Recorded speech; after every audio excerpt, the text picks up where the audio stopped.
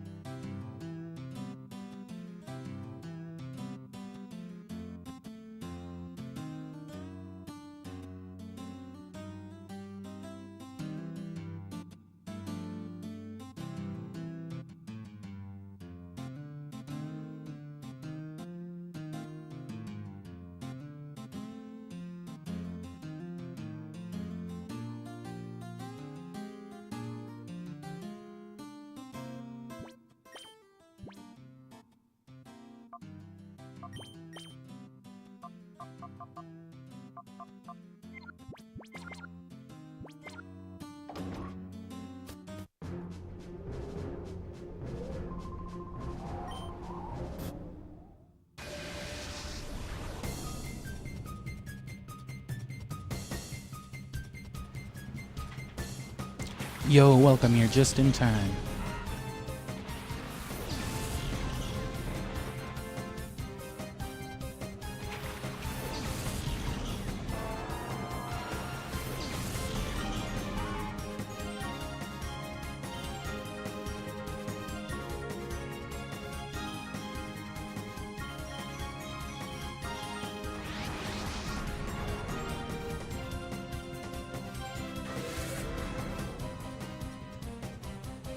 Feel free to let me know if me or the game are coming in too loud or too quiet. I'll get a mixer one day.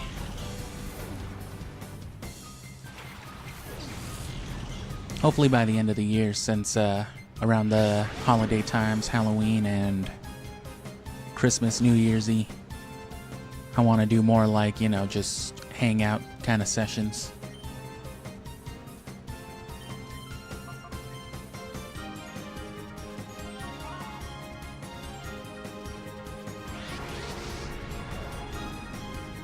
Good start already.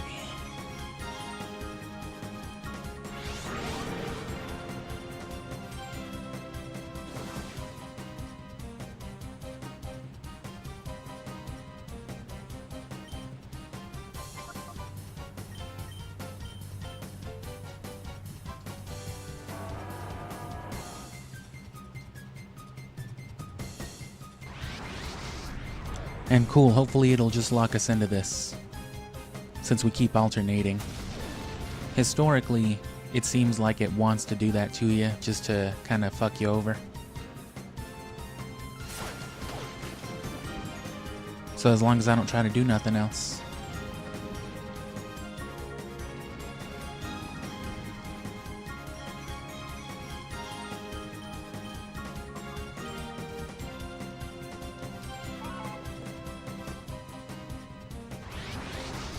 And the objective in Mount Battle is what you're seeing right now.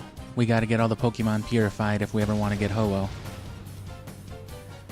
And since Pokemon of different natures have their shadow meter reduced by different methods, we've already gotten basically everybody who will get, you know, purified really fast by the colognes. So the only thing left to do is walk around or battle. So, and then yeah, you can get Ho-Oh in Colosseum in the alternate mode. If you have all 48 Pokemon purified and you beat the 100 trainers in a row, you get Ho-Oh.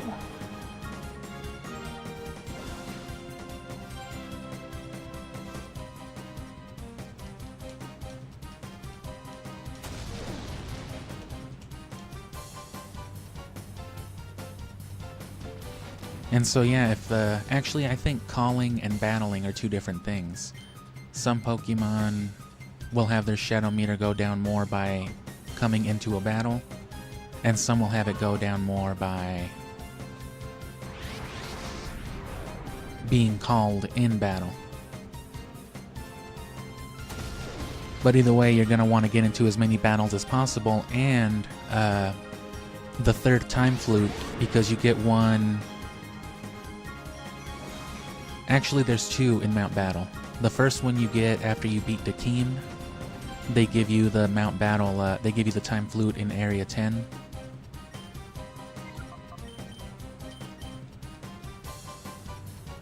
And the second one, you gotta find the U-disc in the Under, and that takes you up to the windmill in Pyrite, and that's where the second one is. And then the third time flute is in Mount Battle again, but it's in Area 100.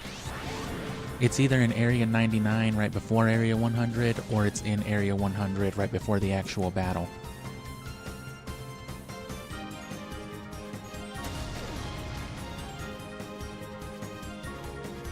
And yeah, you gotta purify them.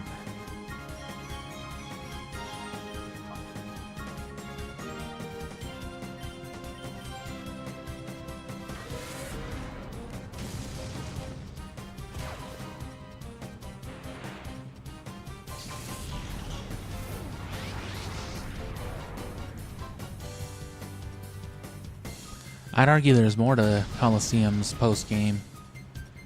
Because you get the Lucky Egg in Gale of Darkness, sure, but the whole of that side quest, you know, it's really just running around talking to people's Pokemon all over the region.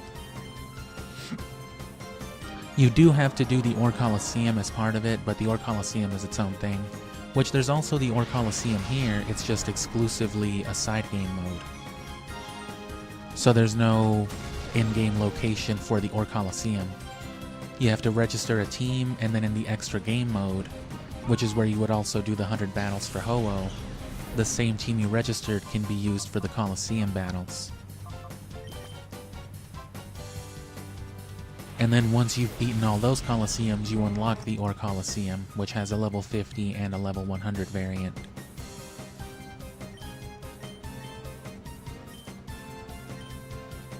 The level 50 guy, I think, has like Groudon and Kyogre and Latios, and then the last guy, and then the level 100 guy has like Rayquaza and something else. So they have like actually pretty crazy Pokemon too. I don't think that's worth doing as much as the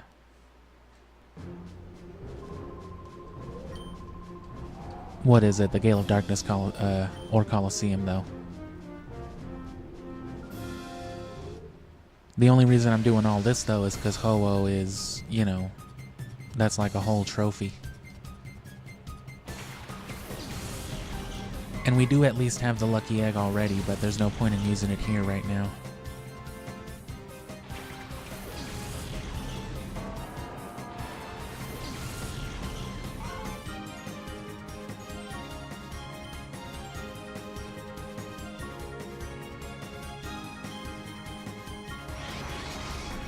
Good, you want the hyper mode.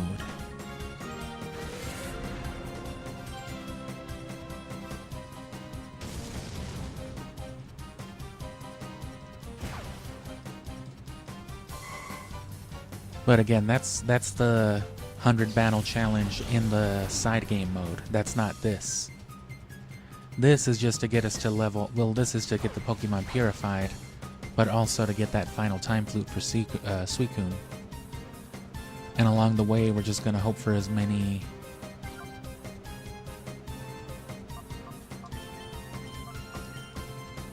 hyper modes. The difference too is you have to register a team, and then you're just stuck with that team for the 100 battle challenge. Here you get to break every 10 areas, and you get to pick up on any area you want. And then of course they match your level on the other one. Just like the Ore Colosseum did in Gale of Darkness.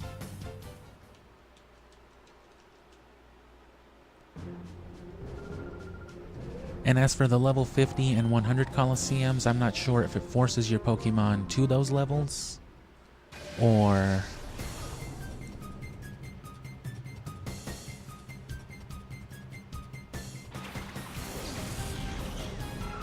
you know, if you have to, if that's just the level the AI is going to be and you have to match it.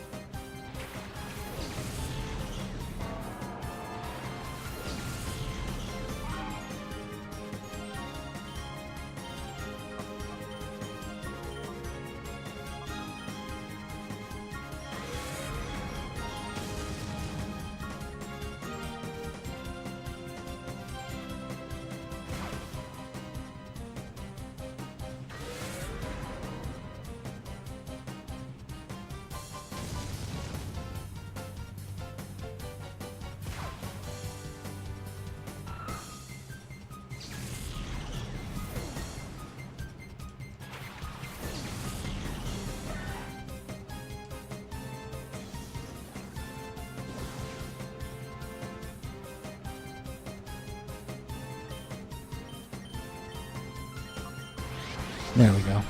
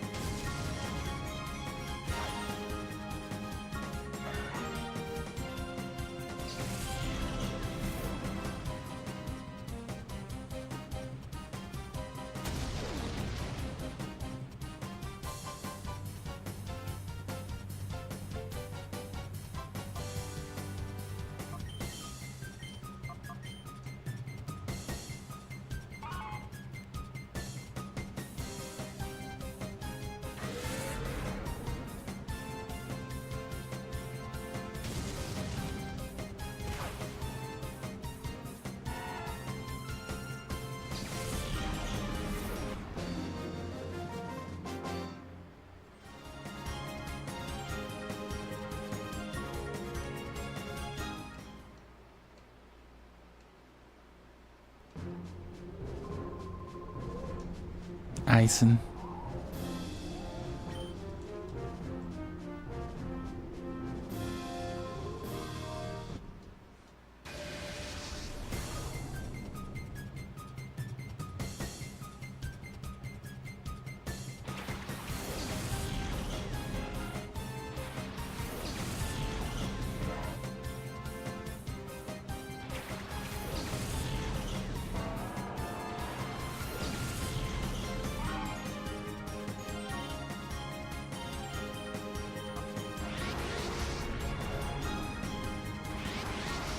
Oh, nice.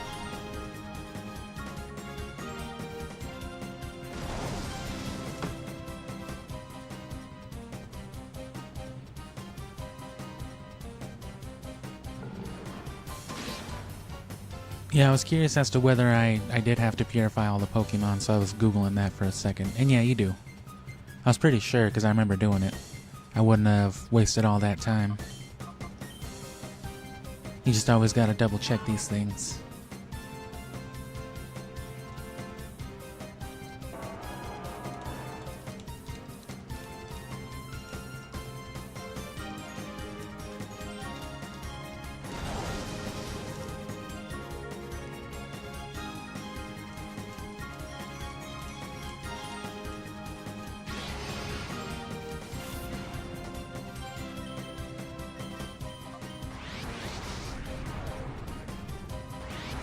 Damn.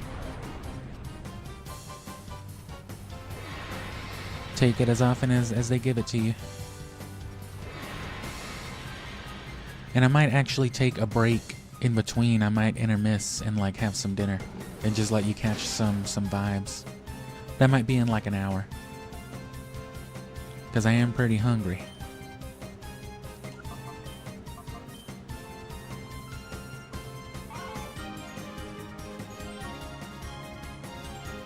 I'll see how I feel when the time comes, though.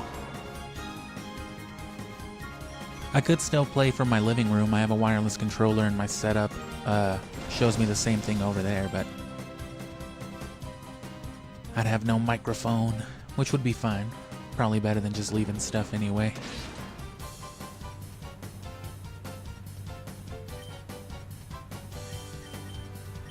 Again? No.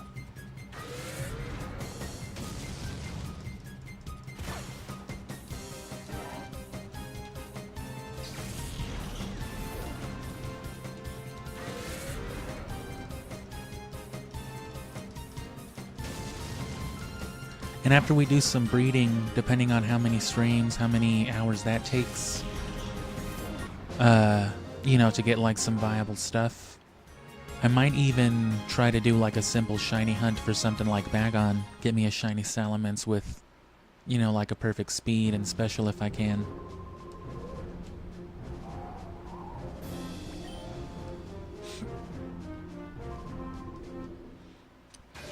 And yeah, as we're coming to a close, that Fire Red upload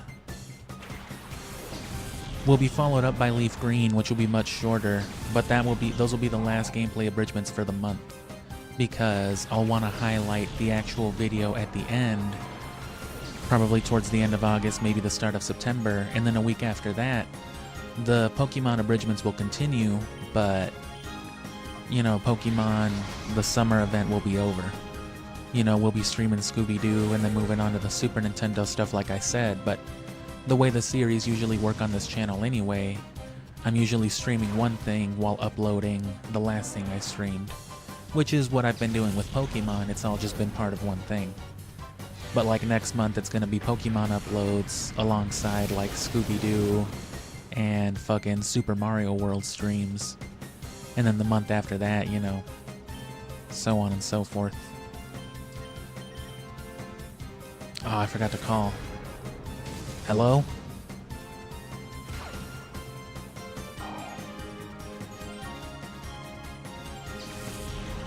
Oh, hell yeah. Do you have your lucky egg already? If you've got Gale of Darkness, that's got to be the first thing you do.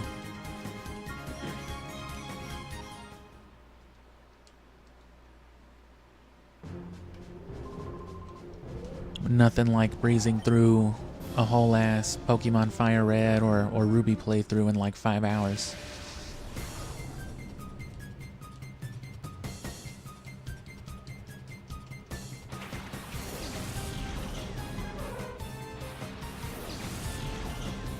I mean, you're clearly done with Fire Red, so...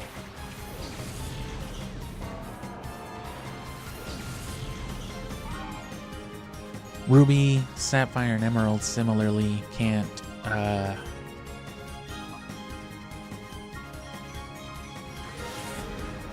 they can't trade out a region until they're Hall of Famed.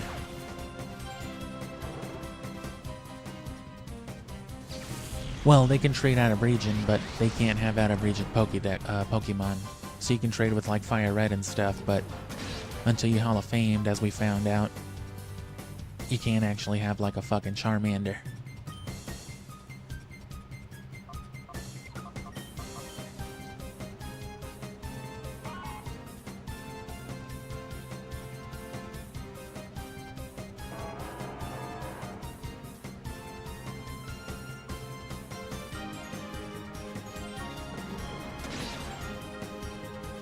And you know, if you have Emerald, if you're not opposed to it like we are around here, but if you're up for it, there's always the cloning glitch as well for your TMs, for your rare items. I mean, you can also clone your Pokemon, but having duplicates, especially for like competitive play, having duplicate Pokemon isn't as useful as having multiple TMs and stuff. Or, you know, rare candies.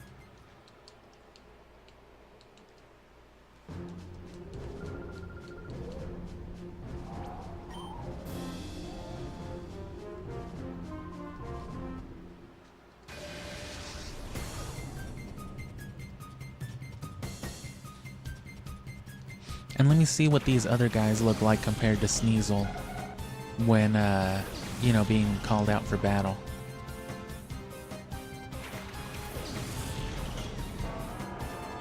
Metagross won't be too long now either.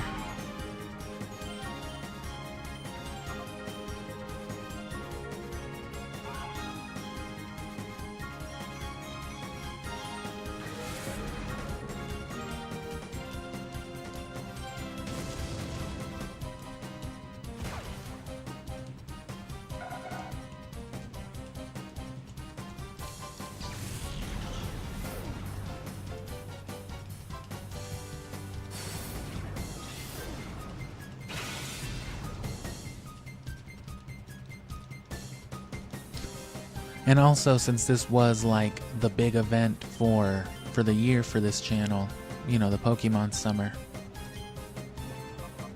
you can expect as the months go on now for us to just, in the background, in between things, just hyping up the speedrun in January again. Because that's the only other real event. There's going to be more Siphon Filter stuff in January too, but I'm ready to speedrun again.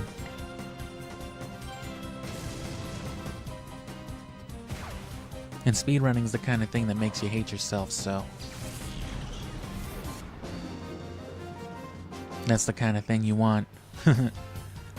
That's the kind of thing you need support on.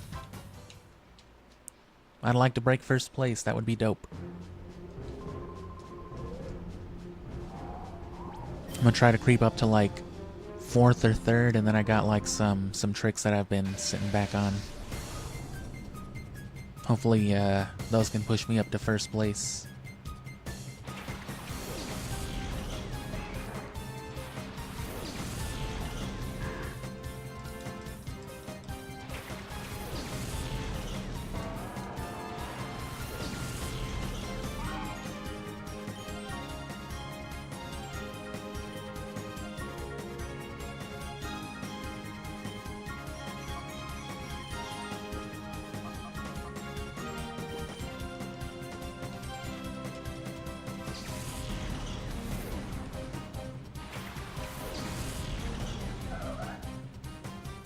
Oh, yeah.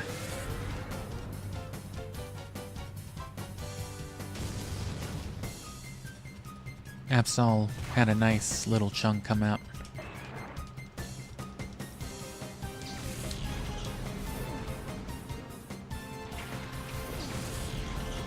Zigzagulus.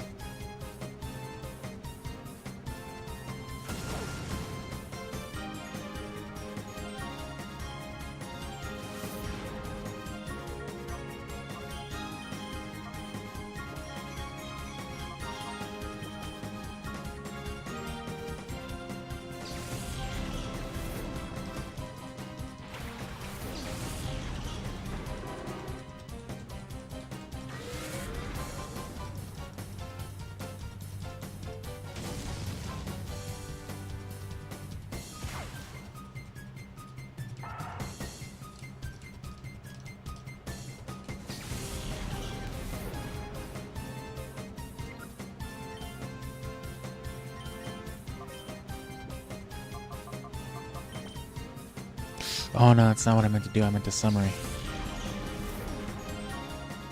It won't work more than once, but it looks like they got an even amount.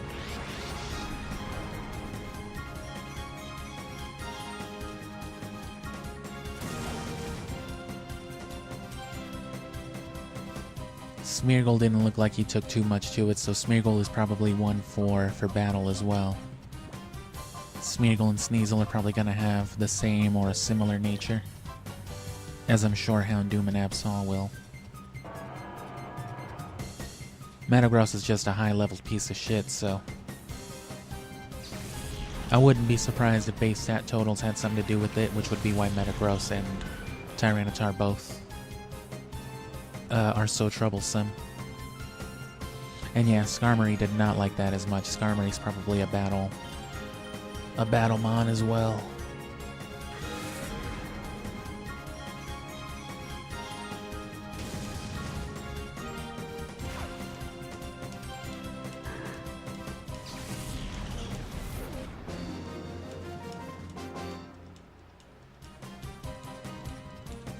So after Sneasel, I think I'll shift to, shift to Skarmory.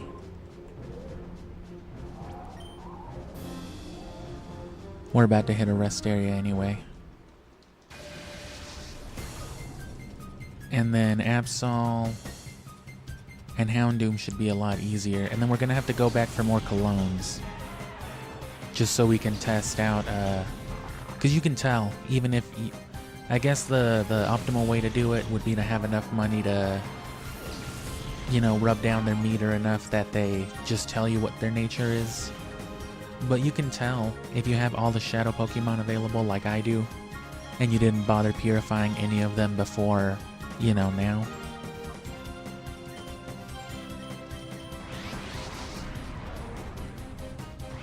Then you can compare how much their meter goes down with a Cologne massage.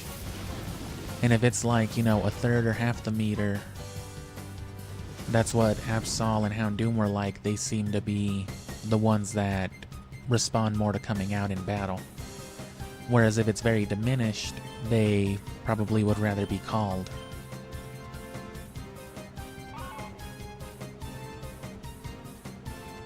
So like Sneasel and Skarmory will go the fastest by being called. And then if it's like, you know, 2/3, almost the whole meter, almost the whole bar with one Vivid Cologne, then, you know, Colognes are the way to go. And it only takes about like 7 to 10 of them, depending on their level. Ursaring only took like 7 Vivid Colognes, I think, Vivid Scents. And its whole meter went down. But of course that would be like your Docile, Timid, I think Gentle, a couple other ones. There's a list for it, but if you want to be able to tell without having to reveal their nature, you can just observe their meters. If I would have realized that earlier on, I wouldn't have wasted like 30 Colognes on Metagross, and I would have used those testing out, you know, the gauges. Reactivity testing, let's call it. Because this is the internet, so everything needs a snappy little name to it.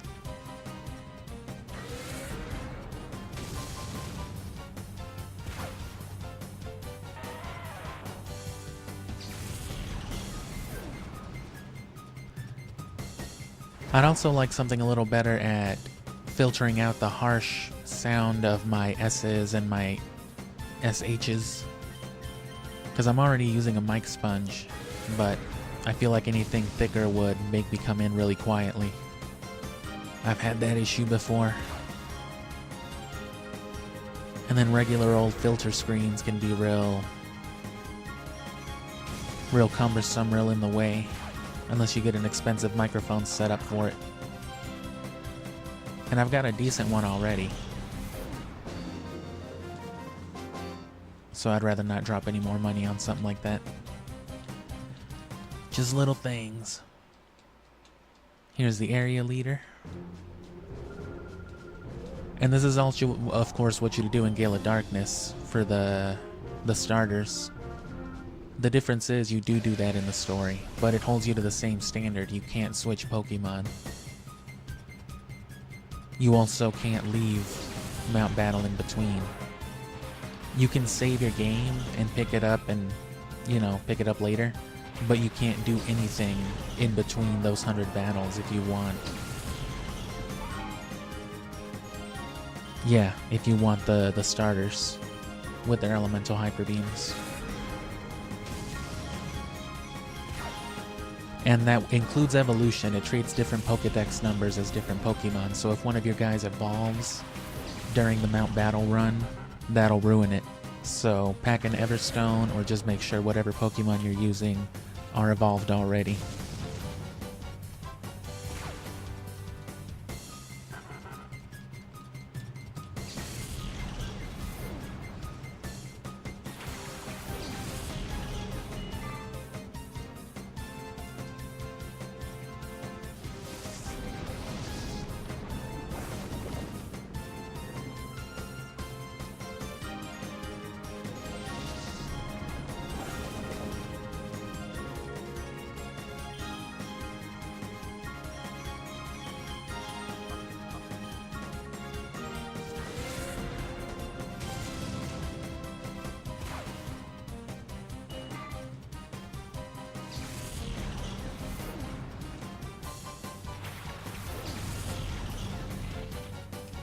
Nice.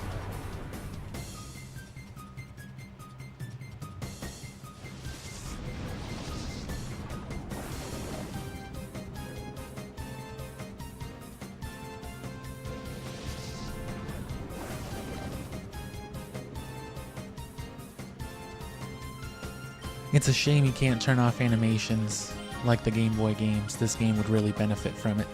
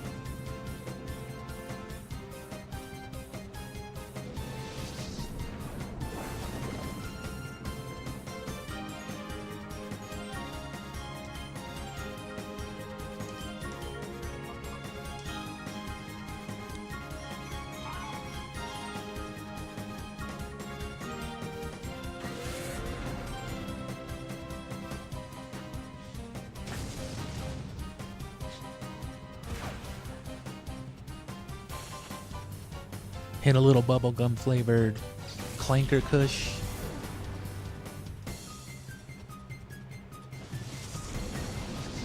What kind of man plugs in his drugs?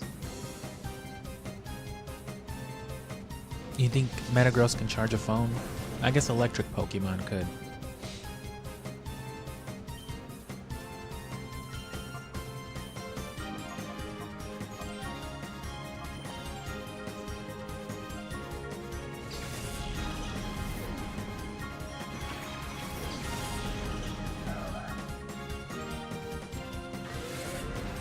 Oh yeah, especially since they were caught at the Relgam Tower, they can compensate for the higher levels at later areas. We're about to go into Area 4, so it doesn't take the worst amount of time.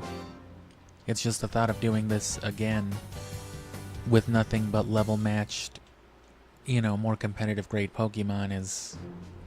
ugh. But you know, it's cool just to get Ho-Oh. Wait, that was the area leader already? Damn, I thought you were the girl before, I'm sorry. I would've hyped you up more. What was your name? Cassandra? Renson? Oh. Fucking Benson from regular show.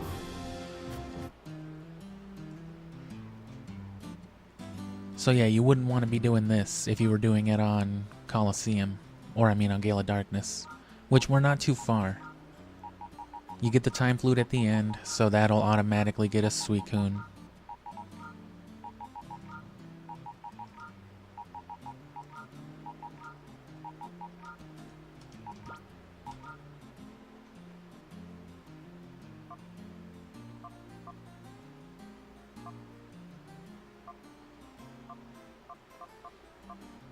I gotta get these lower leveled guys before it starts getting too high leveled for them.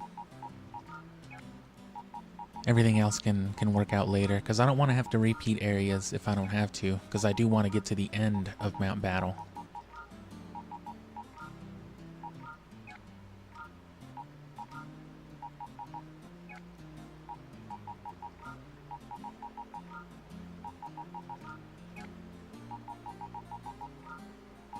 $43, and then those are $45, $48. Sweet. Houndoom 2, right?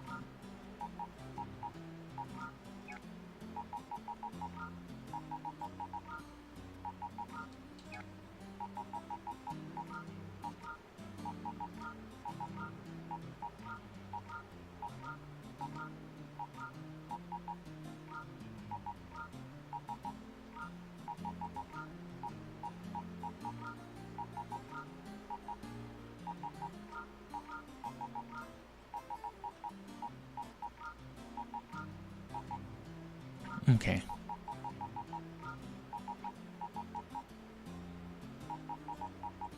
So 12, 13, 14, 15 more. Besides Metagross and Suicune, because Sneasel is done.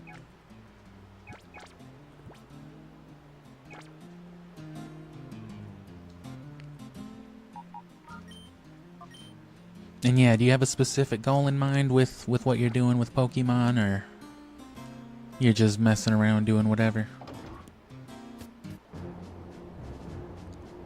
Oh.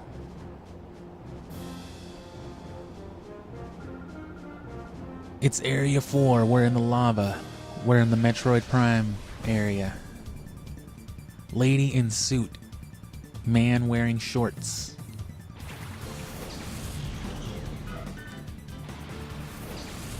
Lady with a quote-unquote service animal in the grocery store. This is my service, Quagsire. What service could a Quagsire possibly provide?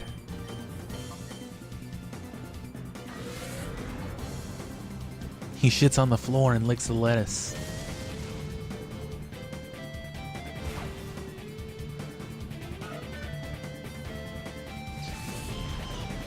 Oh god.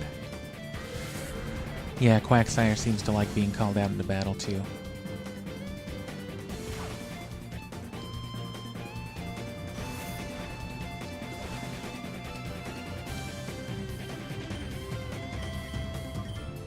What about... whoops. I forgot to actually bring more Pokemon. I'm prioritizing these guys, but... oh yeah, Meditite did not like being called out into battle.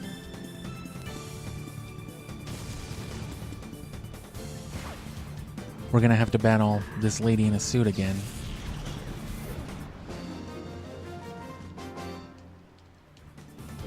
So Meditite wants to be called Quagsire Likes Battle. So we'll have to do Meditite first, because he'll need more attention.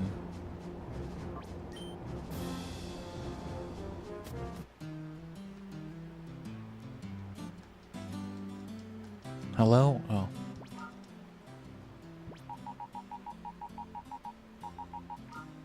We'll see how Quillfish reacts.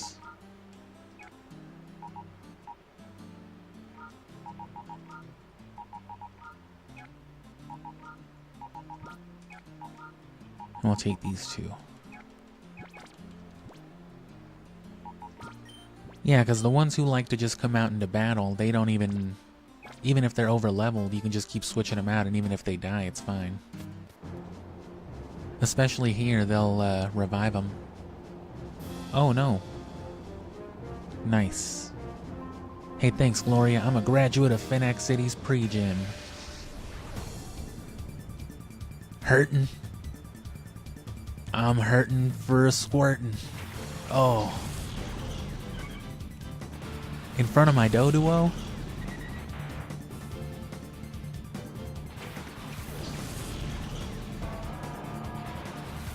And Quillfish. Not too keen on battle either.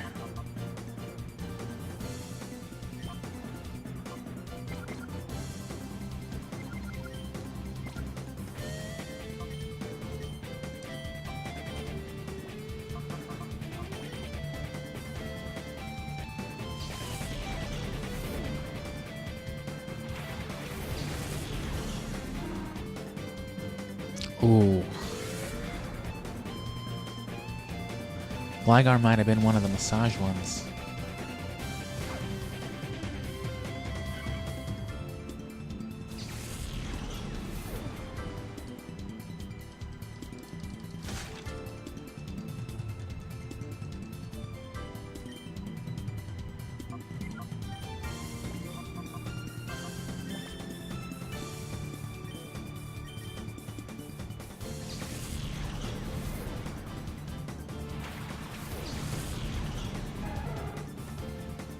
Yeah.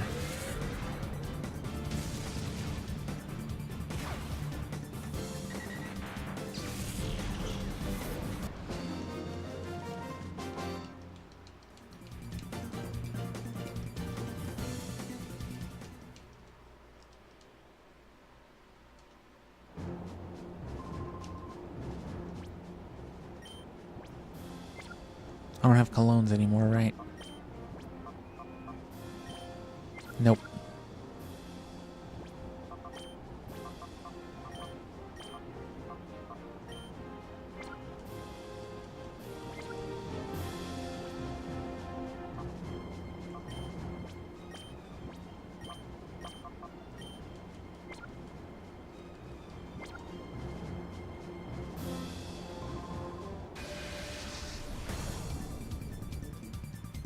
See what hyper mode looks like for these guys.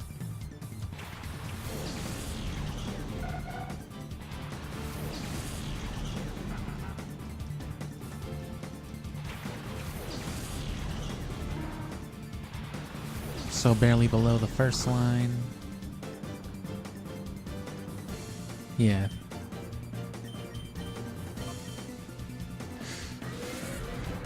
As soon as they go into hyper mode. Cool.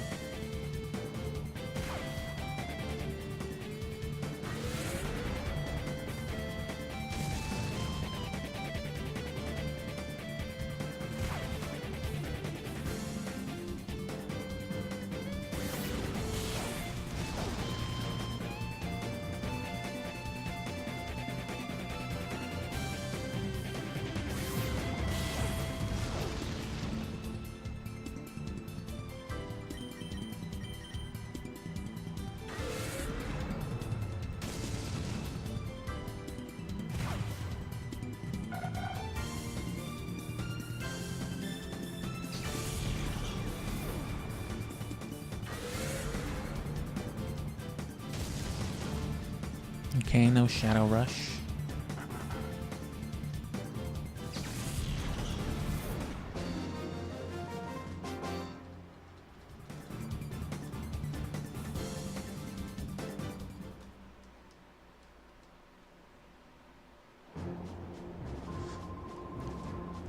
So, I mean, there's more value in, like, the Fenac Stadium than even Area 4 of, you know, Mount Battle already. Because you can get some of these same evolution lines, but at, like, level 40-something. Or at the very least, the high level 30s in Pyrite, I think.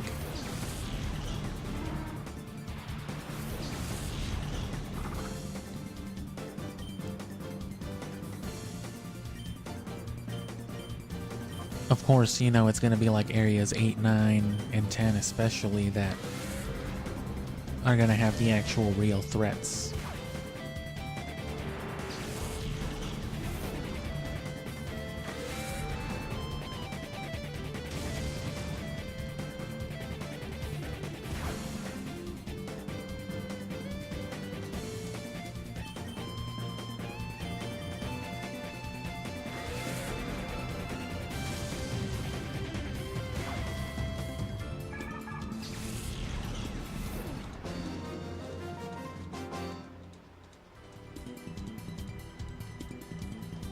Alright, well, if they're not going to be going into hyper mode,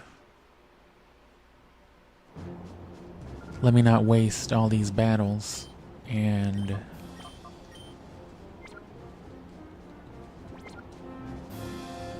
then maybe they won't die as fast too. As quickly. Glasses man. Man in pink hoodie. Yeah.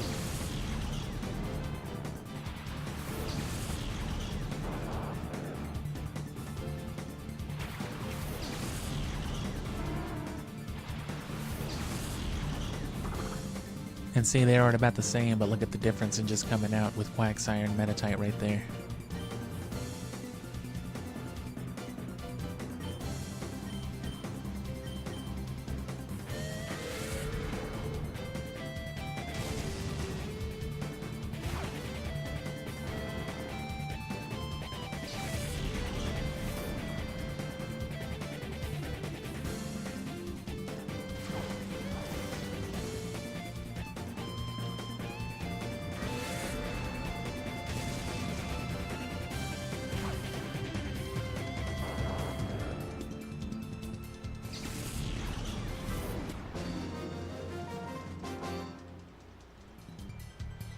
Yep, Peppy, you are. Peppy Le Pew, you stink like shit.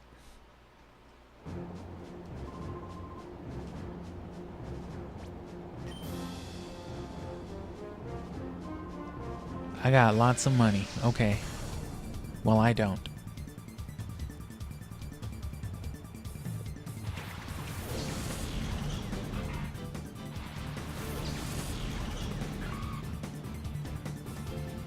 What a dick.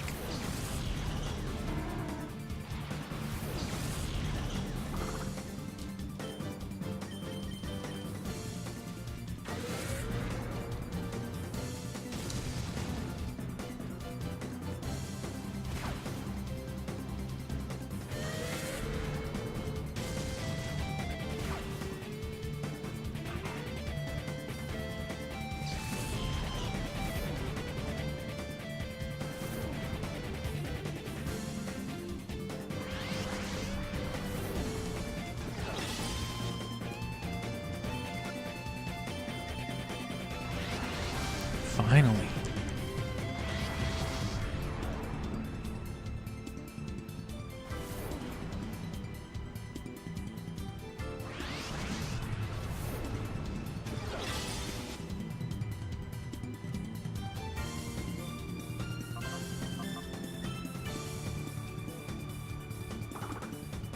Yeah. Metatite's good for that, and then Quagsire by comparison does alright. It does decently for everybody, even at a minimum. So I guess outside of having a nature that,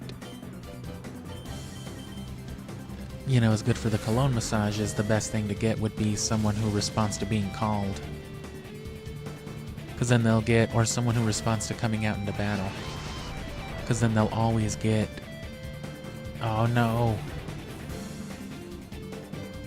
They'll always get a good chunk from just coming out, and then as often as they go into hyper mode, they can get another significant chunk.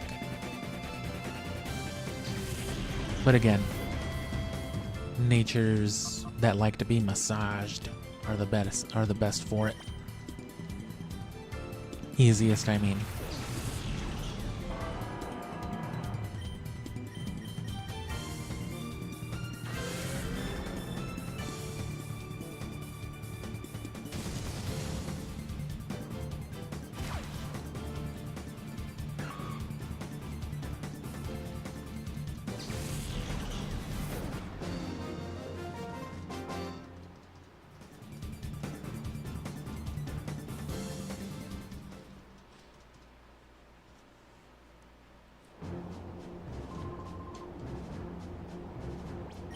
Money can't buy Ho-Oh. Oh, I wish, kid.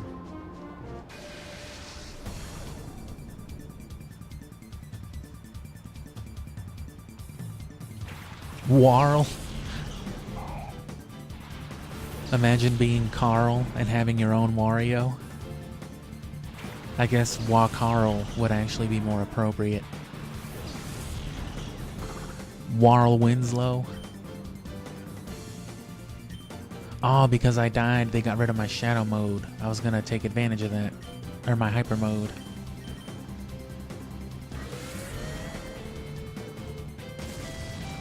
That kind of stinks.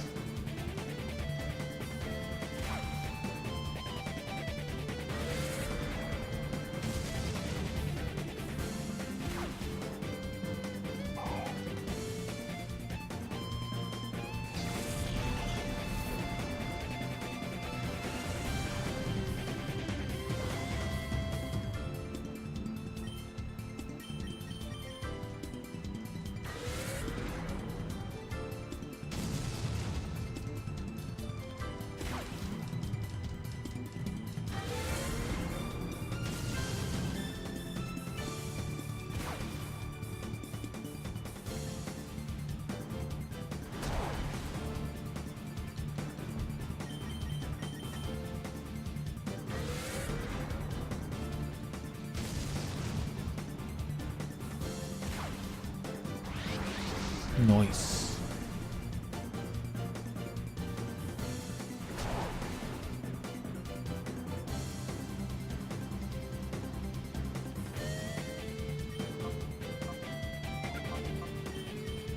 So did someone like rip the beak off a platypus? Is that what Quagsire is?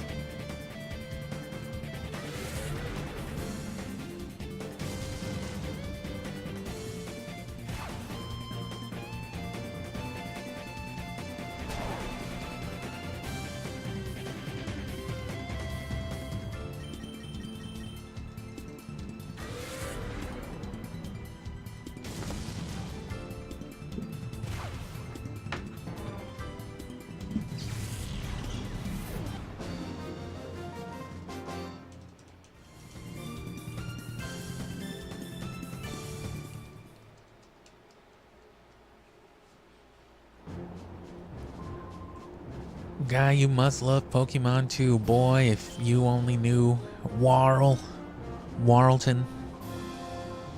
Banks. Might round out this hour and get me some dinner ordered.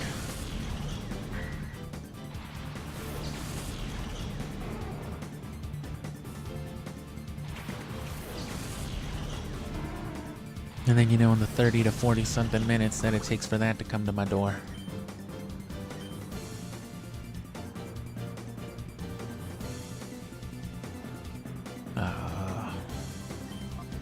I'll hit 2 different ones. Not getting as lucky with the hyper modes. Oh, damn.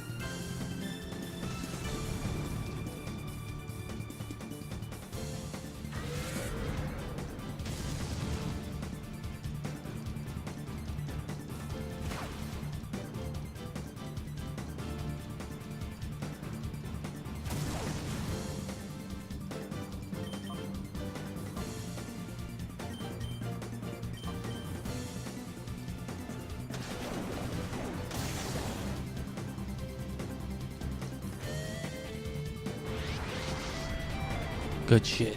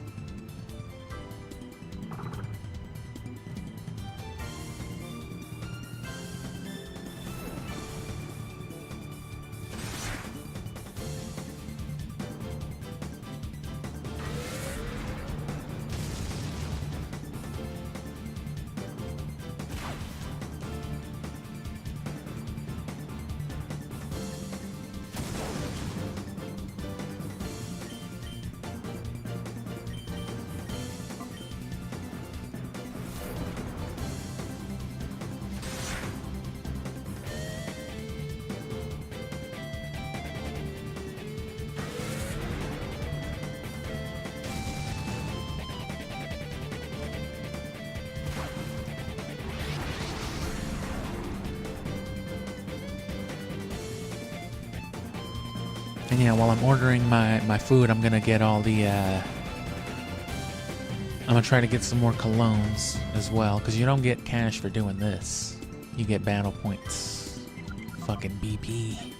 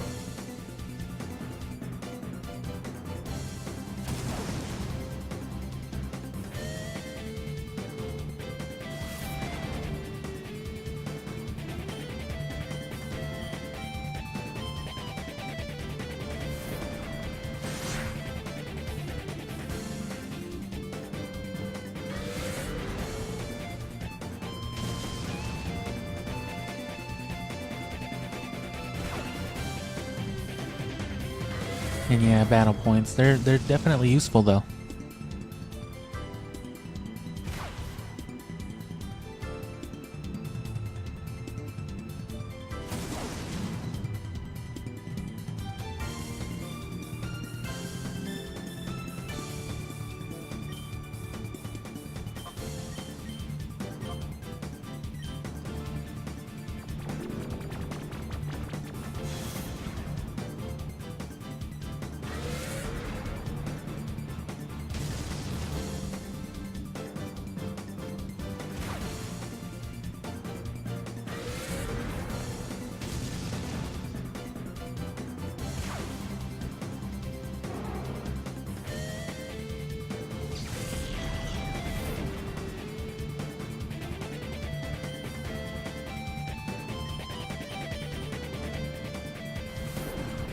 And I guess it doesn't make much of a difference where you use them, but the cool thing about Colosseum is you can link a Game Boy game, and you can spend your battle points from there on,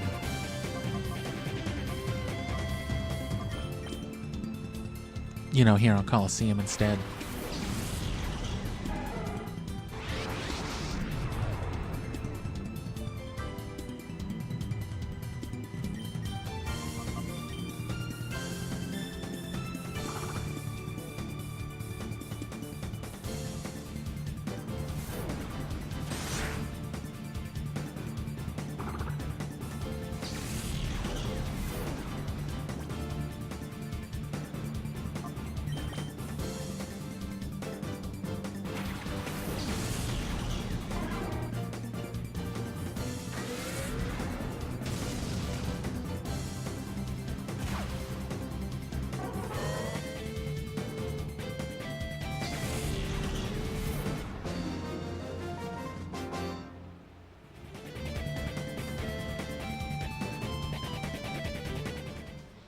Guy Roan.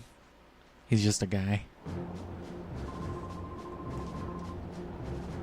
2 more.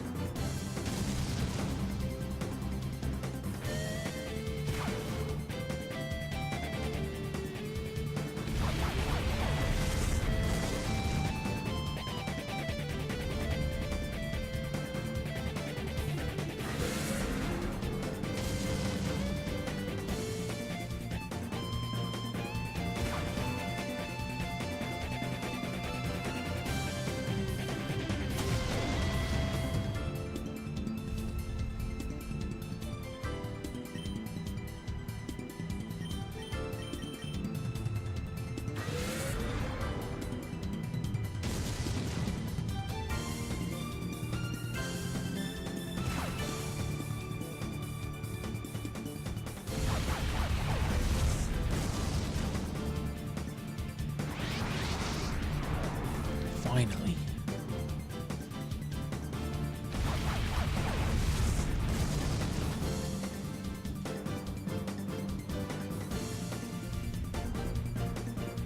Weird ass diaper baby Pokemon.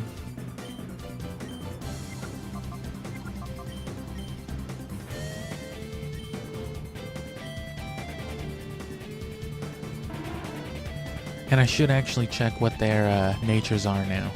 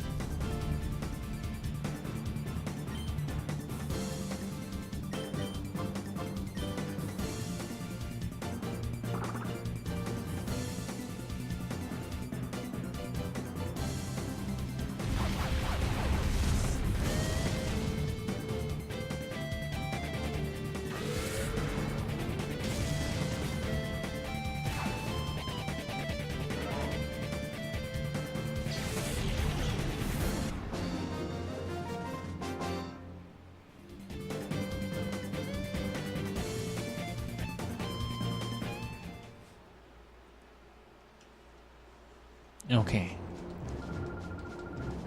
Grr.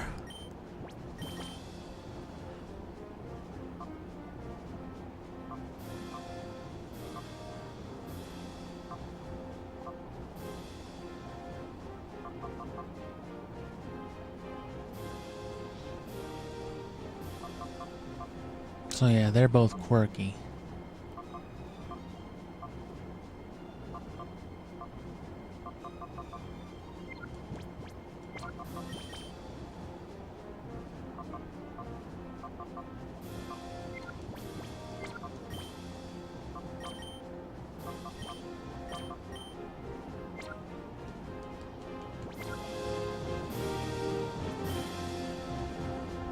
Oh, it's Jorgonda. I mean, it's Trench. Area Leader Trench, damn. He keeps his shirt wrapped around his waist.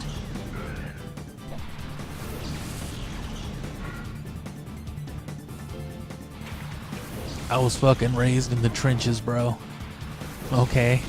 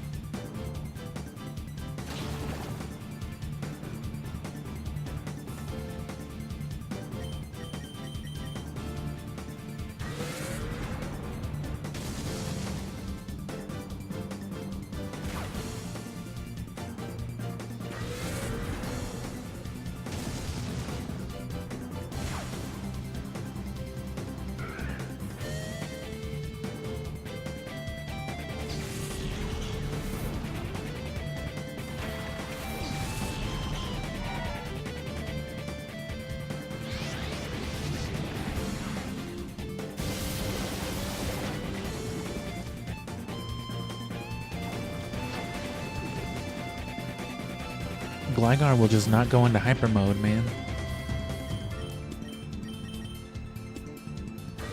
Sure won't.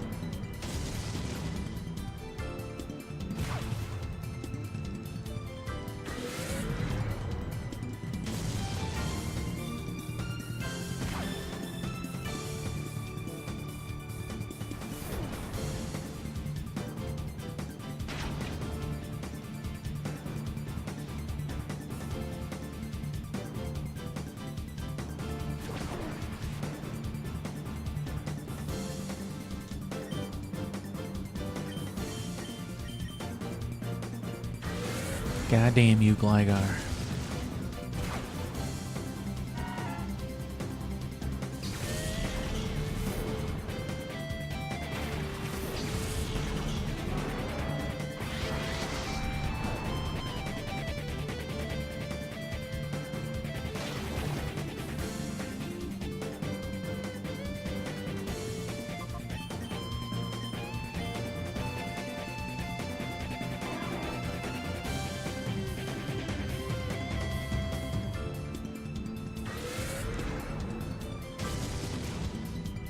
And yeah, for at least most of September and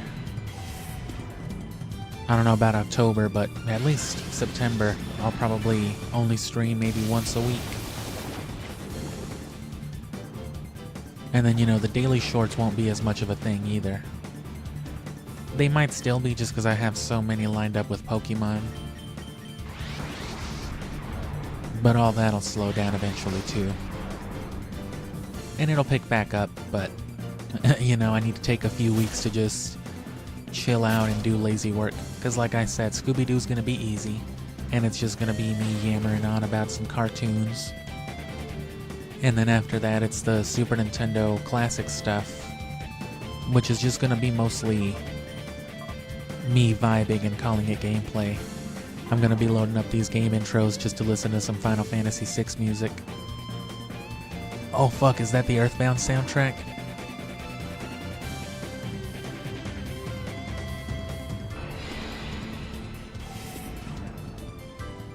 Some Super Metroid, bro. That is some shit. That is super duper. Super duper pooper scooper. Which is what I decided to call my abridgment of Budokai 2 on the channel. In case you didn't realize, because why would you with a name like Super Pooper Scooper 64? I do have some Budokai on the channel. You just gotta name shit anything sometimes, you know?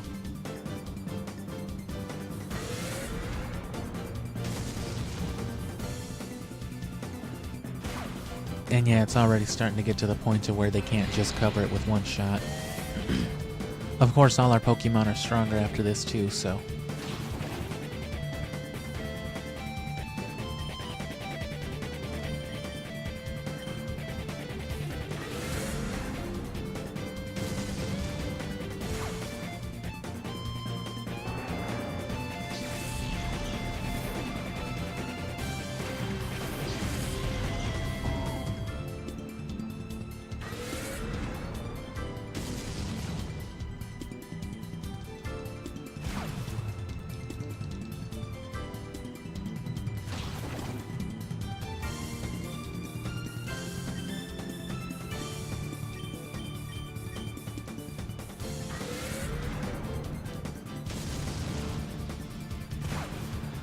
This is gonna be like 10 hours of mashing A.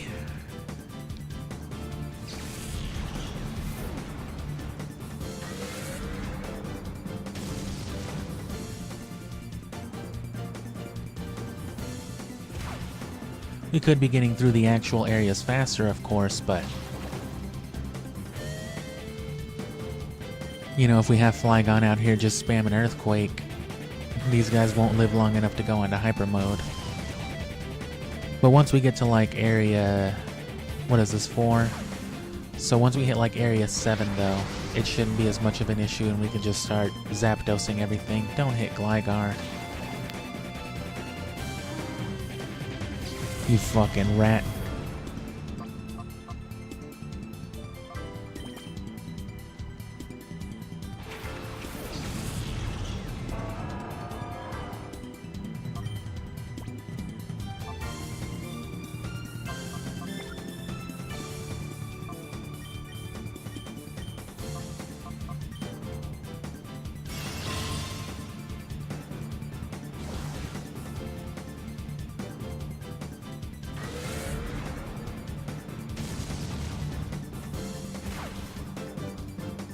Alright, let me catch these wholesome acoustic guitar vibes, and then let me get this dinner ordered.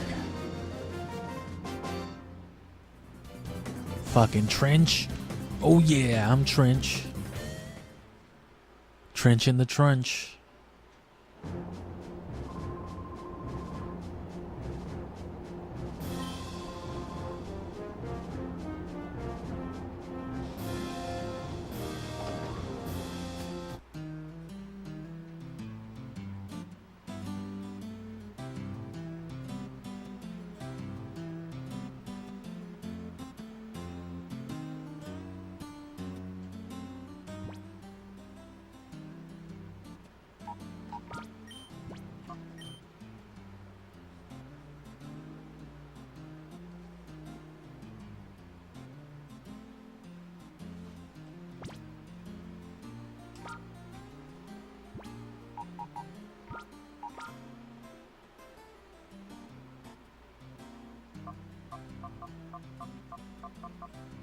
Gotta see what Murkrow's nature is.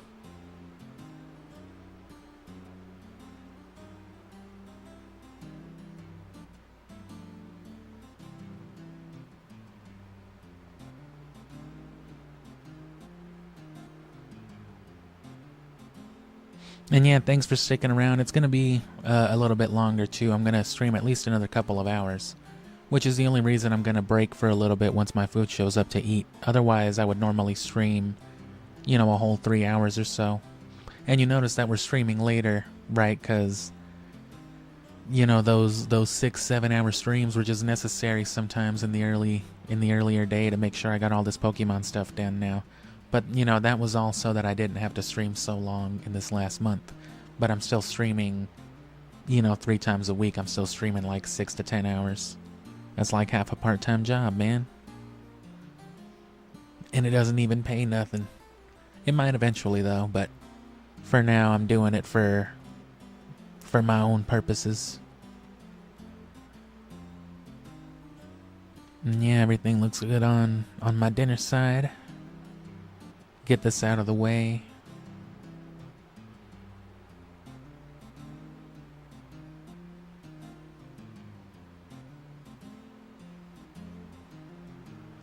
So, you know, yeah, some 40-ish minutes. It's always a little longer than they say, so. But within this next hour, I'll be interrupted by dinner. And then we'll go, you know, after I come back, I'll eat a little bit of it, store the rest for later. Let me just let this all go through.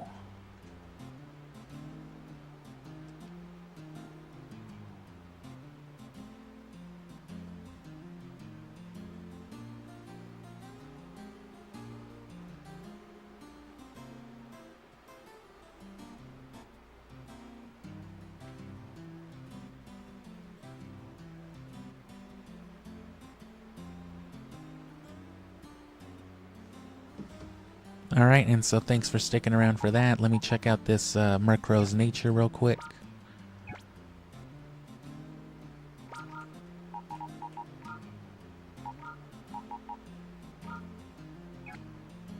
Quirky Metagross it was.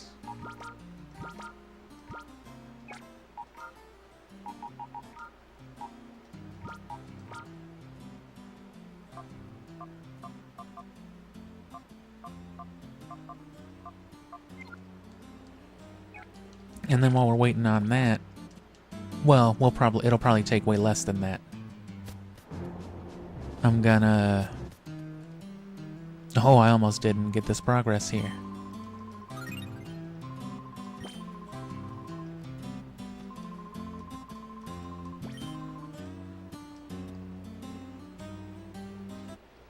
Yeah, go do another round of the Deep Colosseum. Can I buy anything yet? Am I still too broke? Oh, I'm sorry, you're still too broke. Damn. Y'all don't pay shit here.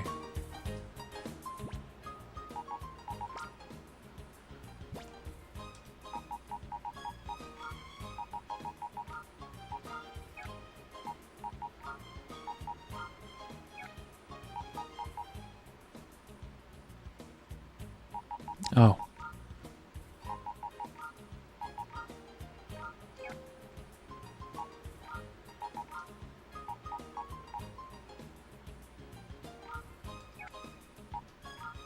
Let them at least get a little bit while walking. See how much it affects them too.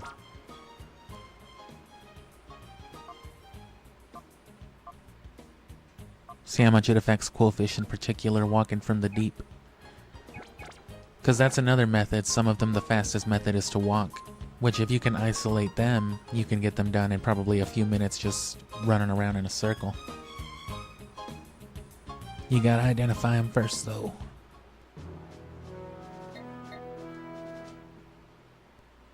Oops.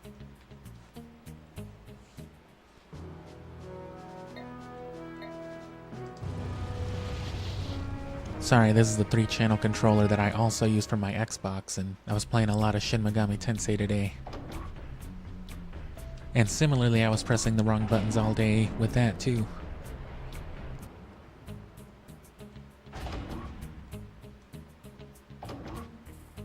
Freaking AB inverted.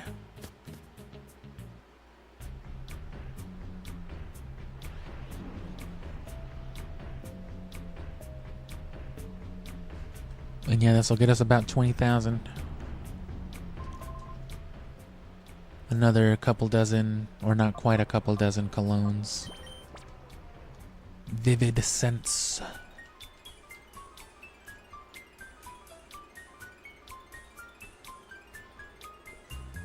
But yeah, stay tuned especially from this point on, because I'll be wanting to talk a lot of community stuff, especially for streams to come. Because now that this will be out of the way, not everything has to be, you know, a major project. What did that do for Quillfish? Didn't bring it down that much. Didn't even bring Murkrow down enough for us to see its nature. Let me give him a few runarounds here for like, I don't know, 20-30 seconds. While I finish my thought, and then we'll get into this battle. See if it doesn't tell us its nature. Because you just gotta clear the first 2 bars.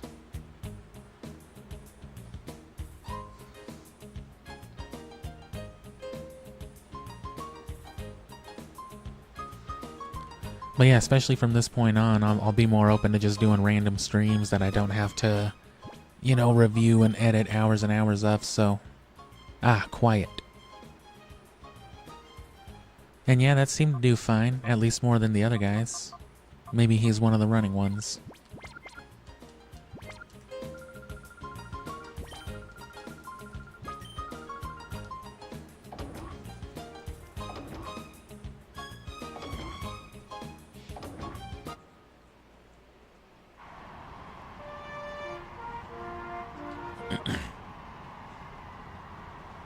Goose Game, as I've mentioned once or twice, is one of those things I'd like to get out of the way before the end of the year. But I don't know if there's really a place for it. Probably more towards the holiday New Year's season, like I said.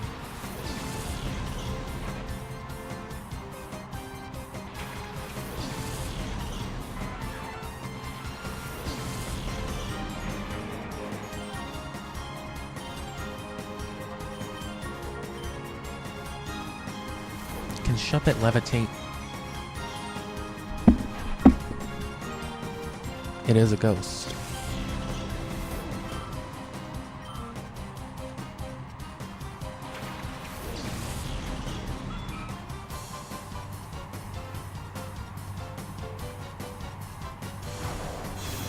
Nope. Shuppei.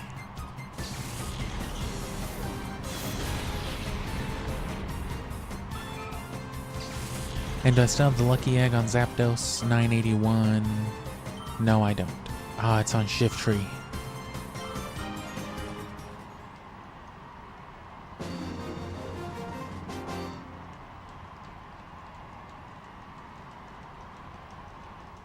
Oh well.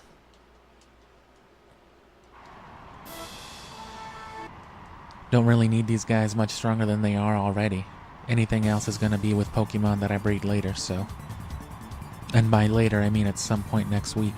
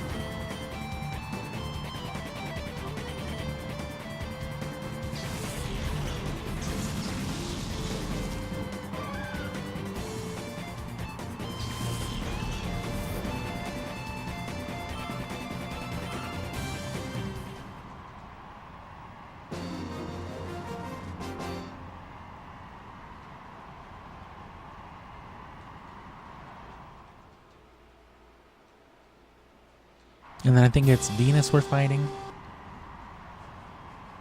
Bronze.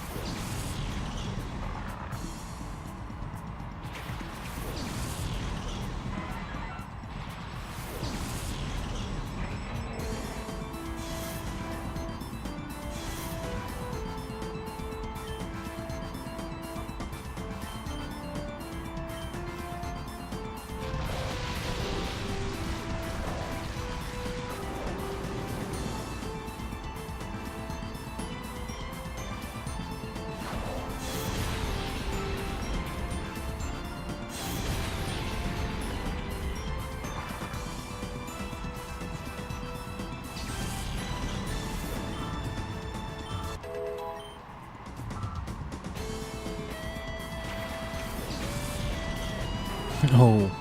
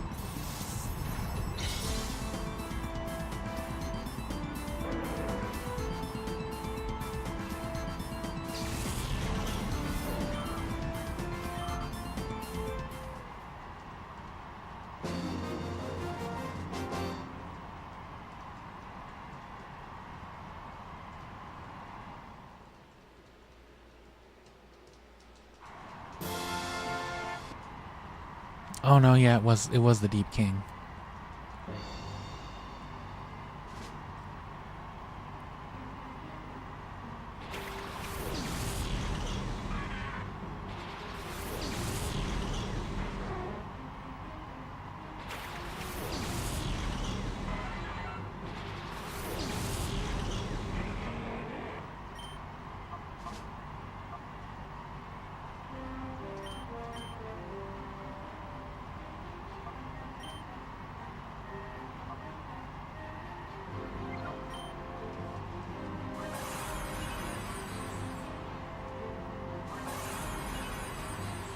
Half that ice beam damage real quick.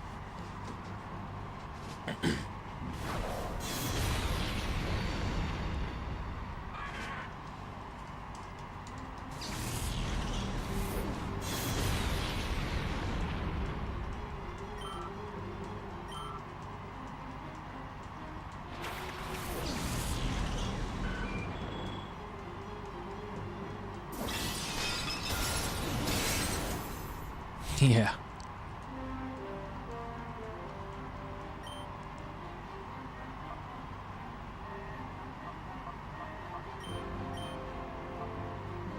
Oh, no, no, no, no. If I rain dance, King Droid will kill Flygon.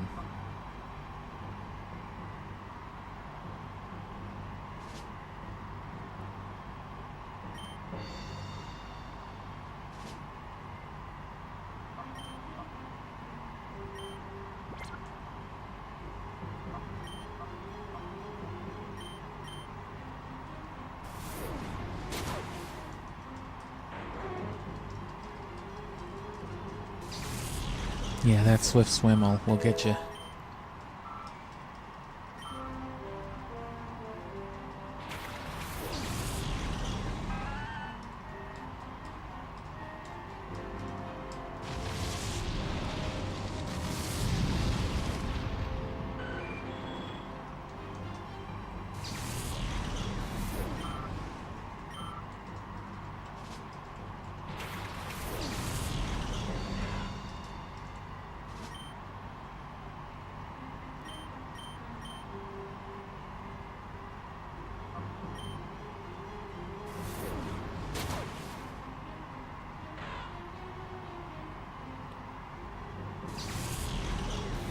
Fucking bug. Cicada shell.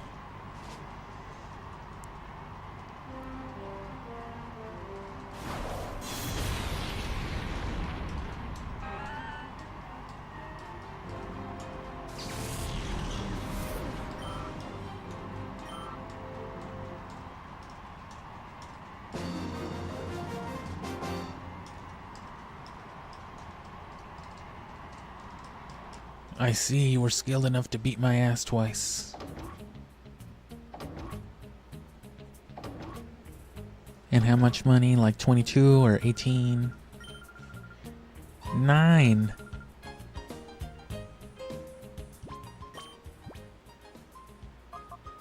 Is it because I have shadow Pokemon? They fucking halved me. That's fine though. I really only needed a handful to test out these remaining natures.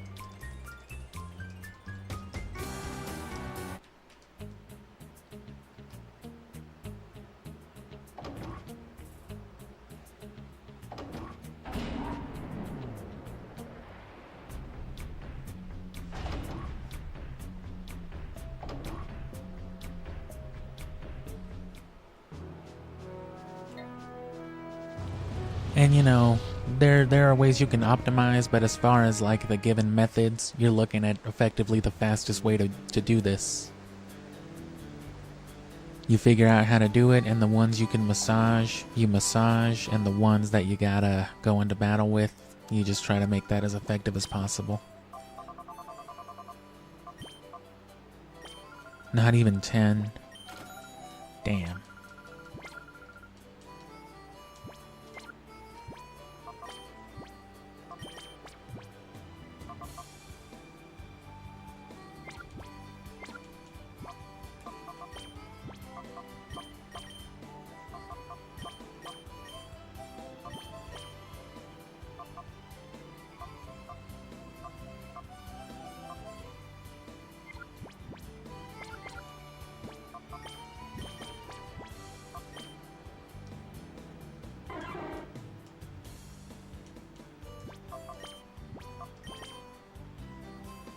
Oh yeah.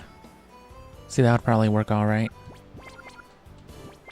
So Quillfish can be rubbed down, so we'll do that. But not right now. These are test and scents. But we know Quillfish can have his meter brought down with probably what we've got left. Probably a good 5 or 6. 6 or 7. But we can't afford that exactly right now, so he's good up there. They don't like the colognes as much. I don't know about Apom actually.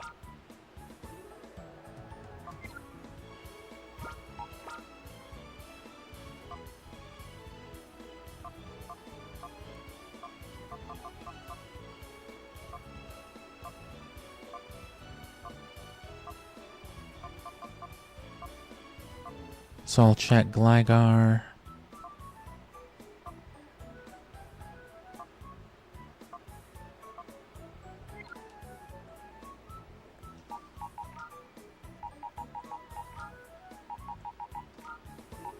Because you have to consider how many battles and the time that it takes to trigger some hyper modes versus the number of battles it takes to get all that money.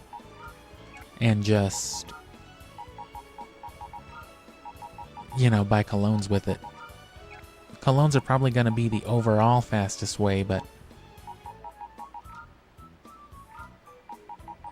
So remember, Skarmory was kind of like Sneasel with its deterioration rate, whatever you want to call it. And we'll see what this Lonely reacts like.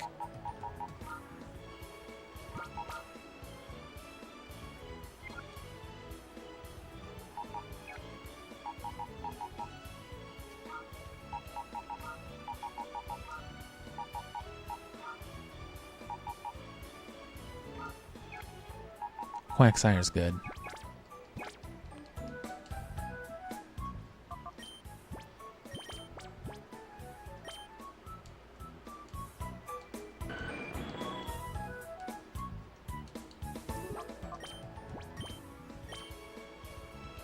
Yeah, not much at all.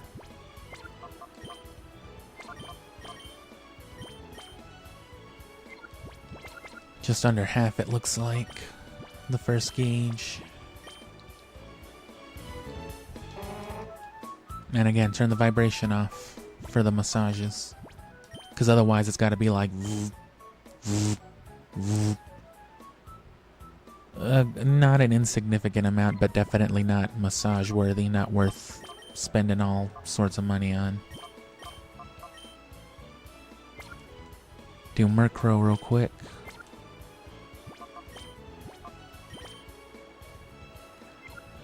A little bit under the second.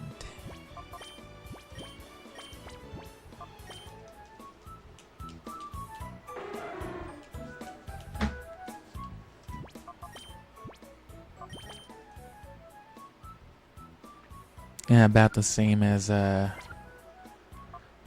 Smeargle. Not insignificant, but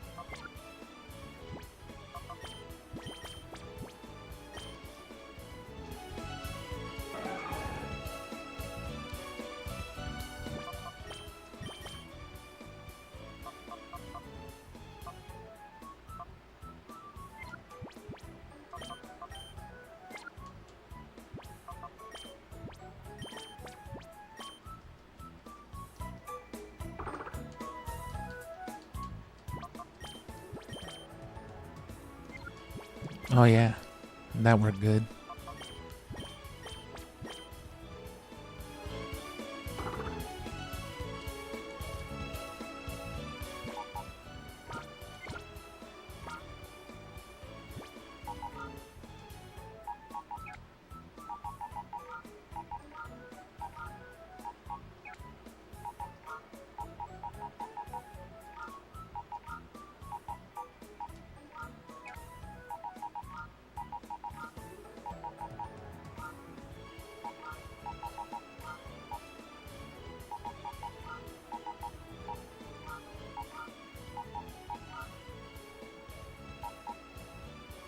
Wait, who am I not taking? Heracross? Yeah.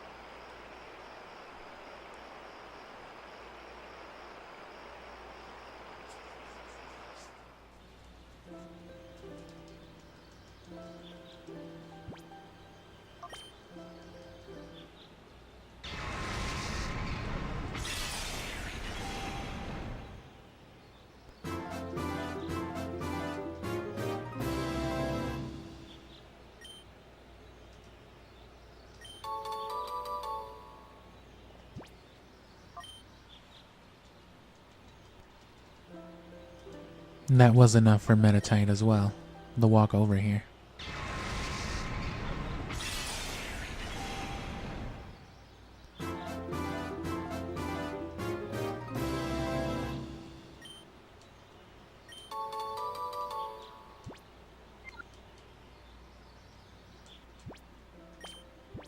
That's not an insignificant amount for such a short little walk.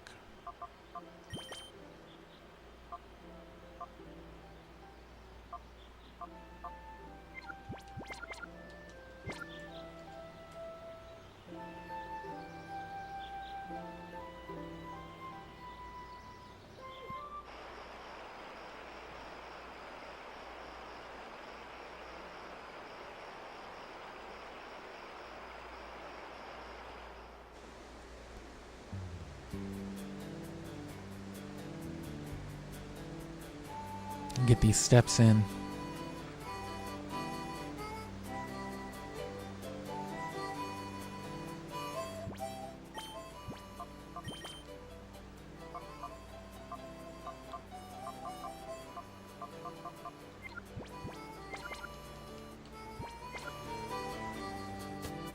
So we did about what we could with that. Nothing left to do but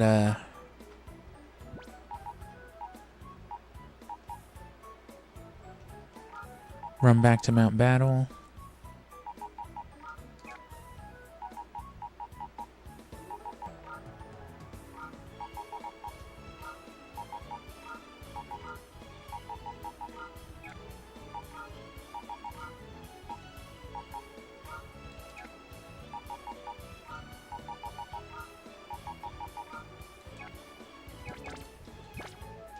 And I guess there's plenty of steps there, even if it doesn't seem like it.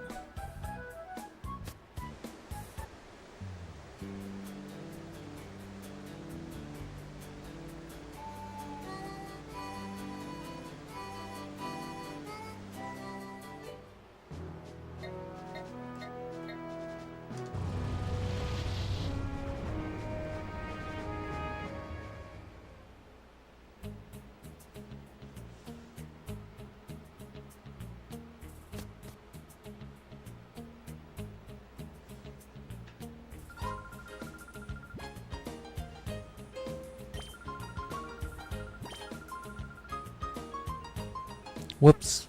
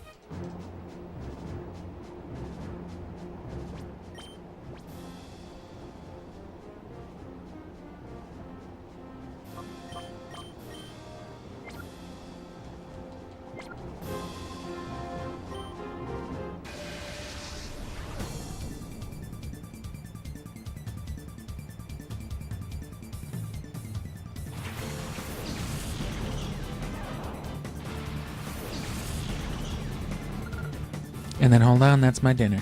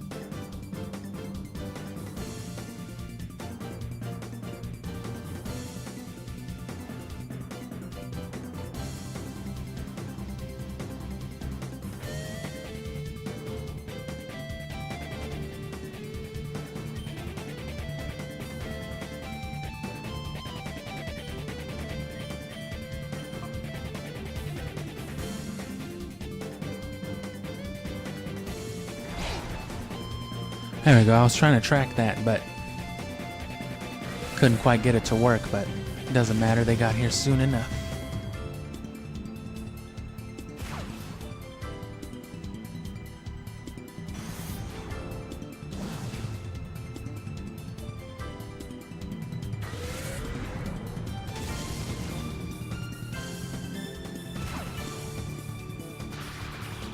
Ooh.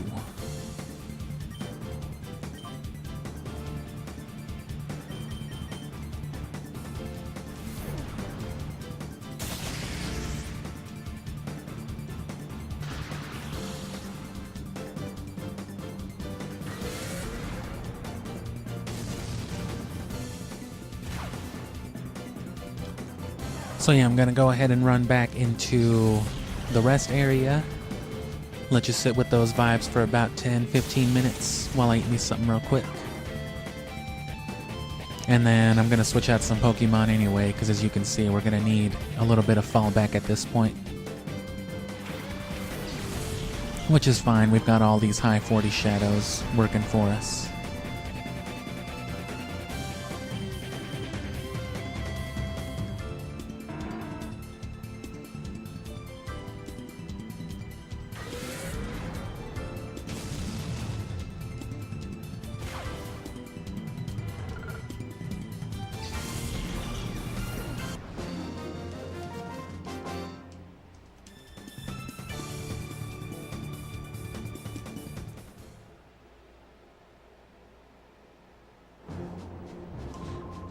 So yeah, thanks for being patient. If you got some dinner to eat or something to do as well, you know, may as well do that now. And if you want to tune back in here in the next 10 to 15, or if you just want to let this little acoustic vibe track play on, you can do that too.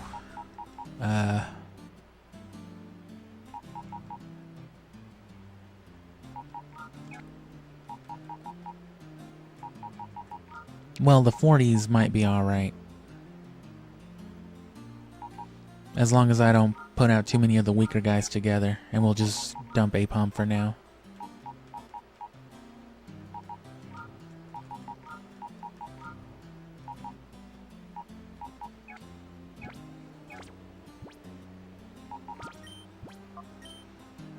So yeah, enjoy, and we'll get back to it here in a little bit.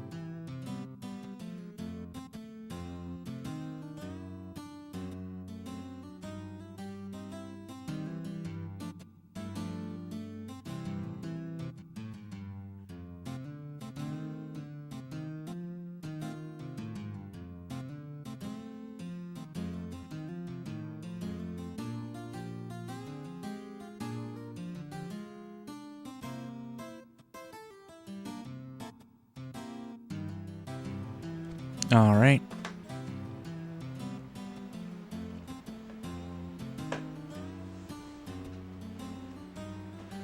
Give myself another minute or two and then we'll be back at it.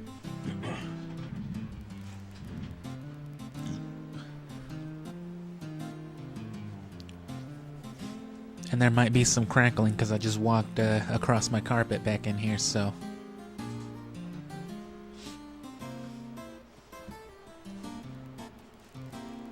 Yeah, that little fuzz you hear is the sound of me moving my feet across my my floor mat, my desk chair mat. So hopefully that goes away.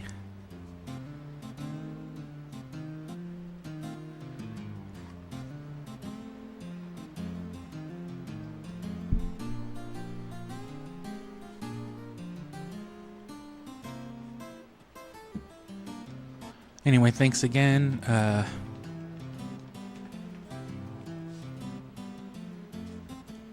I'm resituated. I'm just gonna smoke a little something and we'll get at least this next area and probably the one after as well. Hopefully that'll get these guys purified.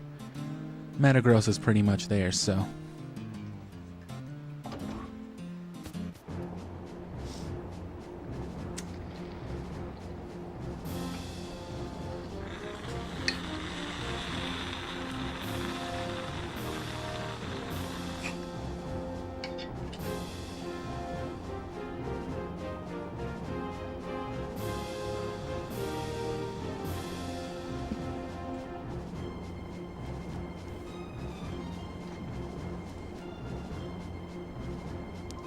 Oh yeah, we don't have to battle him again. But yeah, welcome back, if you left. Or Bubba Battle, Hubba Bubba Bubble Gum. Turl.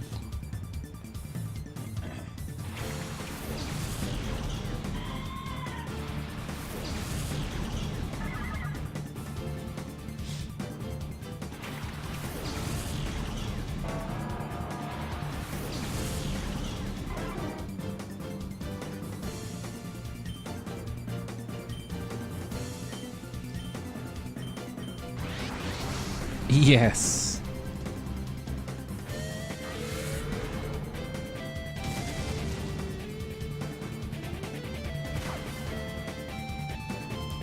And hey, what's up? Thanks for dropping in. And as you can see, still more of the same. We're in the closing phase of the Pokemon stuff, though, if you haven't kept up with it. All the games are beat. We have access for everything trading with one another.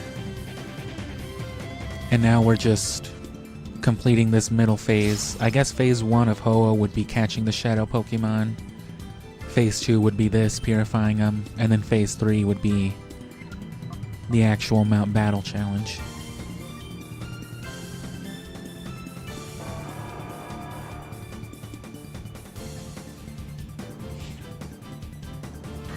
And yeah, I can't attest much to schooling, but, you know, work and all that and time, including this right here, it all definitely does fly by.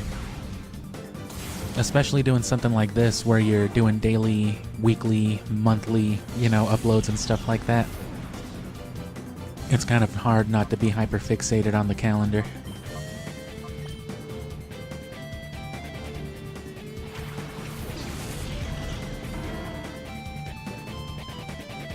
Like even right now, I have to have this big video out in the next like 14 to 20 days.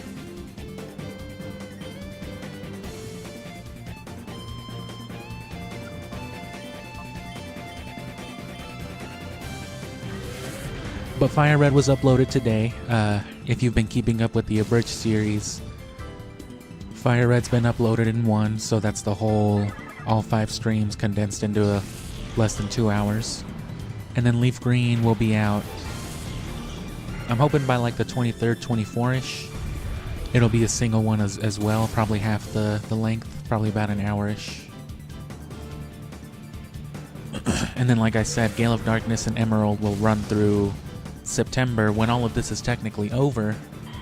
But you know, we'll have moved on to streaming other stuff. Scooby, Super Nintendo.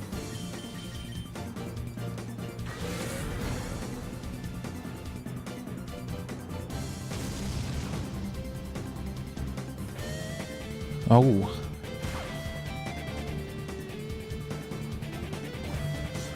Even Metagross is getting to not be enough.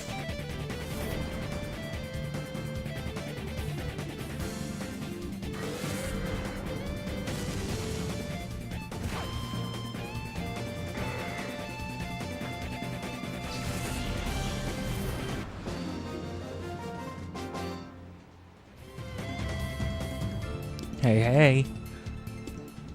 Hey, hey.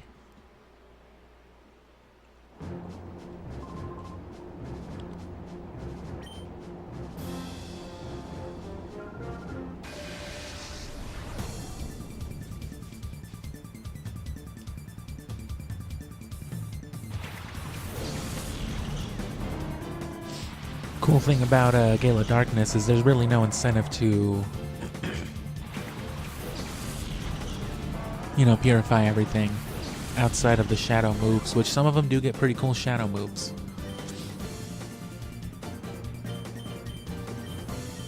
Right, all the purification moves here are moves that they could learn anyway. Pretty rare stuff sometimes, HMs, rare TMs, or tutors and stuff like that. But in Gale of Darkness, they went the whole ass extra step of giving you otherwise inaccessible moves to a Pokemon. Most notably, Shadow Lugia gets Psycho Boost when it's purified, which normally would have been Deoxys's exclusive move in this generation. I think in the 4th generation too, I think up until Gen 5. And even then, access to Psycho Boost is very limited. Unlike Overheat, its fire type equivalent, which is very, very accessible as a TM.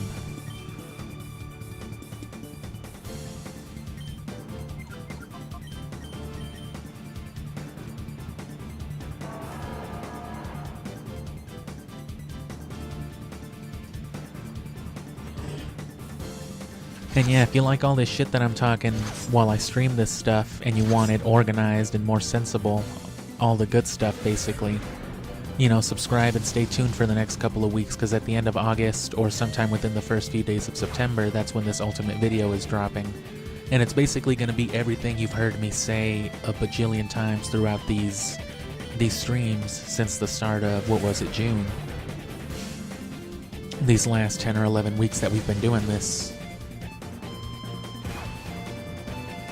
That's what it's all amounting to. You can see it all summed up basically. And if you want an idea of what that sounds like as opposed to me just babbling on, you know, in real time, click on a video after this. Here in the next hour and a half. Of course, the Chao video in the description. Listen up, young fellow. Nobody gives a fuck. Oh, old man you, Dan. You did it again. No, but obviously we've been plugging that the whole time, because the Chao Garden is another form of creature collecting. More like digital pets than dogfighting, but, you know, same thing. I've got me my shiny two-tone Devil Chao and all that good stuff. That shiny two-tone green one. Beautiful.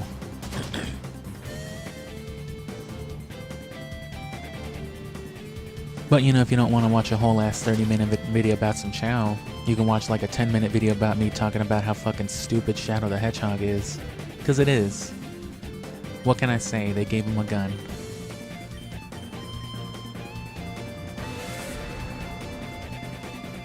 Hilarious. Nice.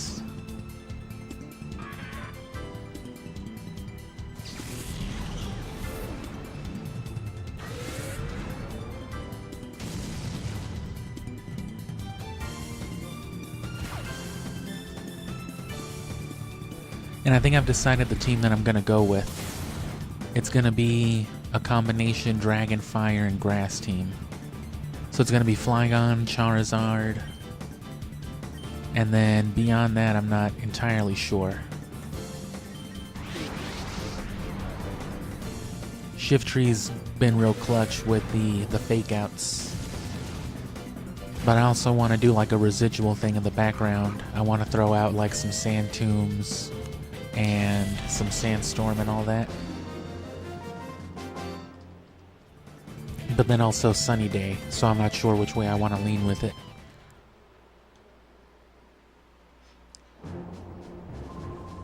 Being too gutsy left me tuckered out. Gross. Your complexion's not good. Your mama.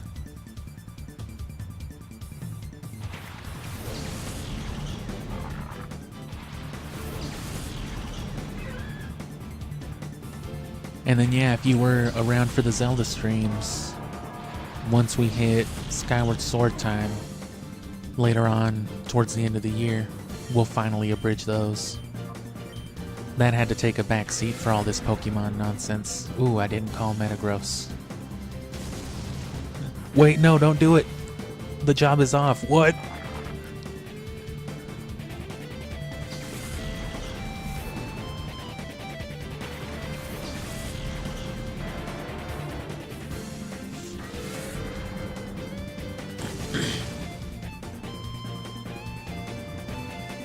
That's good though. It's good for me at least. It'll be easier to review that stuff, having not just done it. Because listening to myself hear this stuff, say this stuff over and over again, like the day after that I say it, is just like, oh god. That's been my life for the last 12 weeks.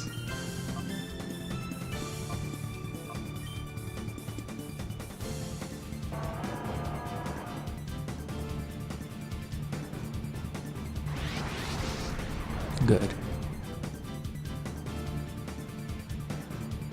Good. And this is painful, the multi-hit moves without being able to turn off animations. Look at that. Oh, okay, good.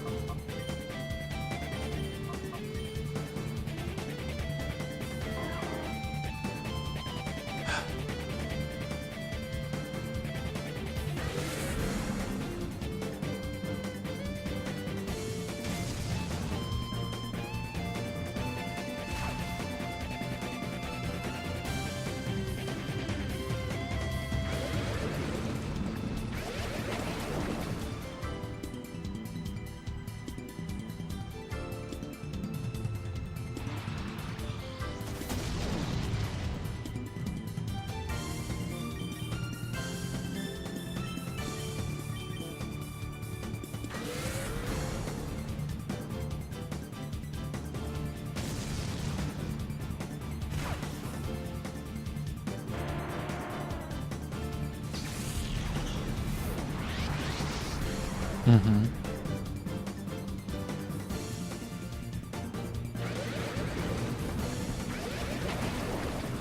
Can't wait for some Halloween streams, though.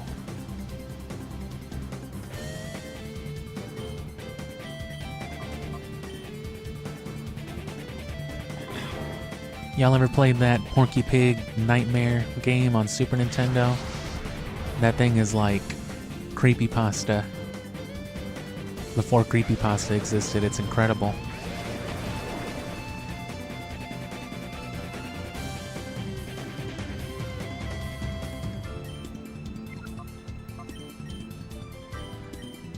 It was just easy for the Super Nintendo to make terrifying noises too, so anything on it could be pretty scary.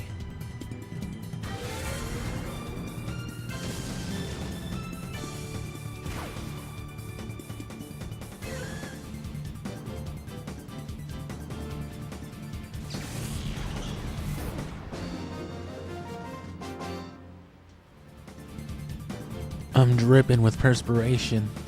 I'm drupped. I'm droopy. Whew.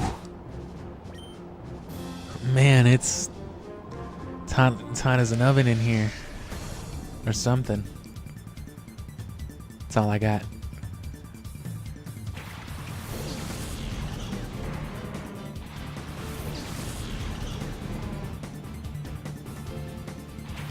Yeah, another random license title.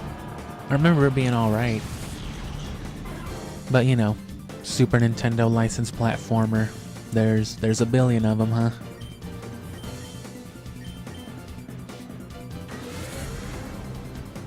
Mighty Morphin Power Rangers had some good presence on there too. Well, maybe that's not the right word. The one game on there was pretty good for them though.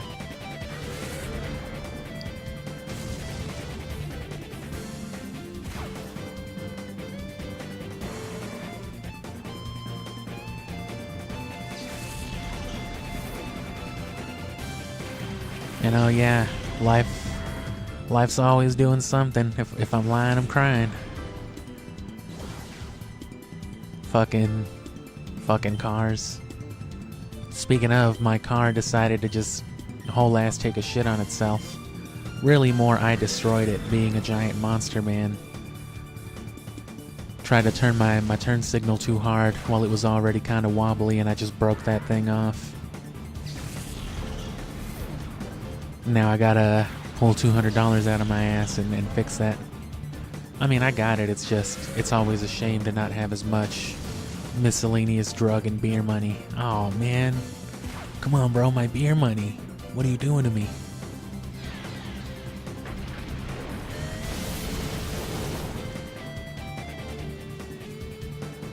But yeah, as you can see, we're coming back to a more evening-centered format now that we're done with the main game. Because, you know, we put in like 100 hours, just over 100 hours, like 110 over the last couple months of streaming through July, so slowing down a lot on that.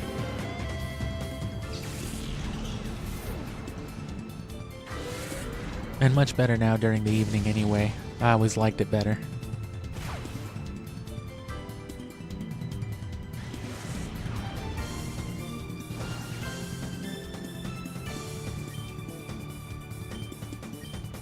Come on, hyper mode. Damn. Well, Metagross is pretty much done anyway. Everybody else should be a lot easier because they're lower leveled, and I'm pretty sure base stat total affects it because the legendaries and, you know, the fully evolved pseudos take a lot of time regardless of what their method is.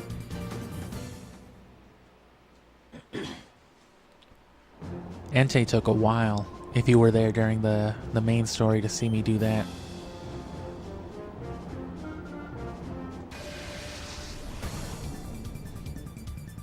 Ropel.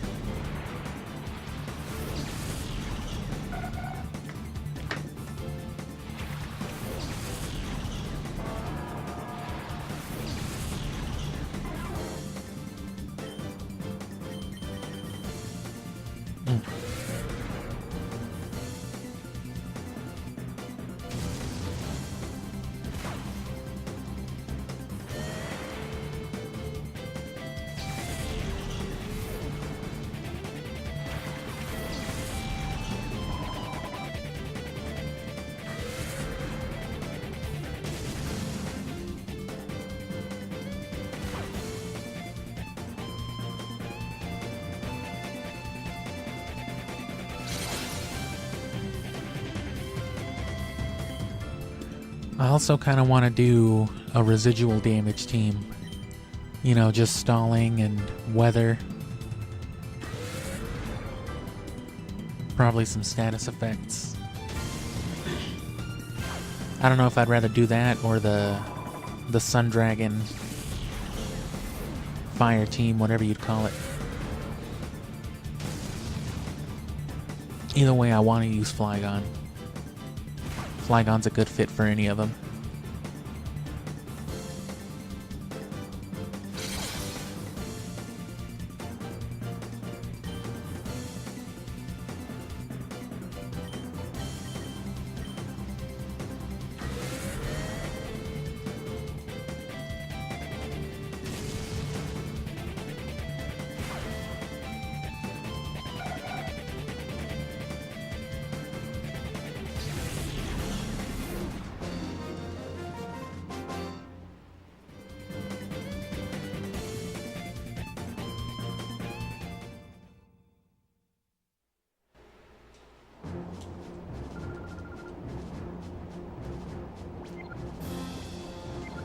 Whoops. I have never lifted anything heavier than a Pokeball. My god, they can't be that heavy. Lifting is for poor people. Oh. You got me.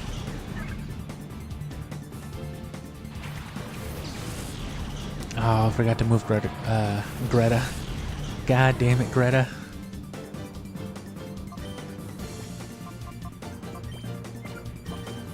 Has Murkrow gone down a lot? No, not particularly.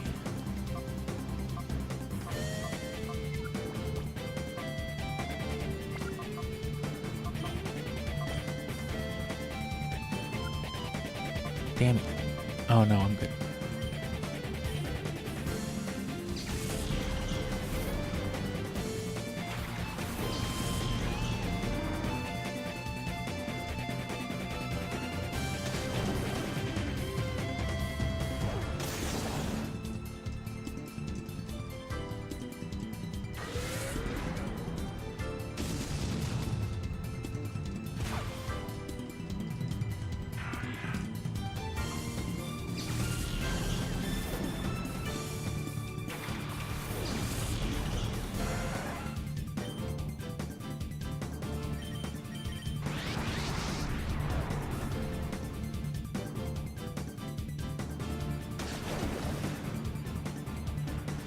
Been waiting for Gligar to get a hyper mode.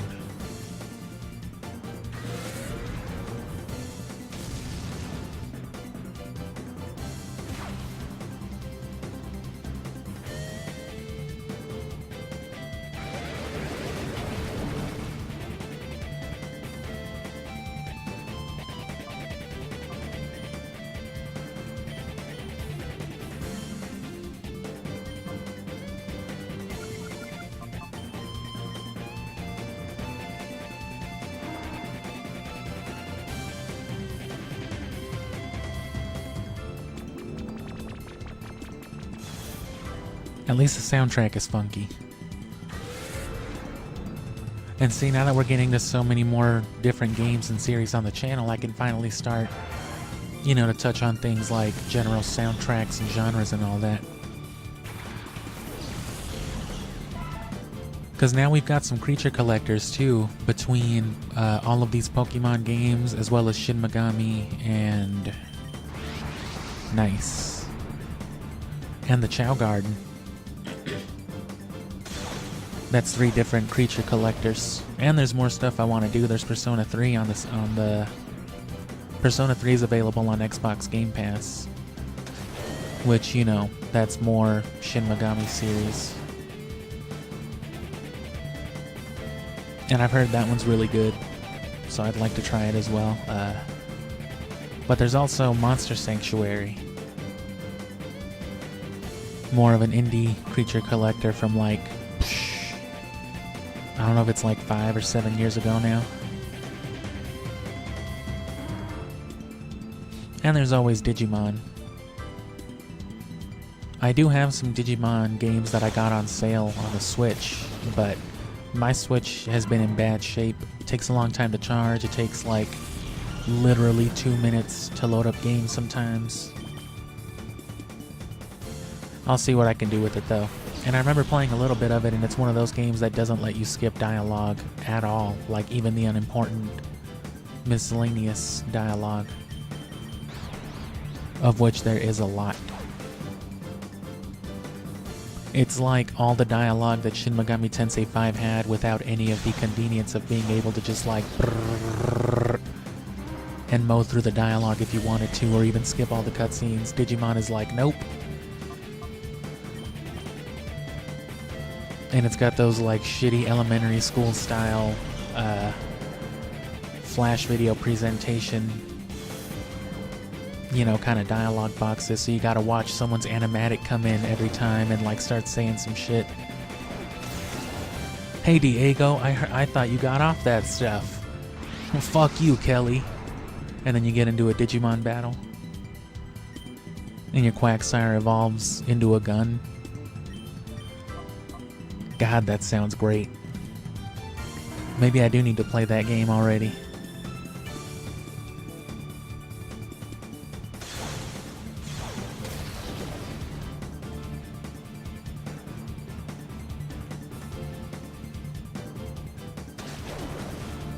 And since this stuff isn't going to really get, you know, abridged or anything like that, since this is just like the meat work, it's especially cool of y'all to be here now, so I want to do more streams, like I said, that are just streams by themselves, but we can worry about that after.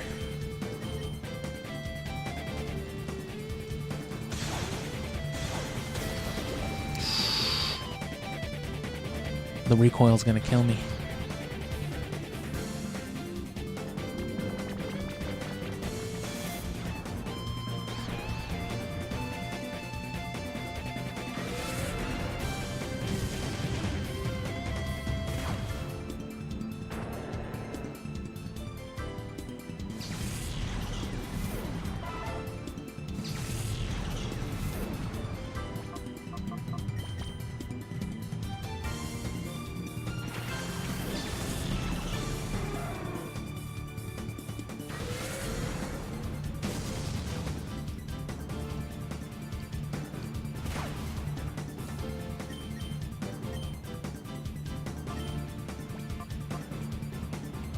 Oh, everyone else is dead. Never mind. Sweet.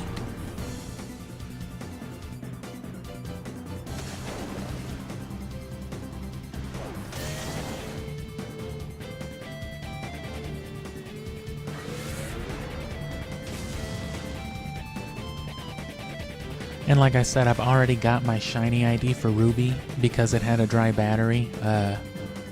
I guess it's actually really easy to figure out your secret ID from that for shiny Pokemon. And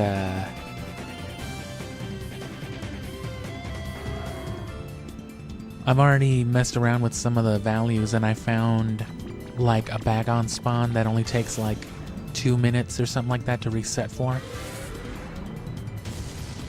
So, one of these days, because I've bred a bunch of Pokemon throughout many generations before, and especially in Gen 3, going the traditional breeding route, it can take sometimes a good, 2 to 5 hours if you're not lucky and get the thing you want immediately, basically. You're looking at 2 to 5 hours per competitive Pokemon that you want to breed, and that's on top of finding good parents and blah blah blah. We already played all the games. We don't have to worry about that because we've got the good parents, we've got a bunch of different natures, and we've got all the TMs that we farmed from all these games. We've only used one Earthquake, and that's on this one Flygon. That means we have 6 spare Earthquakes and Flamethrowers and all this other good stuff. So to that end, spending 2 to 5 hours soft resetting for a shiny Bagon with at least a perfect speed IV or something like that, it's more than manageable.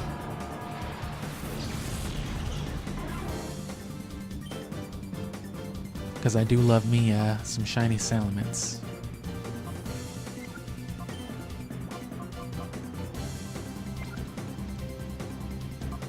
Let me actually just get this Celio out of the way.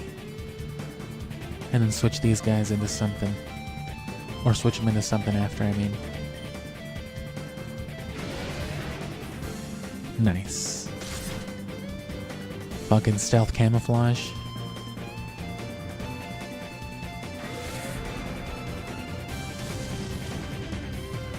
Snake, there's a fucking Metagross in there with you. I'm gonna make that joke in like a year and a half when I finally play Metal Gear Solid. I'm gonna need you to remember that. You're gonna be like, oh, I was there. I remember. I didn't know what the fuck stealth camouflage was, but I know now.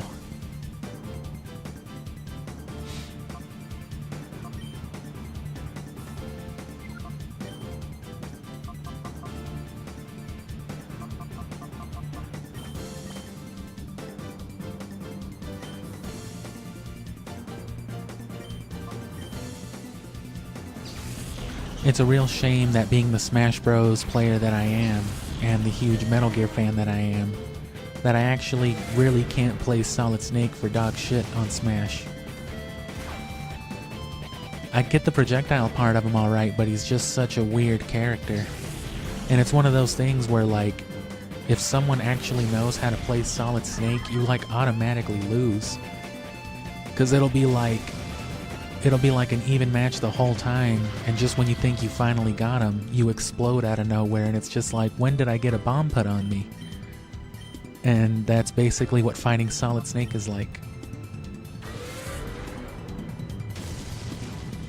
Right, 1 second you just see wet ass and spandex, and the next second you're being choked to death, and it's just, you don't know how you got from one point to the other. That's the Metal Gear experience, though. That's lore accurate.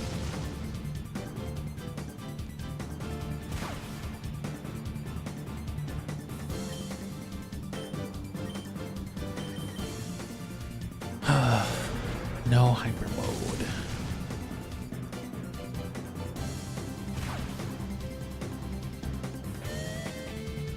Okay, and I gotta switch Metagross.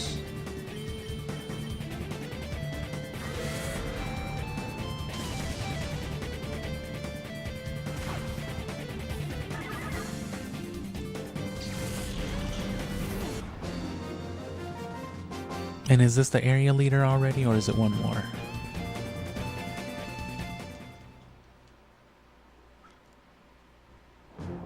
No, yeah, we're here.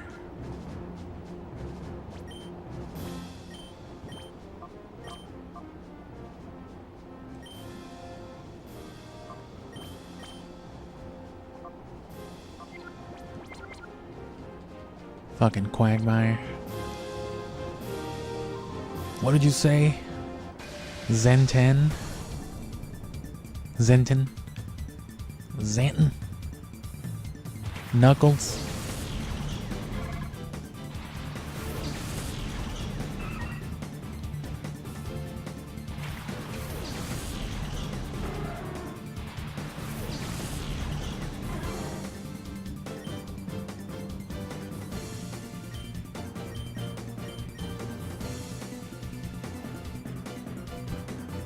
Fucking hate Swellow. So fast.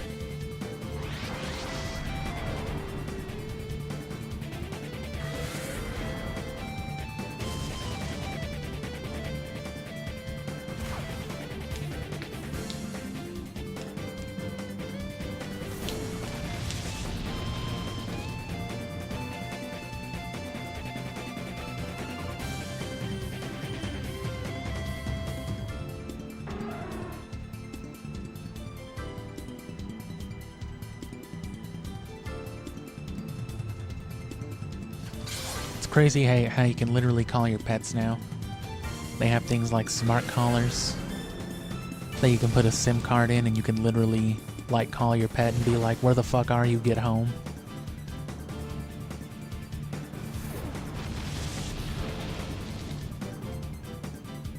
And then, you know, there's also like FaceTime robots, you know, that like look at your pets, and you can call them and be like, hey, get the fuck down from that. It's funny too, because they don't understand that it's like an apparatus. It's just like some robot, it's some weird thing that's like, man, this AI is a piece of shit. This AI is a narc.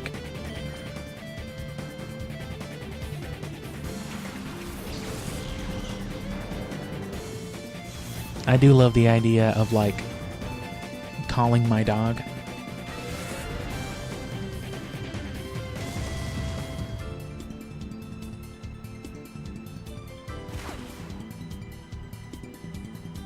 Steal me a candy bar from the bus stand on the way home. Okay.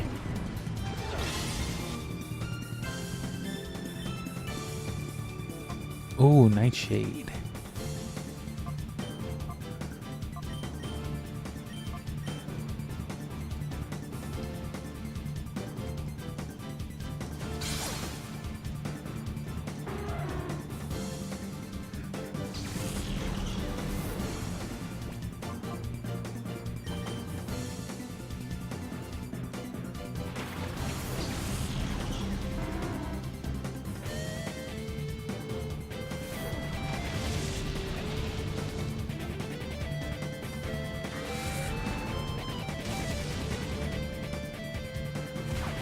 Remotely releasing a bunch of dog scent on someone, that's basically what Kakashi does. It's one of Kakashi's scariest jutsus as he just summons a pack of dogs to maul you.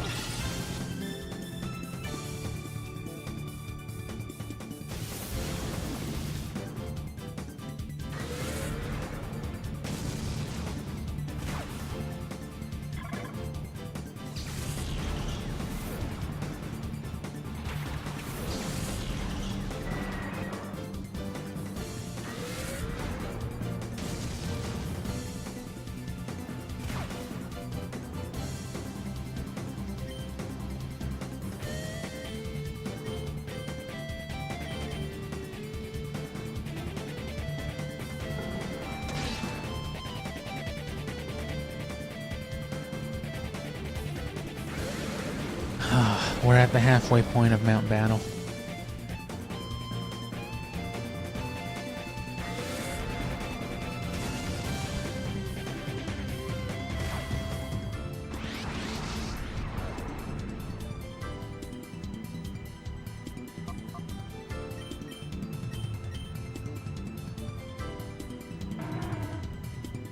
And again, while you can totally get through this faster, like if I were to bring Flygon and Zapdos, obviously they would just be wrecking everything in no time, but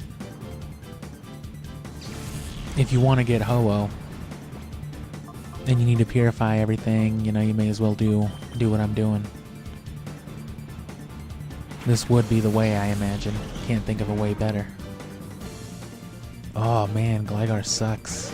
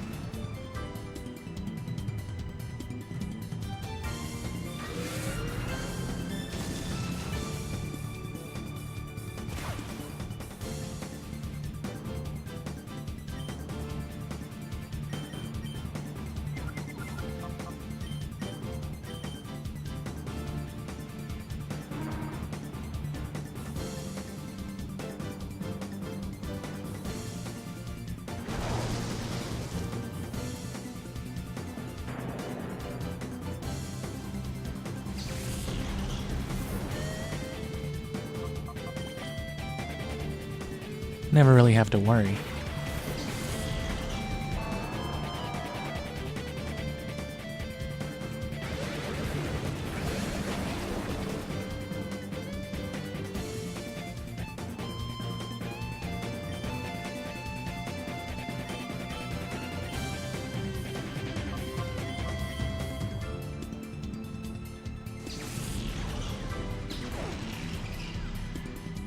No.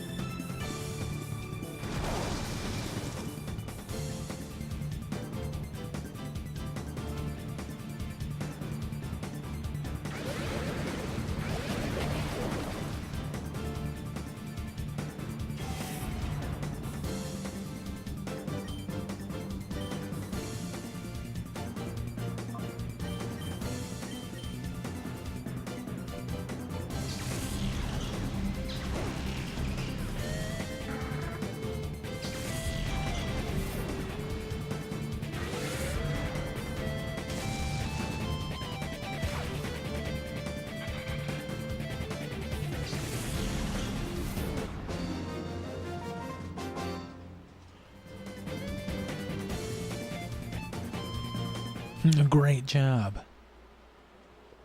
I'd say. Wow, you beat my ass. Congratulations. Don't forget to pick up your coupons. Oh, I won't.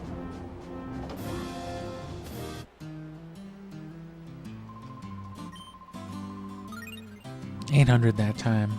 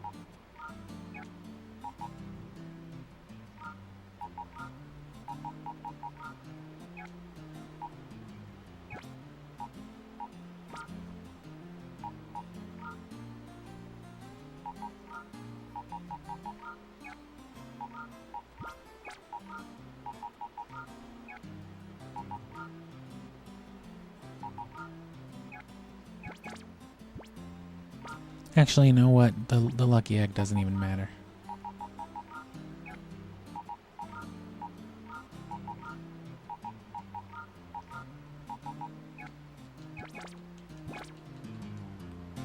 Not for here, really.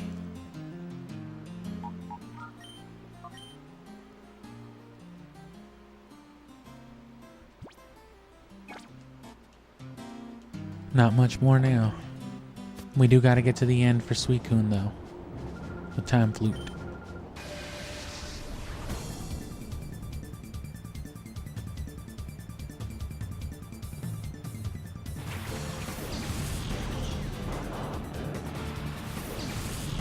The fact that they thought that the time flute would still be useful after the entirety of Mount Battle tells you how much they intended on purifying to take.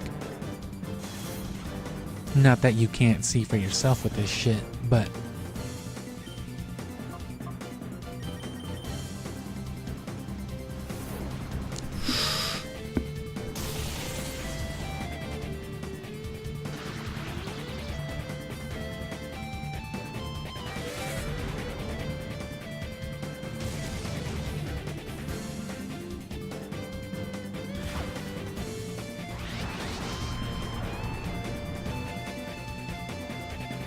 And I might run off here in a second to grab me something to drink.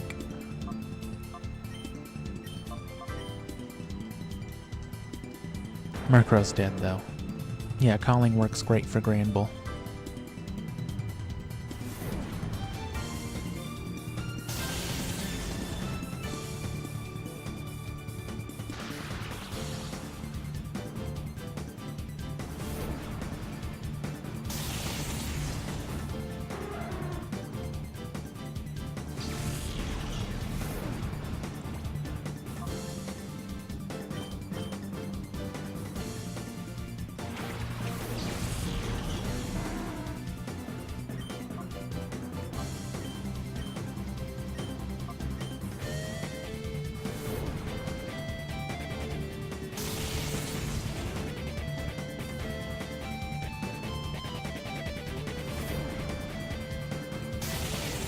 Oh no.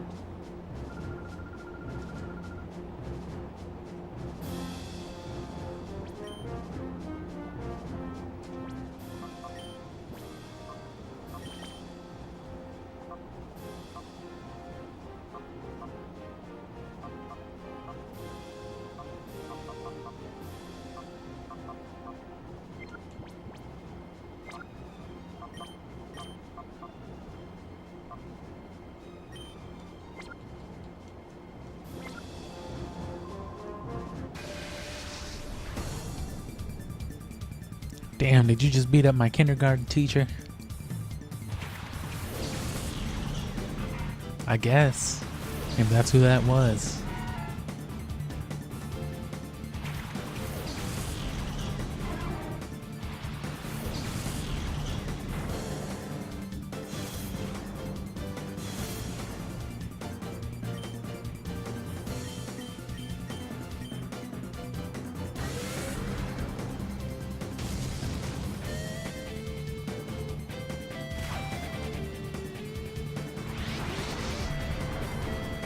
Good, good.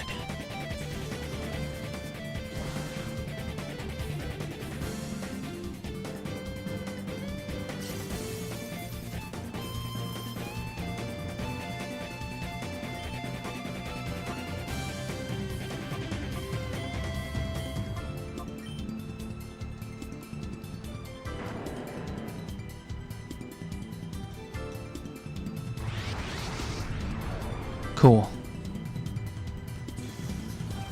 I do want to get more to drink, but I'm worried about stepping all over my carpet again and then having to deal with static for the next few minutes till it like dissipates.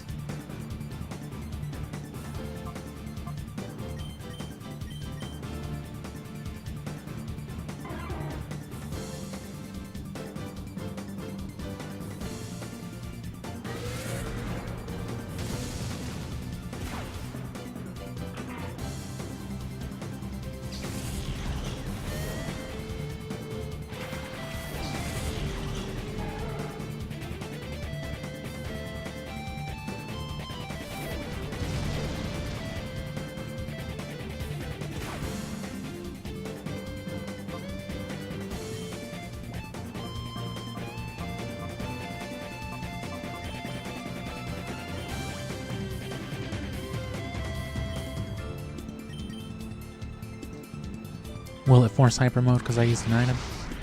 Oh. I don't know if it forced it, but it happened.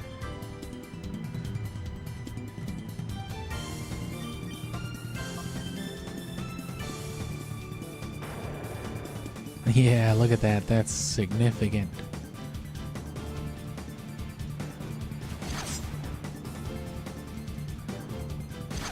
Damn, bro, that was mad notable.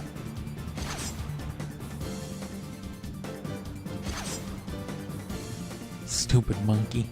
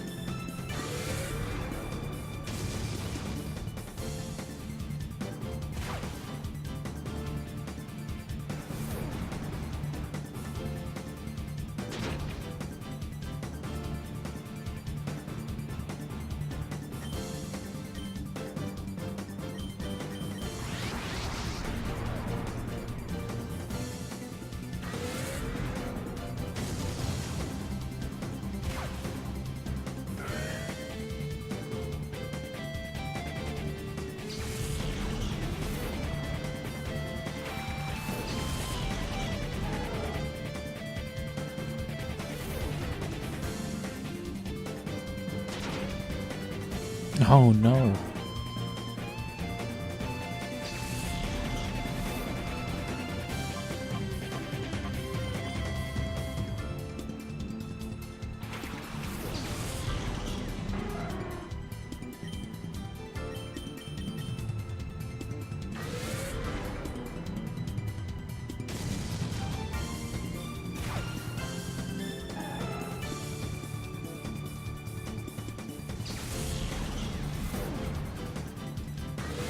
And see, around this area, you're starting to match some of the Colosseums within the game's map itself. But of course, another area or two, and you'll get to a point far beyond, you know, what they can provide. That fan piece fucking me up.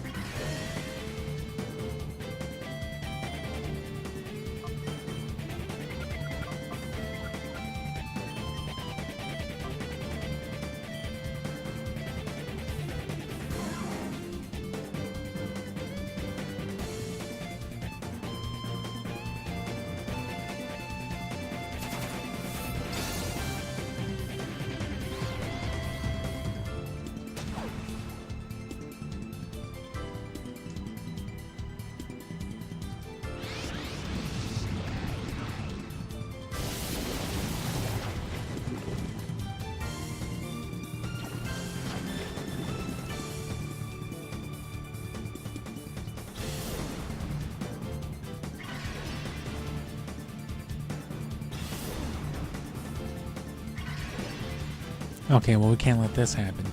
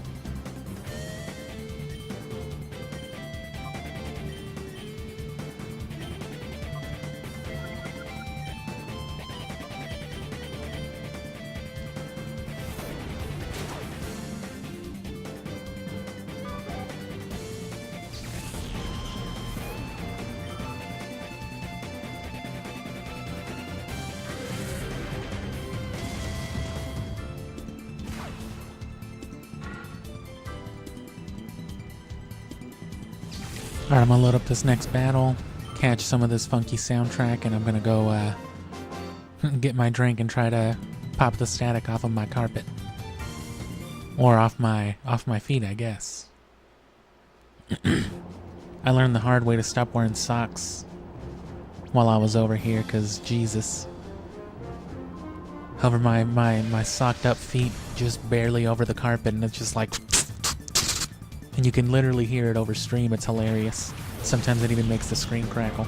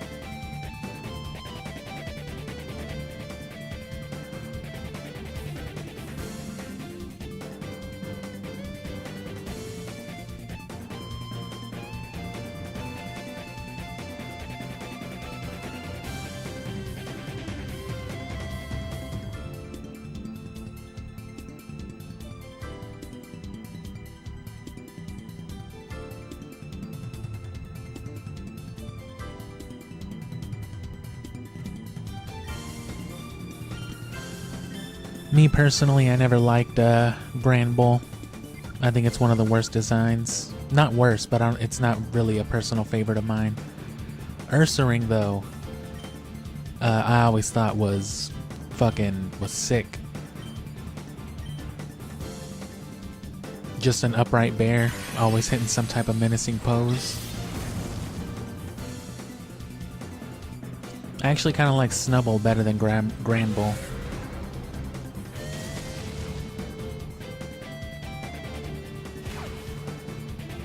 It's got the same, you know, dumb looking face, but it's way more appropriate, I think, on Snubbull. Snubbull just kind of looks like it's wearing some kind of rag, too.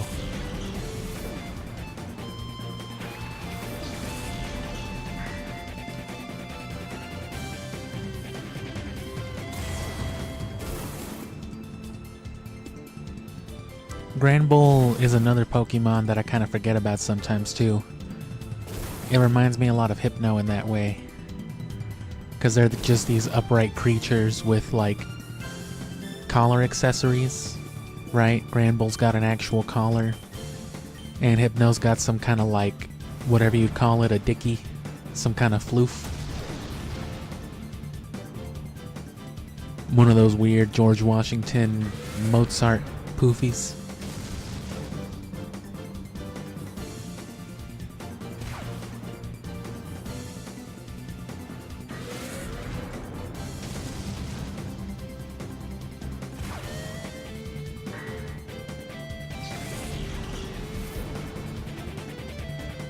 Those hyper modes just come and go.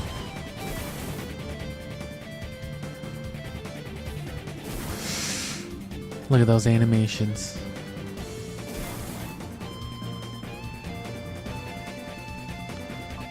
Okay, well, this force hyper mode. Let's see if it works out again.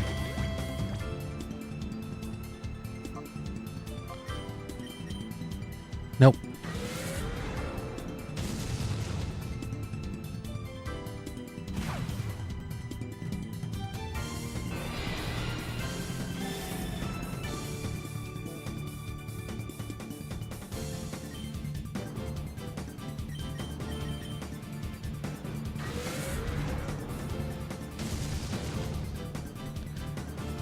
Can't forget to switch out Quillfish.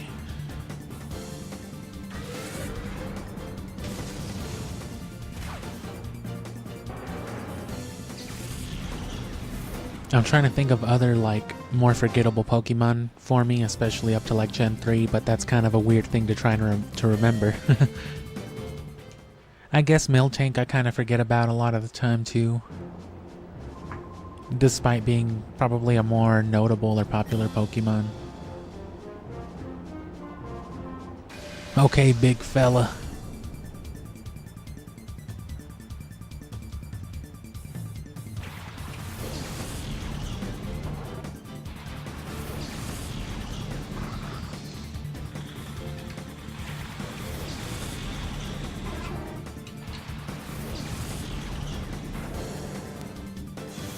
Still didn't switch Quillfish.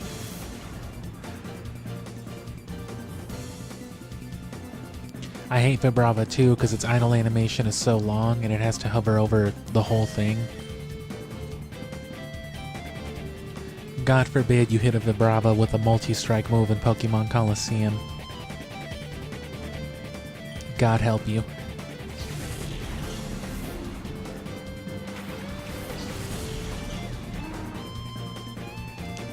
Gale of Darkness just cuts that shit short. They'll be like halfway through a death, not even like a third of the way through a death animation actually. And they'll just like fade to black like, okay, you're done. Get out of here, get in the Pokeball.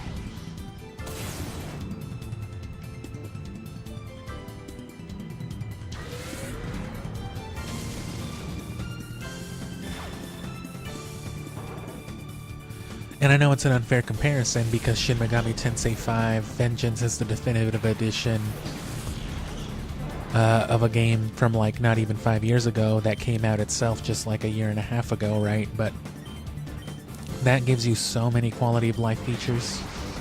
But even compared to modern Pokemon, it's nice to see an RPG like that do things right.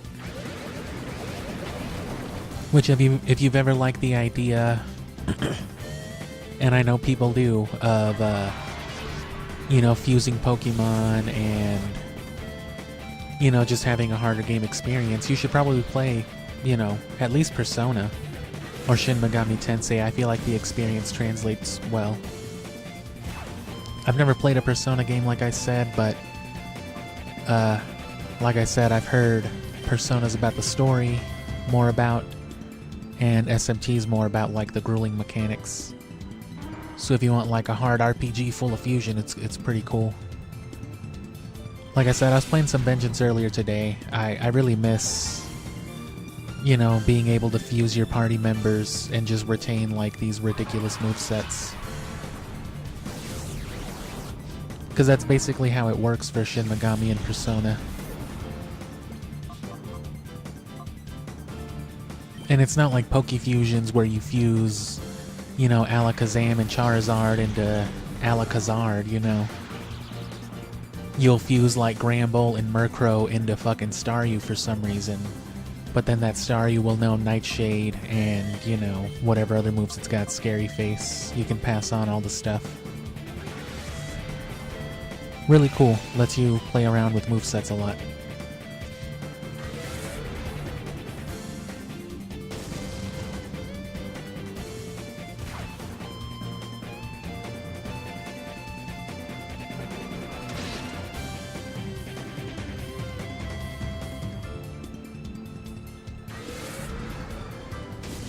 Which, of course, you can watch that abridged from a few months ago.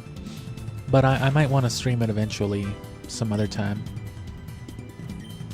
Because that game is big on incorporating, like, the New Game Plus into its actual story. It wants you to replay, you know, anywhere from, like, 2 or 3 up to, like, 6 times, I think. And it actually gives you distinct unlockables, and of course you can translate all your data. And since you have to unlock demons before you can fuse into them, you basically have to encounter the special ones. Some of them are only unlocked after certain story events. So there's literally like a handful of fusions from the DLC that I don't even have access to until I restart another file.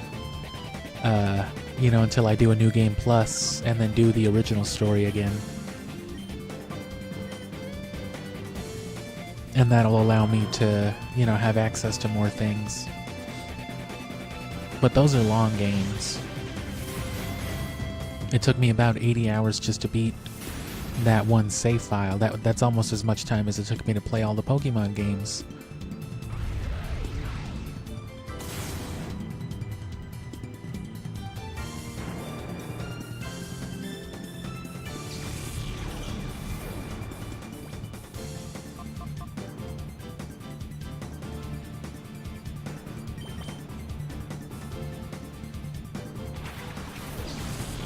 Oh yeah, that's right, he's already done.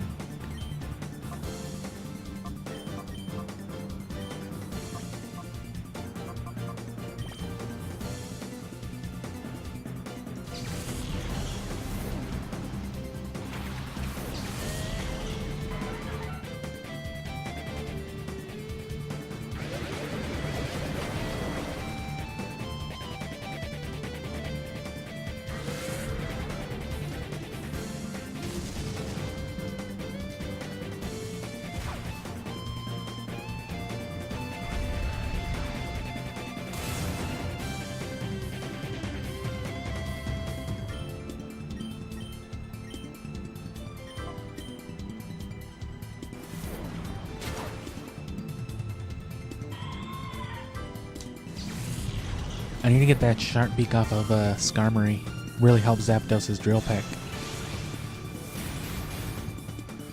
So yeah, I think that's the team I'm gonna go with. Flygon, Charizard, and then I don't know if I want to do Venusaur or if I just want to do Shiftry. I could definitely use more than one grass type. Because then, you know, Sunny Day.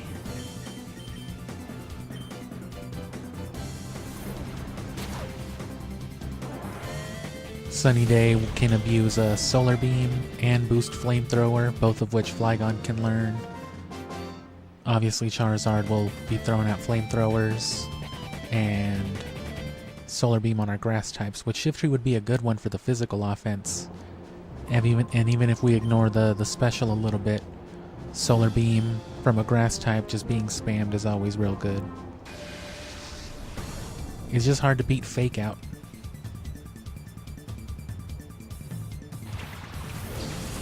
But then of course Flygon and Charizard both have access to Outrage, so that's good dragon coverage, good general damage. And then Tyranitar can also learn Outrage, and then can whip up a Sandstorm on command to rewrite the, you know, the Sunny Day. Damn it, Quillfish. I keep forgetting.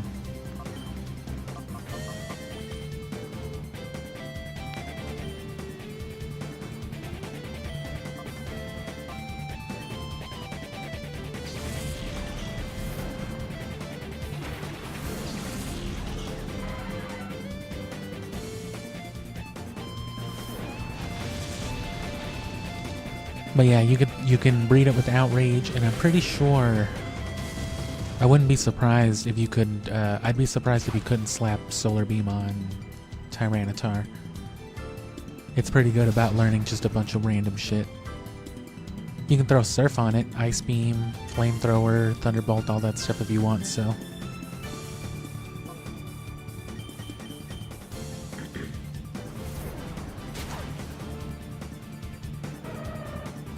Which in a single battle it wouldn't be able to make too much use of it, but in a double battle, right, if I have like Charizard or something override the Sandstorm with Sunny Day, Tyranitar can just be whipping out those Solar Beams as well. Plus it can learn Dig. Those 2-turn moves are real good for stalling. If you've got someone sitting there dying of poison, trapped in a Sand Tomb, while they're taking residual Sandstorm damage, and you're just sitting there spamming Protect and Dig or Fly, which, you know, Charizard and Flygon can also throw out. Right, there's your Flygon moveset.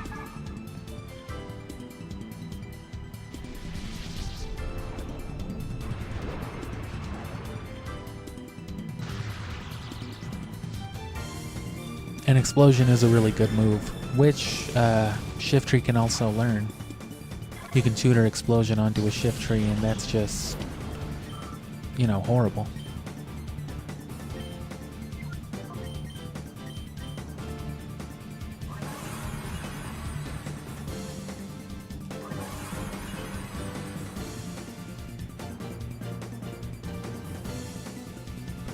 And is your Tyranitar the King's Tyranitar? Is it the one that you trade Metatite for, or is it another one? Because that's actually a really good... I mean, if you care about it, it's a special Tyranitar. It technically has an unobtainable moveset.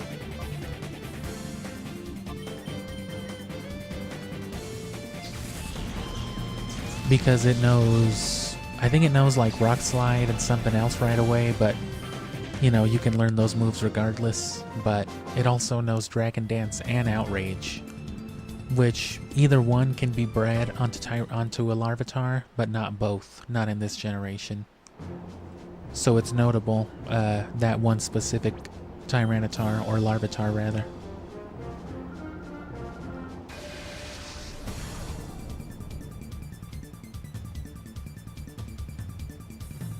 I don't think there's anything special about this Ho-Oh as a other than, you know, it just being Ho-Oh. the Mount Battle Ho-Oh.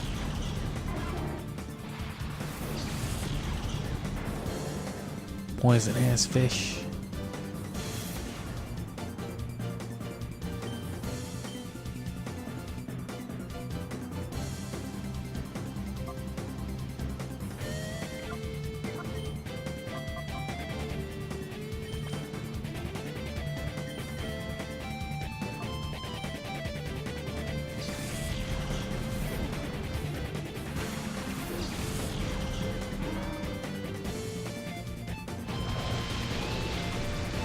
It's a shame that, you know, Dragon Dance doesn't actually benefit Dragon-type moves, since they're special, not physical, but it also means you can reset for one that has, like, a high special attack. It would be like a very weird, very niche Tyranitar build, but it would make the most out of it. Because then you could just depend on the Dragon Dance to compensate for the other attack stat. Spam them earthquakes and rock slides. It would make those crunches a lot more efficient too. Throw a King's Rock on it with Outrage and Dragon Dance, Rock Slide and Crunch, or Bite rather. Boom.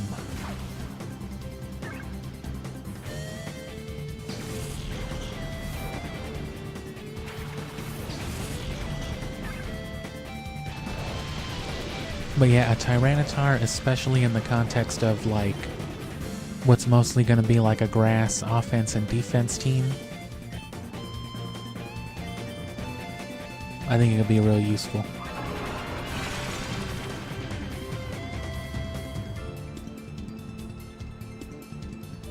I've also thought about a similar team, but that revolves around doing both Sun and Rain, and then just having Ludicolo in the middle of it. Leftovering and rain dancing, or rain dishing, I mean. I hate Attract. I also want to throw Attract in there, actually. Because you can be attracted, yeah, as you'll see, you can be confused and infatuated, on top of being paralyzed. And that'll happen.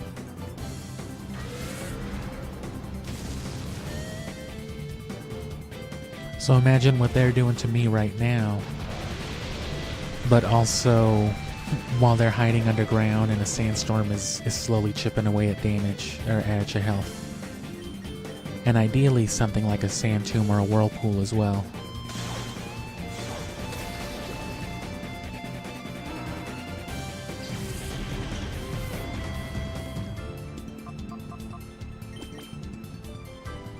Part of me also wants to throw a Gengar in there, because then it could have poison synergy with, what's it called, Venusaur. And if I can find a way to abuse sleep outside of hypnosis,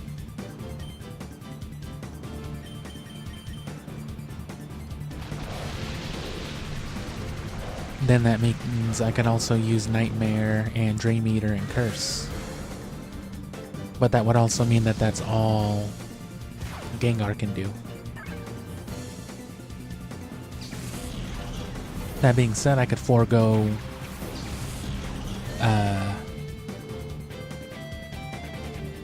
Shiftry completely and go with something like Parasect or Breloom, because they both have access to Spore, which is 100 accuracy sleep attack.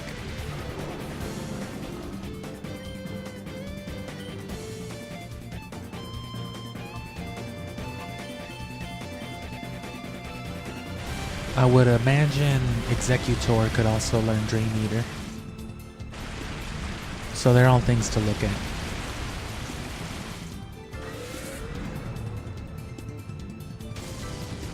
And with it being grass, as you saw earlier too, with some of these guys, Leech Seed comes real in handy. Damn, I'm dead though.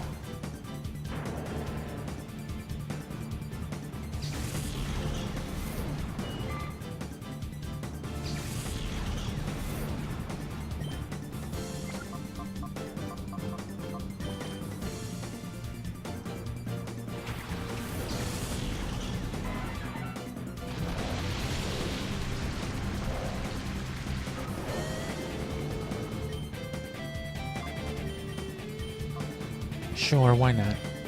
It's already raining. Okay, and I gotta switch Quillfish. I remember this time.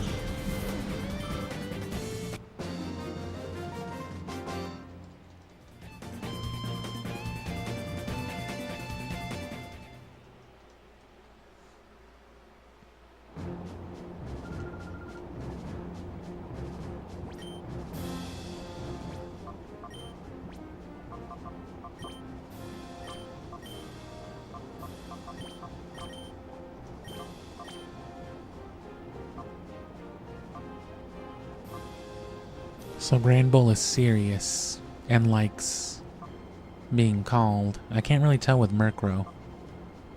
It probably was walking. Walking just takes a while.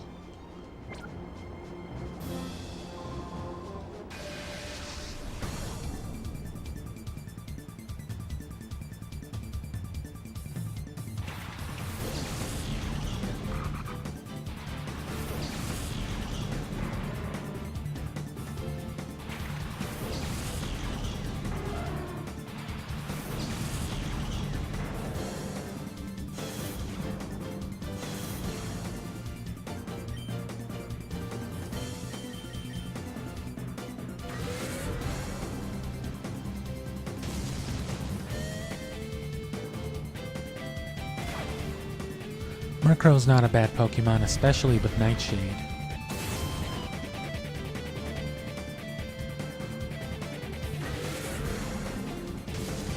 It can be a pretty hard psychic counter, even to something like Metagross.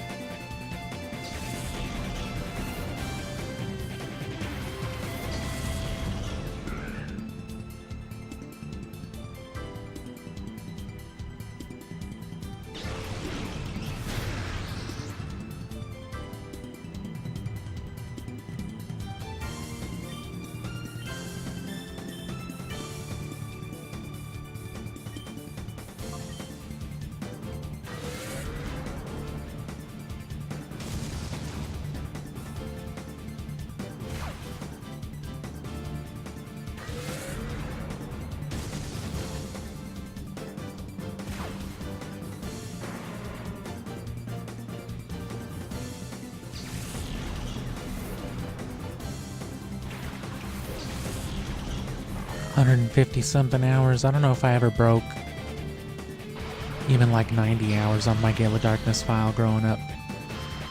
But I was doing more on Emerald. And then, you know, I was replaying Fire Red a lot.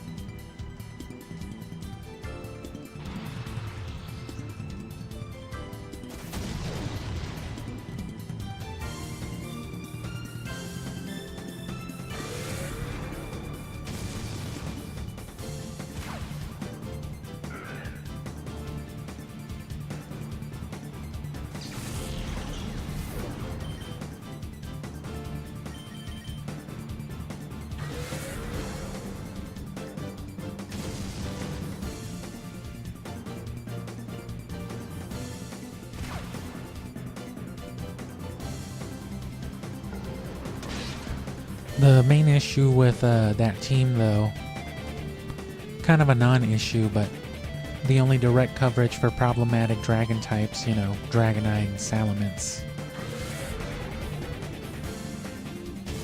you know, is that, you know, even Flygon and Charizard with Outrage really won't be able to do it in more than two hits at the absolute best. But the idea of the team, though, is for them to slowly die of residual damage. And especially things like Curse, which is another reason why I want at least one Ghost type. Probably Gengar, just because it's the way to go. Poison, Ghost, and typically really fast. And it's Gengar, it's just super cool looking.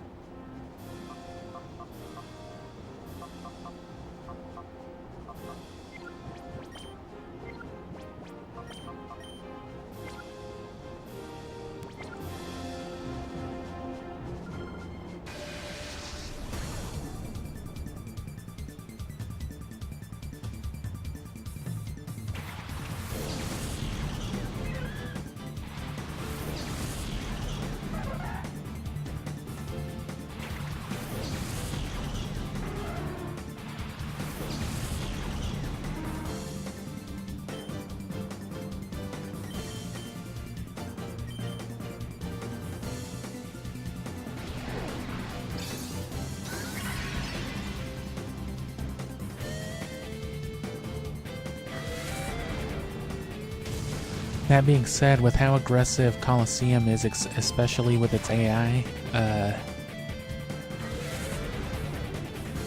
I really did like the way that Metagross, Zapdos, and Shiftry together kind of threw off the AI's whole logic, because it was trying so hard to mitigate, you know, like the Psychic and the Poison from Venusaur and all this other stuff.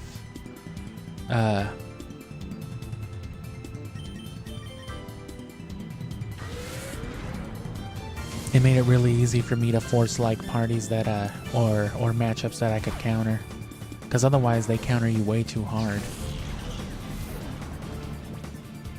But that's another reason why I want to go with the kind of generic damage, the residual damage too, because worst comes to worst, I could slowly chip away at anybody and I don't have to worry about losing the 100 battle challenge.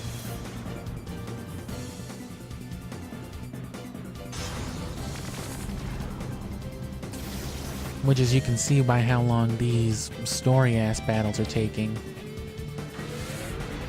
Sure, I'm trying to purify my shadow Pokemon, but even with a party full of, like, competitive grade Pokemon, for the most part, it's going to be a while. It's going to take a few hours to get all 100 battles out of the way. So I may or may not be able to do it in one stream.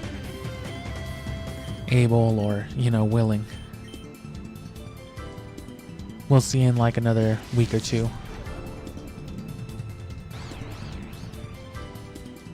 The good news is I don't actually need that footage to build a video around it.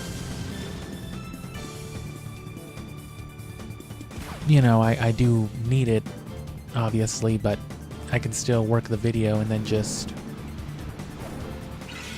you know, do the thing later and then boom.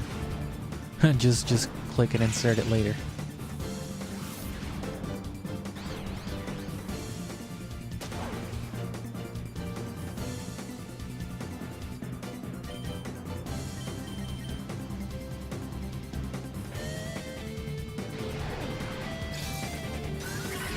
Oh no.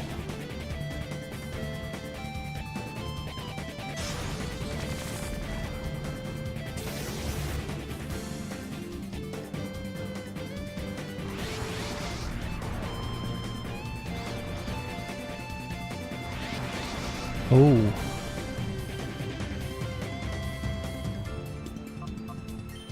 Worth it.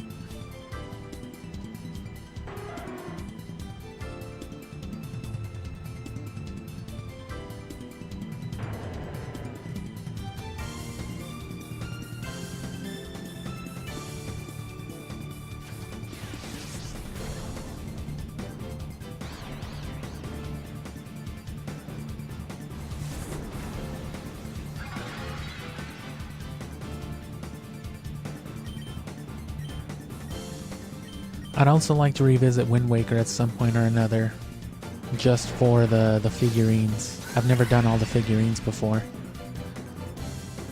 and they're just so neat to look at.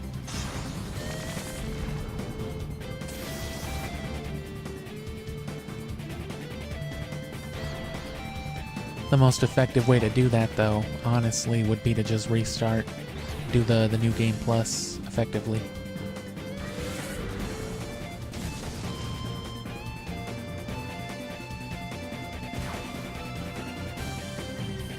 Which I know Twilight Princess lets you skip cutscenes, but I don't think Wind Waker does, even on a replay. You can of course mash through all the dialogue.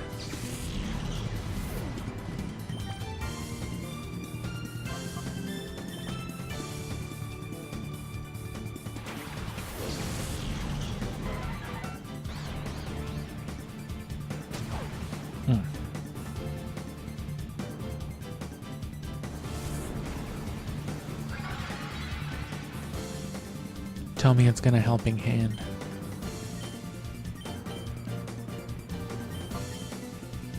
Oh.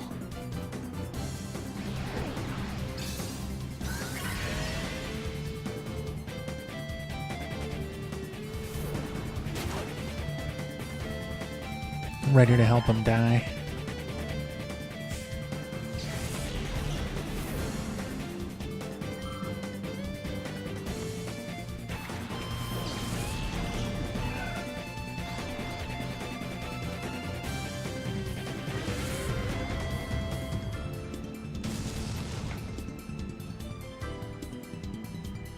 So with a traded Pokemon holding an experience share, even with the experience halved for a double battle,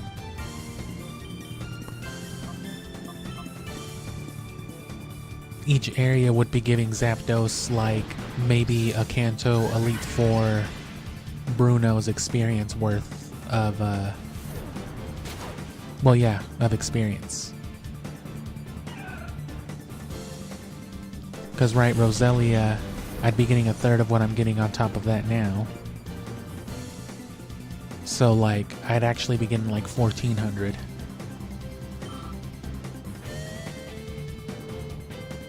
Average that out to say like 3,000 per area. That's about 30,000 experience. Of course, being traded and holding a lucky egg means double experience. Right, Murkrow would be gaining 700 experience or 600 and something right now to Zapdos' 1,000. Because we're not holding the lucky egg, but...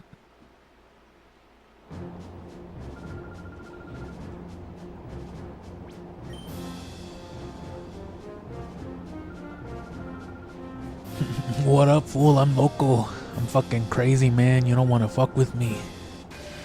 Oh God. Who let Loco in here? It's a whole ass Sonic the Hedgehog character.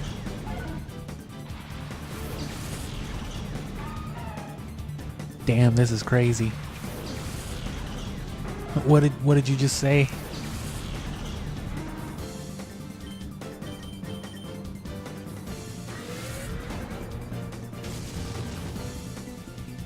Oh, and of course Blissey. Nothing like a 9,000 HP Blissey just soft boiling over and over and over again.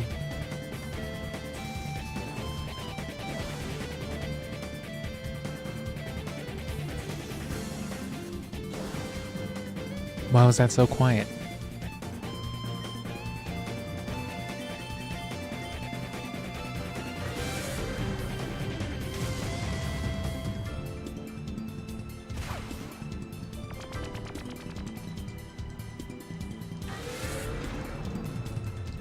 I'm gonna reset real quick once I get into this next area and save, because I'm gonna see if changing the audio fixes that, changing it to mono.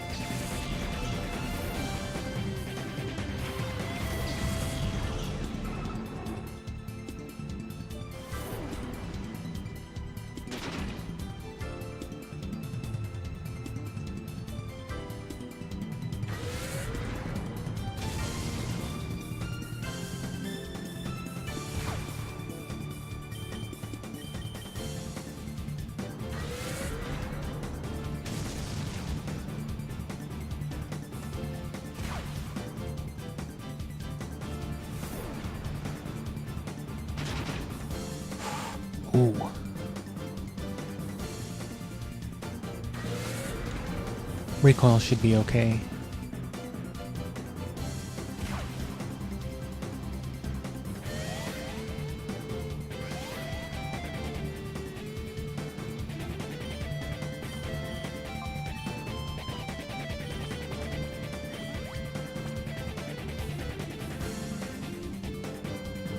Come on, hyper mode. God damn it.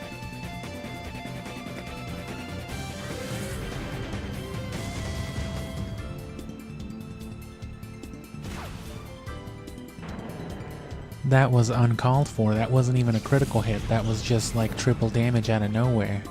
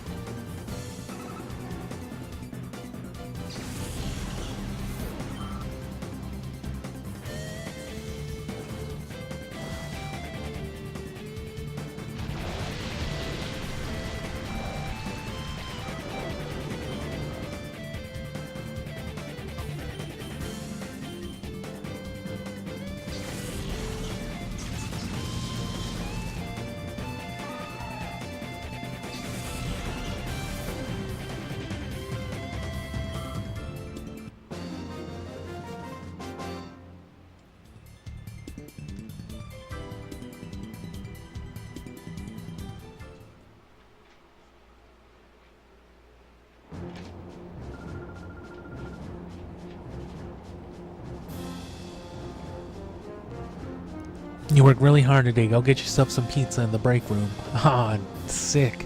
It was all worth it. What is it, 1200 this time? 16? 800 again. You overall cock. That's right. That's the spirit.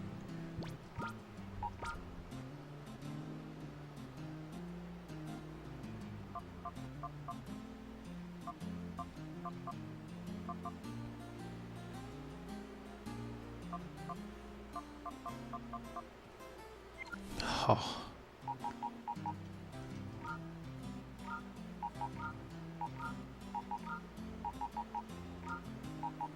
So Suicune's gonna be automatic with the time flute once we get it. Metagross is done. This was not a shadow Pokemon.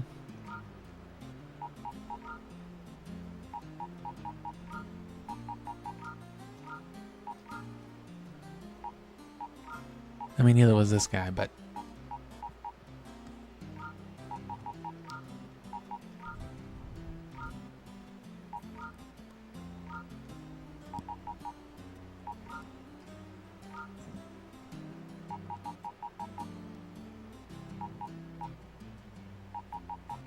And then... they're done. So let's get... them actually purified. And then we'll have 1, 2, 3, 4, 5, 6, 7, 8, 9, 10. And these guys are mostly good too.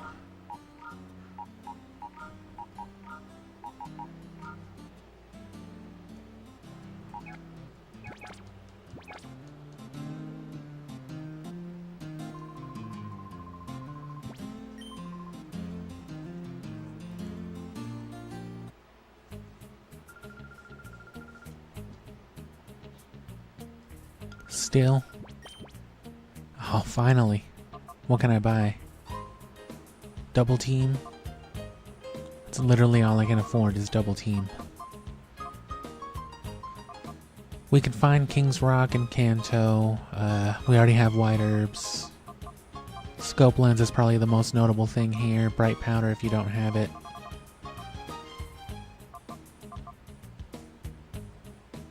Not bad, not too great either. Plenty of leftovers. There's a Shell Bell in Hoenn.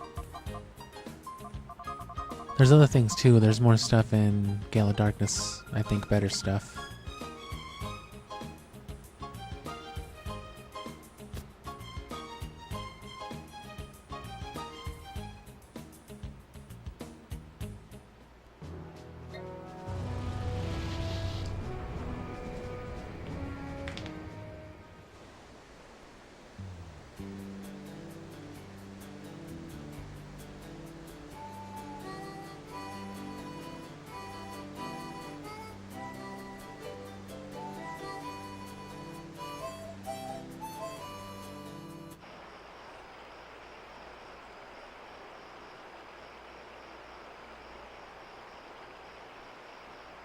Just gotta make sure.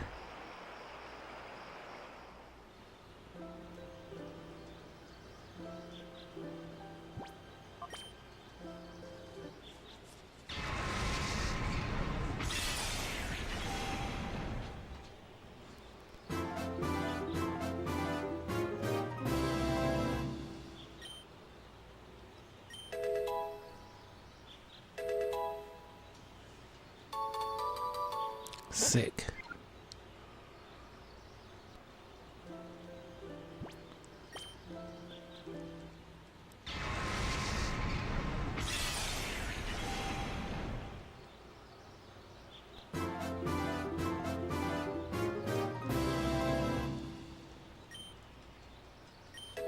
Oh.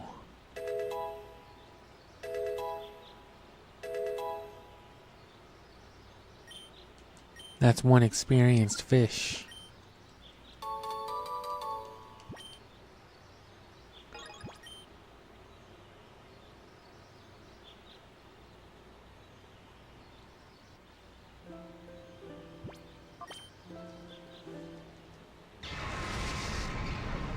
That's a big ass Metagross.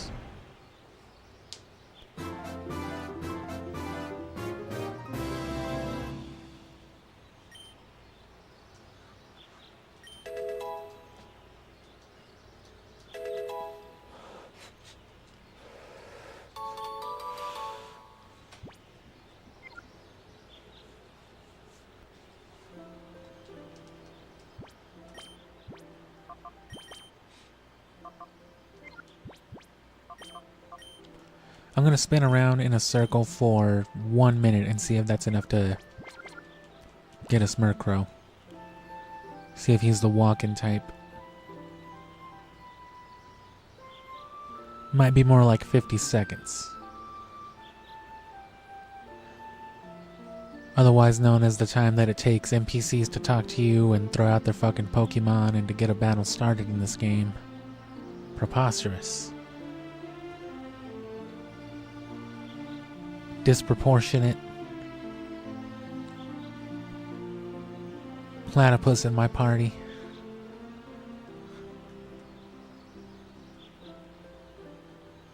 Let me give it like 10 more seconds.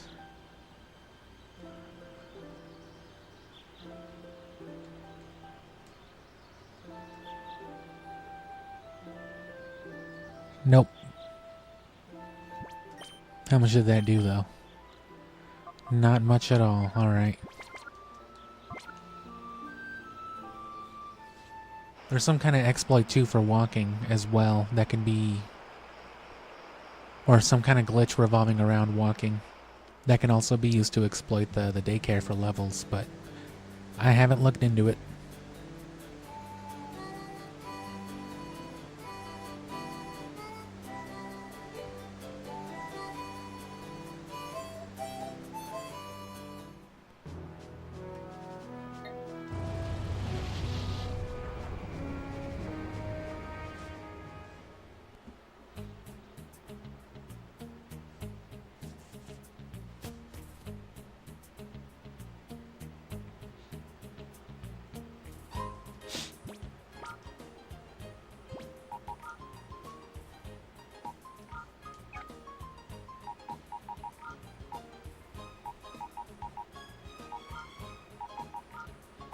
I'm just gonna have to start leading Zapdos too, because, you know, these guys are getting too strong.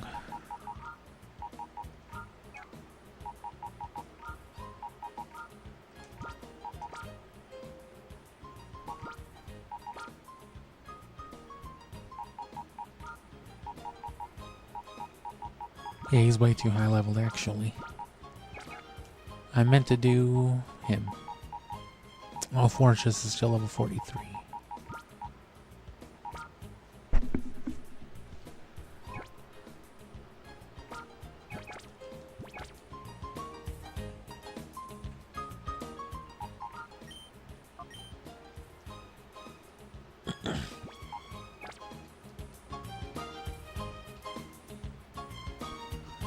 -12 Suicune.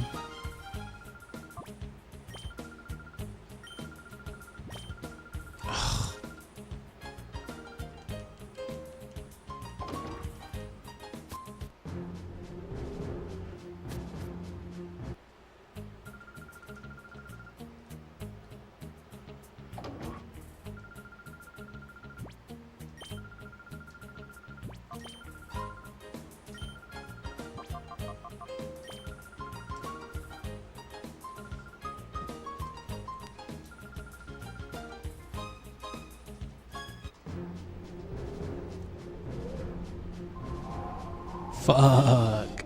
You made it to Area 7, bro? That's dope. Oh, Gort.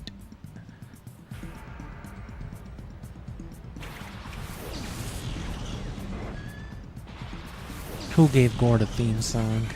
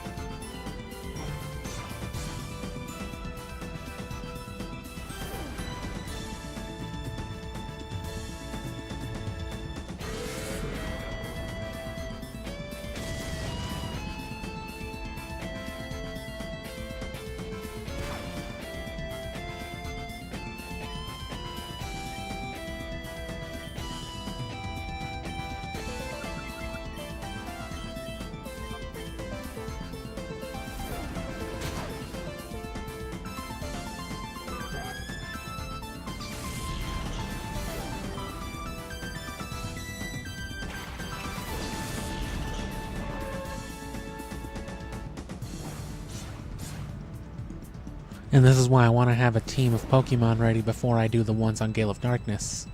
Because I also want to use them as a, level up. Again, I just have to be careful about evolutions.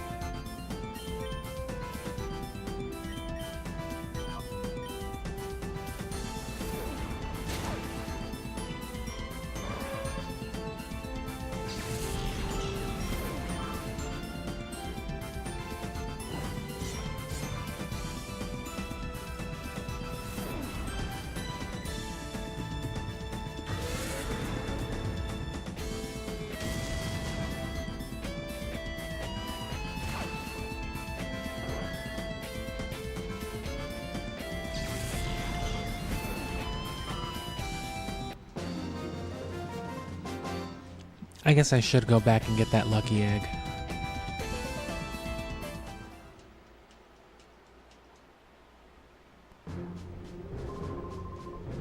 Big guy, you're good.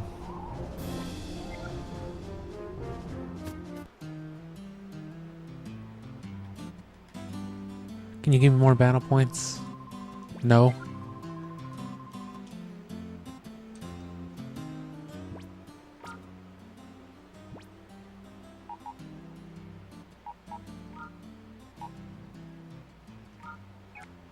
Or I could just use Shift Tree. More coverage. And it's not like it's the actual Colosseum right now. He's close enough. He should make it with the residual walking while I work on everyone else.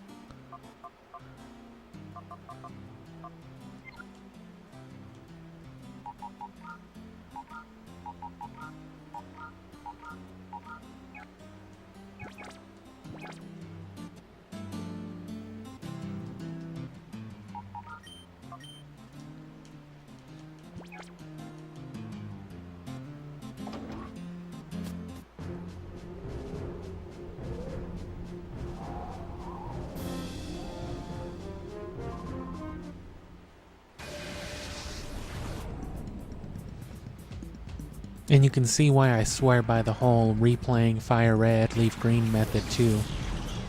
Because if you really know what you're doing and you have the trade Pokemon already set up, especially if you breed like batches of Pokemon, that's what failed breeded Pokemon are good for. Those almost competitive like Aerodactyl and Charmander, they can go into some leaf green replays.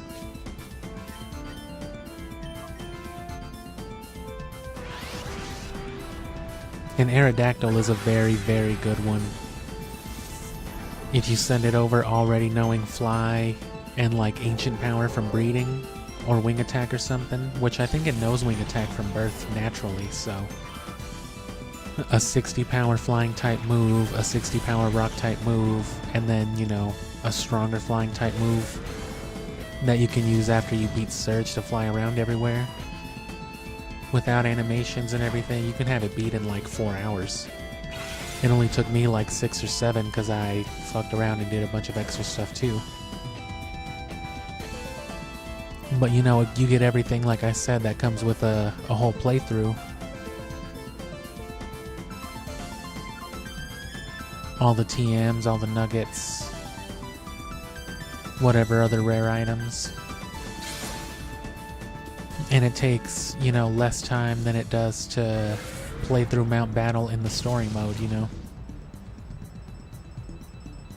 You could play Leaf Green 3 times in the time that it takes you to do Mount Battle, I bet. Well, 2.5, 2 times. And then if you include the rest of the trouble you have to go through for Ho-Oh, the actual 100 battle challenge, then yeah, you could probably knock out another couple playthroughs.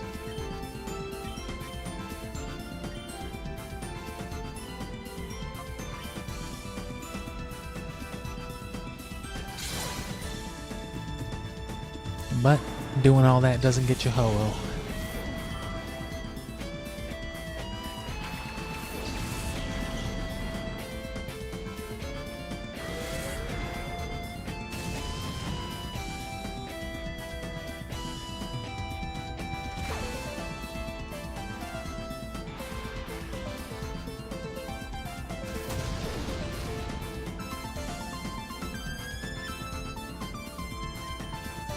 And see if I can I want to eventually get like a high-end laptop for editing, because then what I could do with games like this especially, it would be especially handy now. I could literally be editing while doing this in the background, hitting commentary every so often, checking chat, and then just editing in my other earphone, you know. Oh, I didn't switch the settings like I said.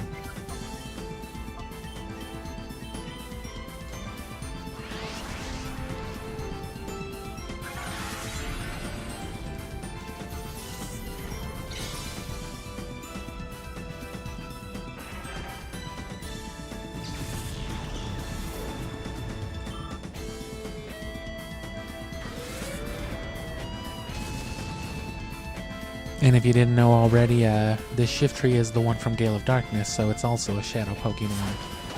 It's a Shadow Pokemon from the future.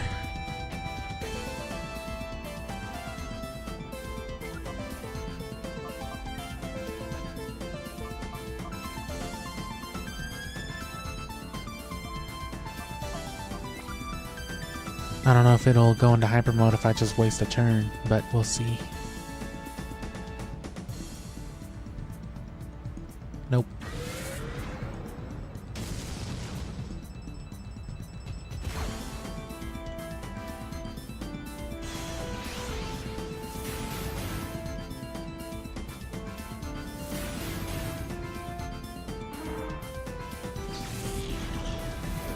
Alright, well, next one.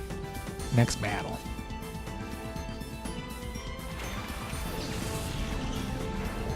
We might just breeze through this area. Put the Shadow Pokemon on the in the back seat just to get this over with, and then pick it up again whenever I can stream next, which I should know tomorrow. So if you're subscribed, you'll see the community post, or you know, you can check on it. I'll try to remember to do it earlier. I've been doing it really late.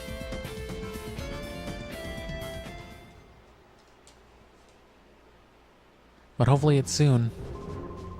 I like to battle, but I dislike losing. That's understandable, I guess. Man, Gligar's really stinking it up, though.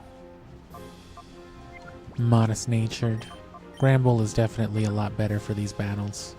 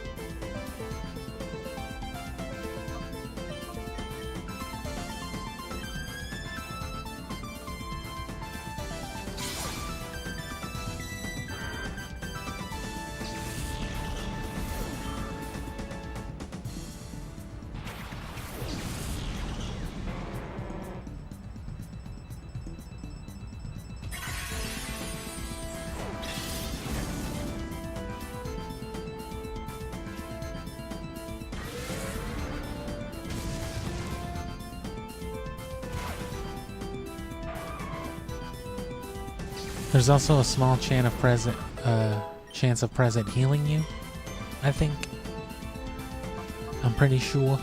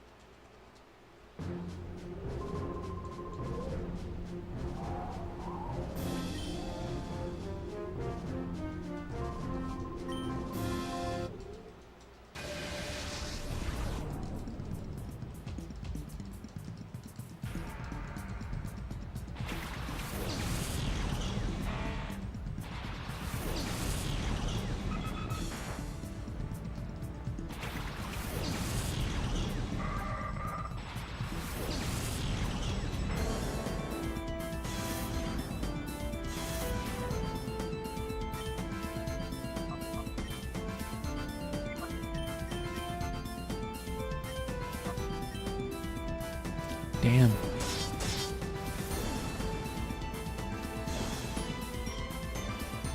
Shift Tree also gets that chlorophyll speed boost though, so that's makes it another good candidate for that team.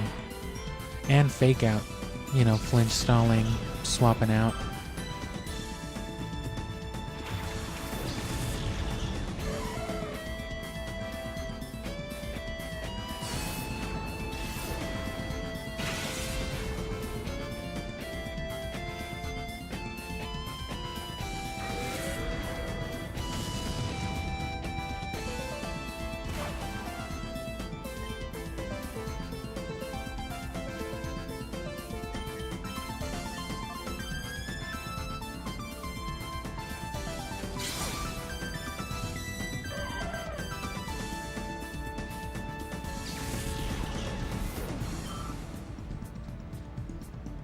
And you can see how frequently, even with like a 20-something, 30 level advantage,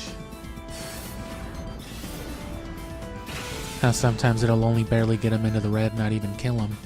That's the reason why you want more competitively viable Pokemon. Because even though there's no doubt that I'm gonna win, that's not only a bigger risk with, you know, Pokemon that are level matched, but you also don't want it to take all that much time anyway. Can I force it with this if it thinks I don't have any other option?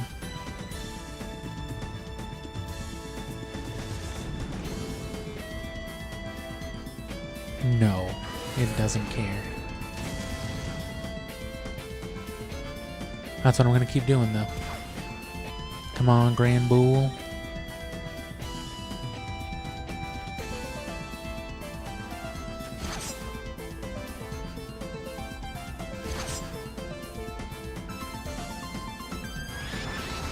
Yeah, he heard me.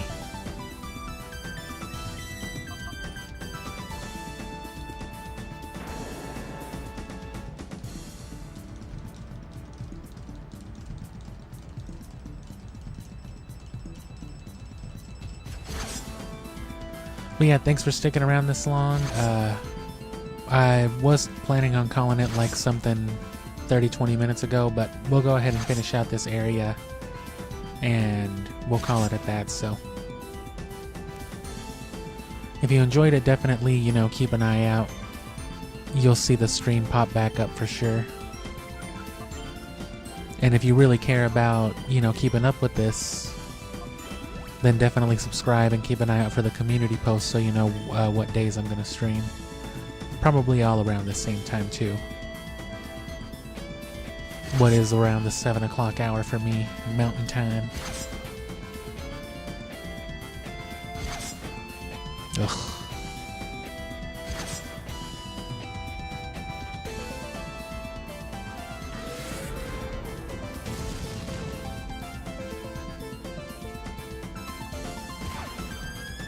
And yeah, Fire Red is out, so check that out.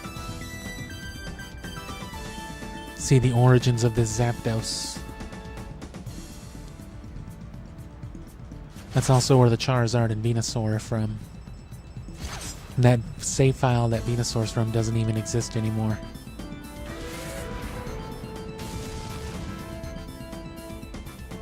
If I was smart, I would have started that other file again, also gotten Squirtle, and then traded all three over to Fire Red, and just played with all three starters.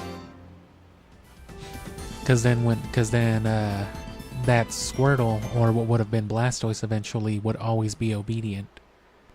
So I could have traded it over at like level 50 and started Leaf Green with a level 50 Blastoise that just listens to me. There would have been no need for anything else. The game would have been done in like, you know, 10 minutes. Which that's always an option too. Start a new file, trade away the starter, level it up like crazy, either in Mount Battle with a lucky egg or something like that, or just spam rare candies if you cloned them. Get it up at least fully evolved and you're good. Trade it back over with a lucky egg and you win. You never have to do anything again.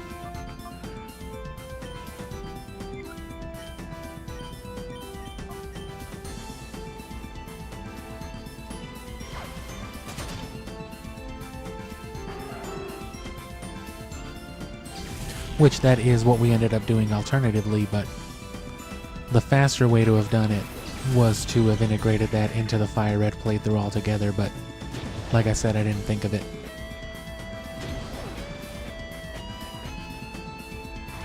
But now you know. Now you know you can do it that way.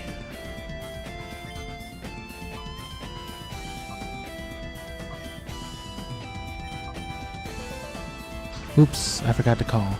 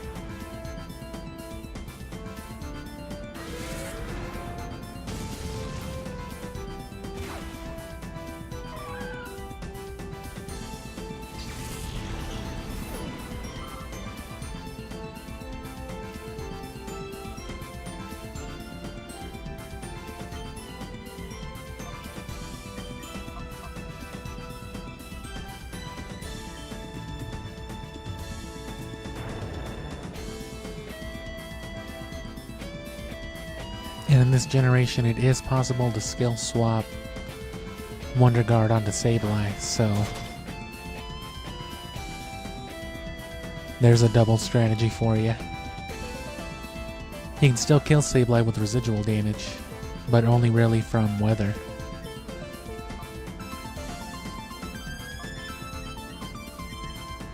The most you could hope to do in that situation is, you know, stall him, which is not impossible.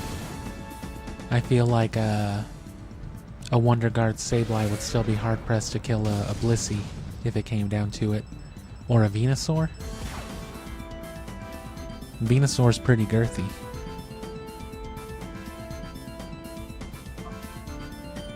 Well, may as well take advantage and get their meters down a little bit.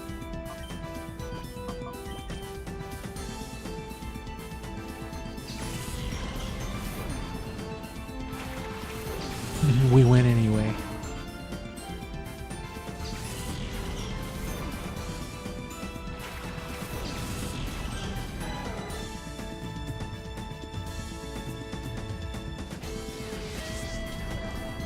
Perish Song isn't a bad move to throw onto that kind of party either. Throw out some spikes and a Perish Song, force the switch.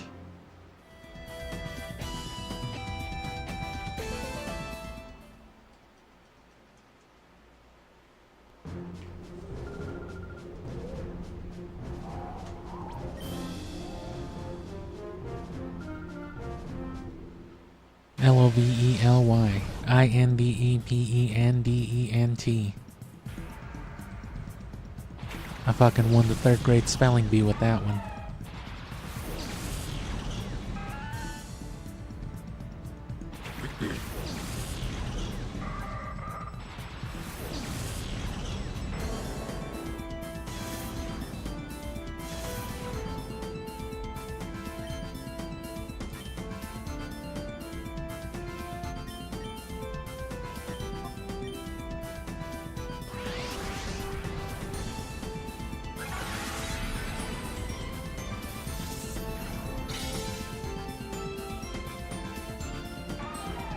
But see, a benefit Mount Battle has even at this level, you can get some of the Colosseum battles at this level.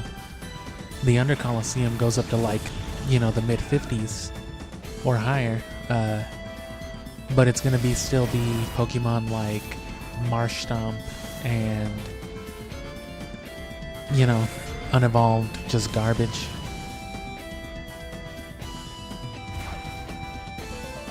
Which doesn't have as much of an XP yield in general.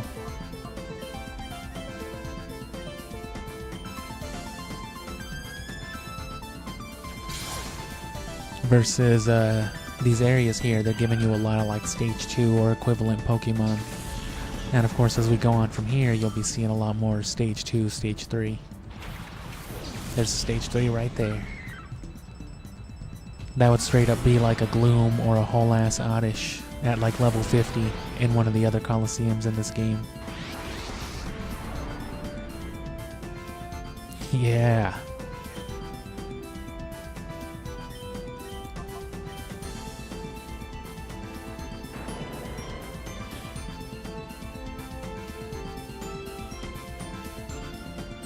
Just fucking boot camping the animal abuse out of the shadow Pokemon. Well, that's what the NPC in a Gate Village said. The best way to get an abused animal to like you is to put it in some fights. Go out there and battle. You heard her. Grand Bull. Literal dog Pokemon.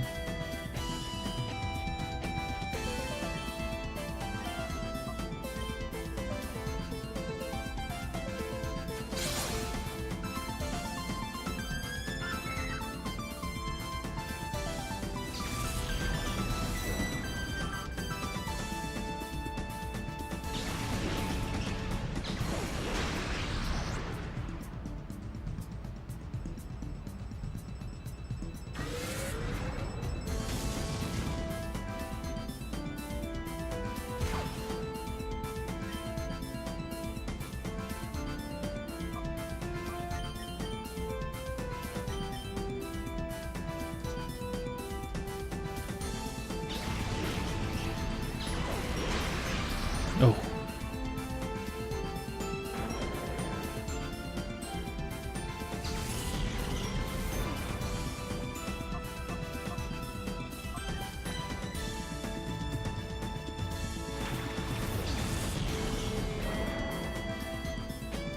Fortress did not go down a bit. Not at all.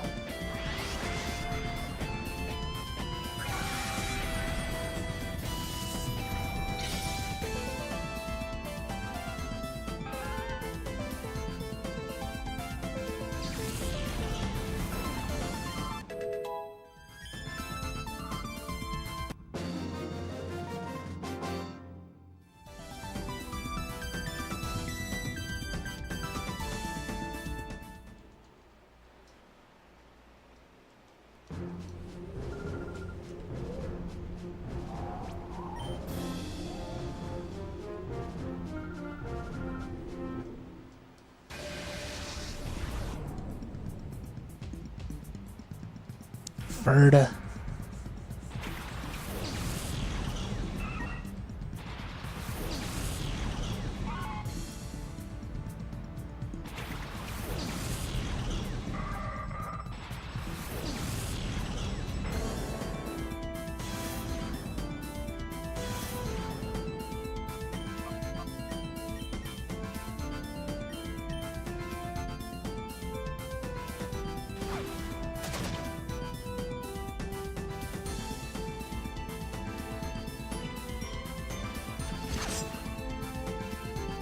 That Sneasel's even faster.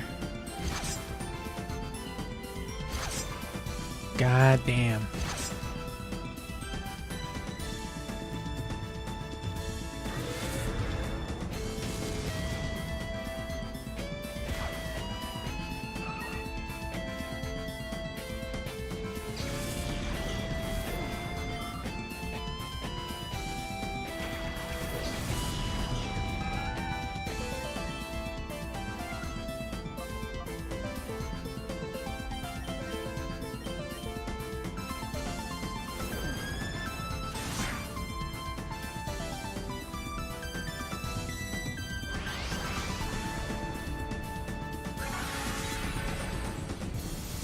Sweet.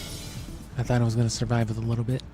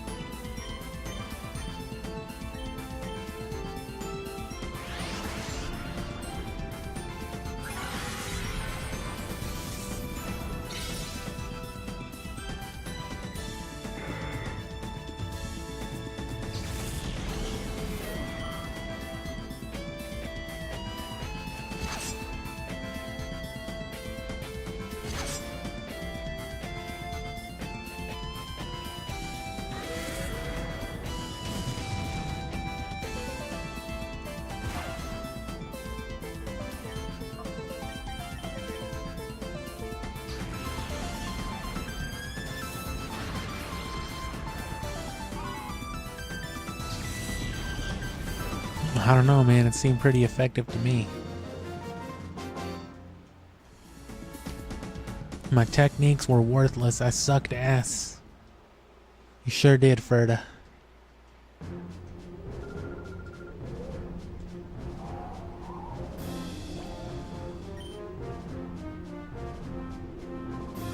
Oh, there's fucking Gorland over there. I see him. It's about a 3 straight shot to Gorland from Gillum. Hey, thanks a lot, man.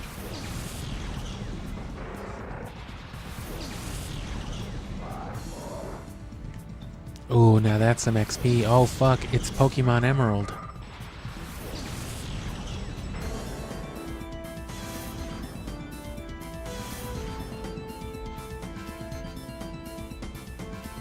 So, like, where the fuck were these guys?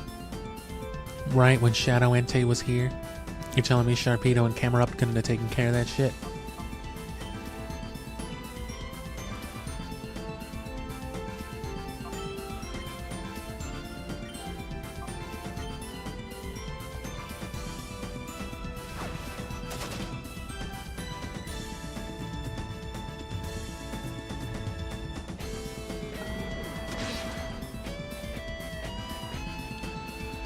Anyway, since we're getting towards the end here, I'm probably just going to be habitually plugging. So, if you haven't already checked out things like the Chao Guide, or if you have already and haven't checked out other stuff, you know, check out the Siphon Filter speedrun. It's not part of like the gameplay series or anything, but if you go to the video to my videos tab, it should be like within a couple dozen uploads. It's just, you know, my hour-long, 18-minute speedrun of it. Be trying to do it again in January. Can't wait to try that shit.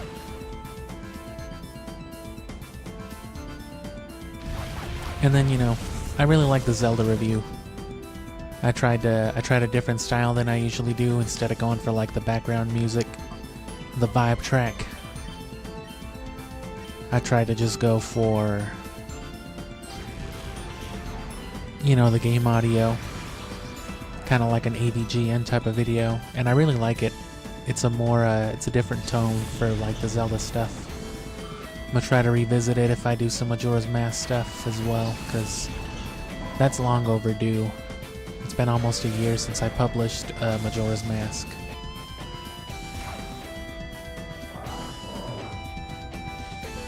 And it never got its topic.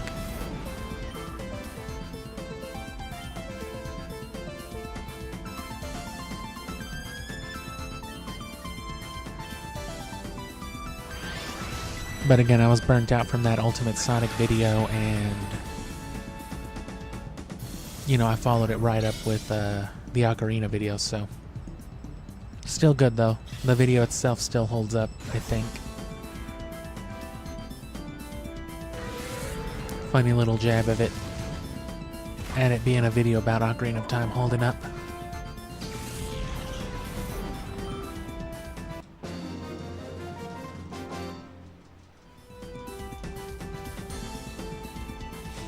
And you know, I plug the last story a lot, but I do love that game. Oh shit, it's the funny number. Here he is. Oh, I've been waiting for you, Gillum. Oh, you heard about me, youngster? It's me, Odon.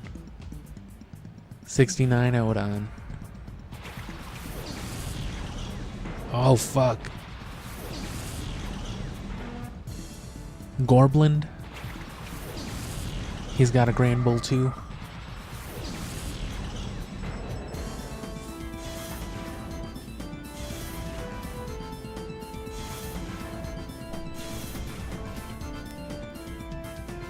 Oh yeah?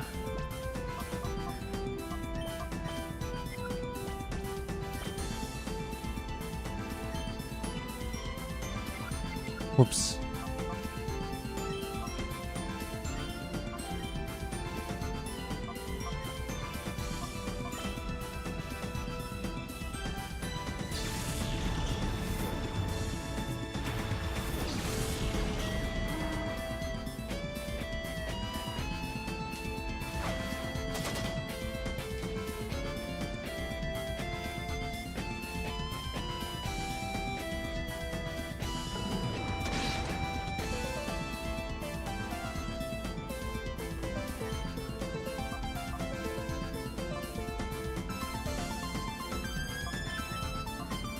Literally just to be petty.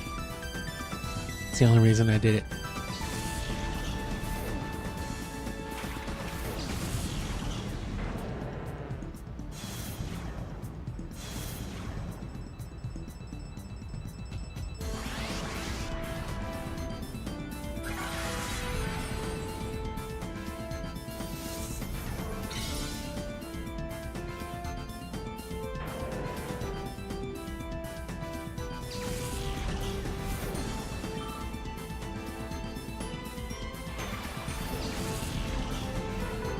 One video I'm definitely gonna do is the dog racing on Majora's Mask. I already did it. I just need to dig up that old footage and clip out the hour that I spent fucking betting money at the dog races at the dog track. I gotta go out of my way to get Porygon too. Finish a little bit of gambling on there.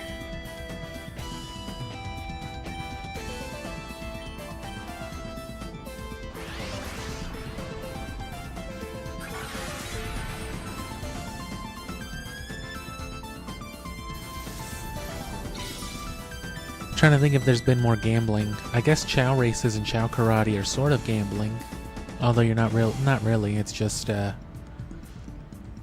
either win or you don't. There's no stakes really.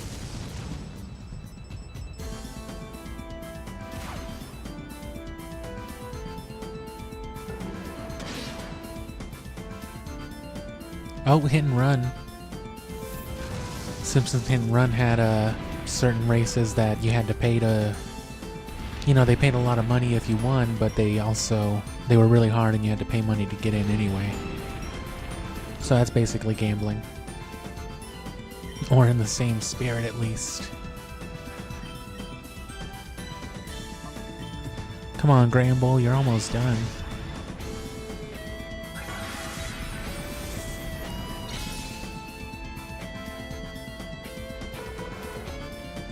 I can always touch more on the Chao Garden as well. More on some of the glitches. I wanted to eventually do a guide just on the glitches anyway, because I've done a guide on basically everything else for it. But I haven't really highlighted the tiny Chao Garden. I didn't even stream that stuff. That would have been the thing to start streaming with, was the Chao Garden. So I'll bring it back eventually, because I know that'll bring in views. And that's some definite feel-good ambience.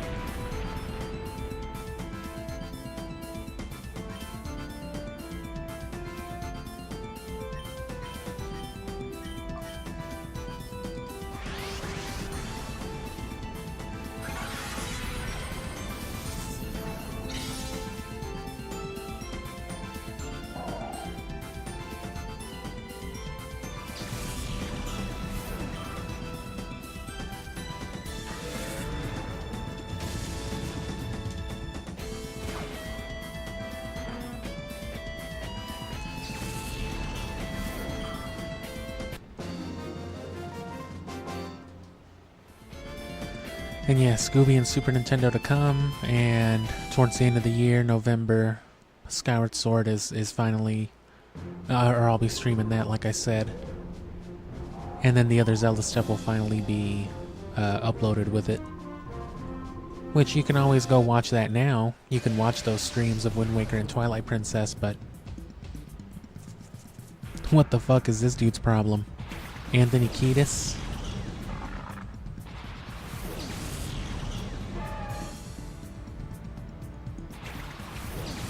See what I mean? Literal stage 2.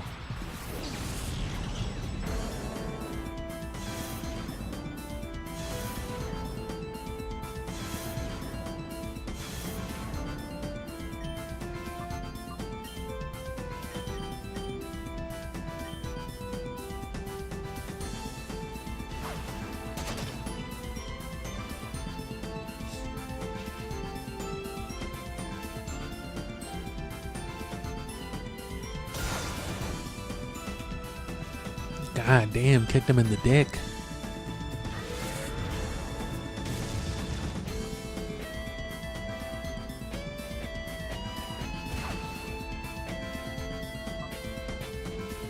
That Intimidate saved my life. Really.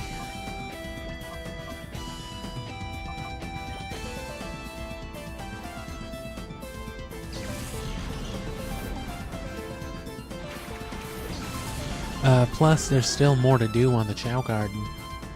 One thing I alluded to, I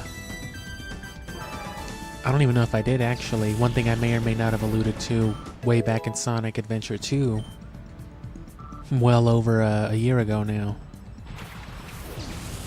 Like a year and a half ago.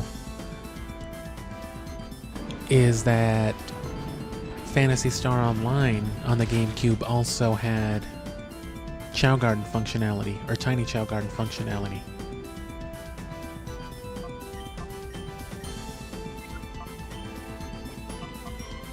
Because there's a special Tails Chao that you get at the end of some post-game side quest. Which once you get it, you can trade it to the Tiny Chao Garden, and then you can trade it up to Sonic Adventure or Sonic Adventure DX. Or Sonic Adventure DX or Sonic Adventure 2. And I think there's also an Amy Chao.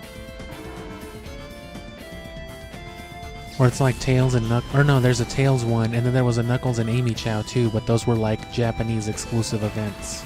You can mod them in and you know, whatnot, but there's no like clean way of getting them, you know what I mean? But you can still get the Tails Chao. You can always get that through Phantasy Star.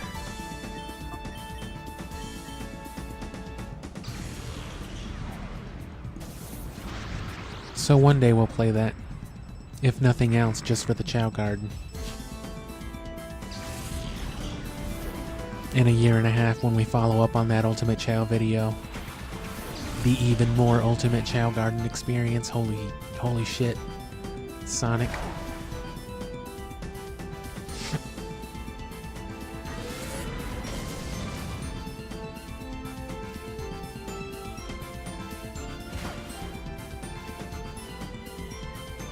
No one's going into hyper mode.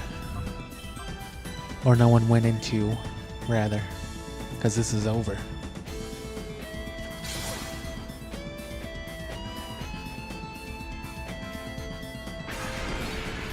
Don't want that.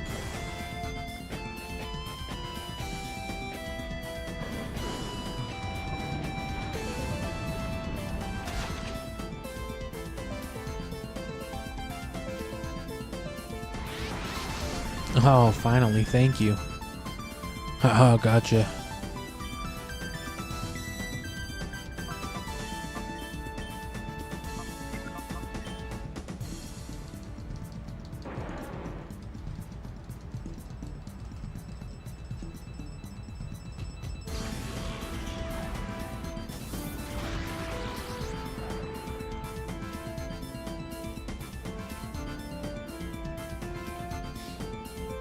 Oh no.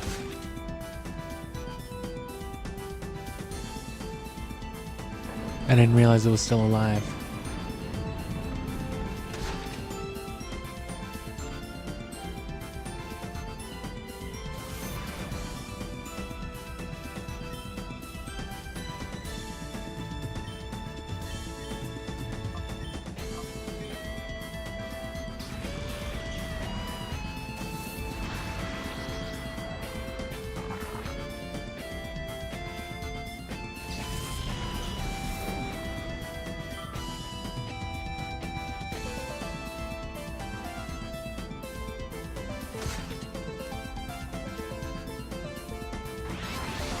Oh, nice.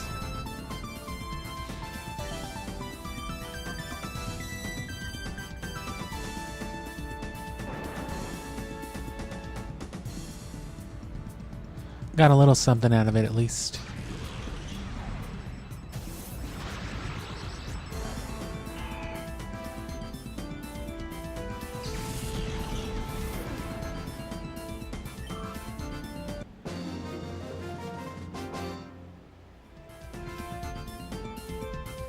That is most impressive, brother.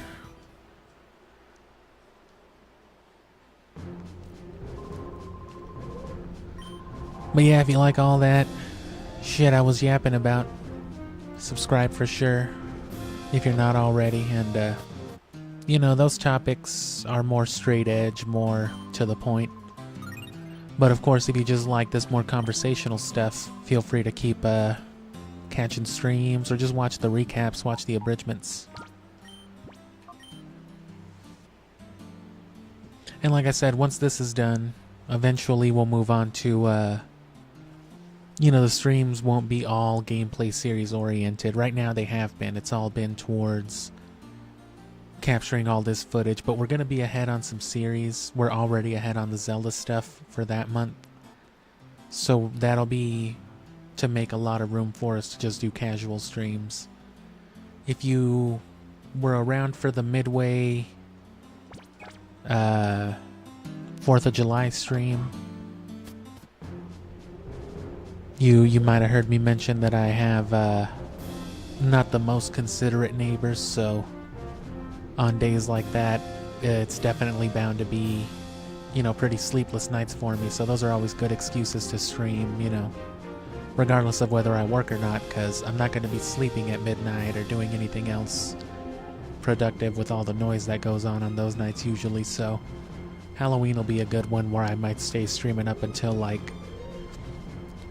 you know, if I'll get a late start regardless, you know, like a 9-10 p.m. start. But if I'm working that night especially, it might be more like a midnight start. But regardless, it'll run until like 2 a.m.-ish. And it'll just be vibes. It'll just be me running around doing some shit. Last year I played LSD. It was one of the first things I streamed, but didn't really have an audience at all, so stuff like that'll be good. But you know, you can catch me doing Scooby after all this Pokemon stuff is done in September. But just keep an eye out that the video that we've been working to is coming out in the next couple of weeks, somewhere within that first week of September at the absolute latest. Most likely though, because things tend to run like a little bit late. And you can expect Leaf Green about a week from now, but Fire Red, like I said, is out today, so you can get caught up on all that. And if you want to get caught up in everything from Ruby, Sapphire, Colosseum up to that, you can do that too. And like I said, I'll know when I can stream again tomorrow, but just keep an eye out, and if you watch YouTube around this hour, you'll see the streams. But thanks again, and just, you know, check out some content if you want, and just keep supporting us however you're doing. I appreciate you being here.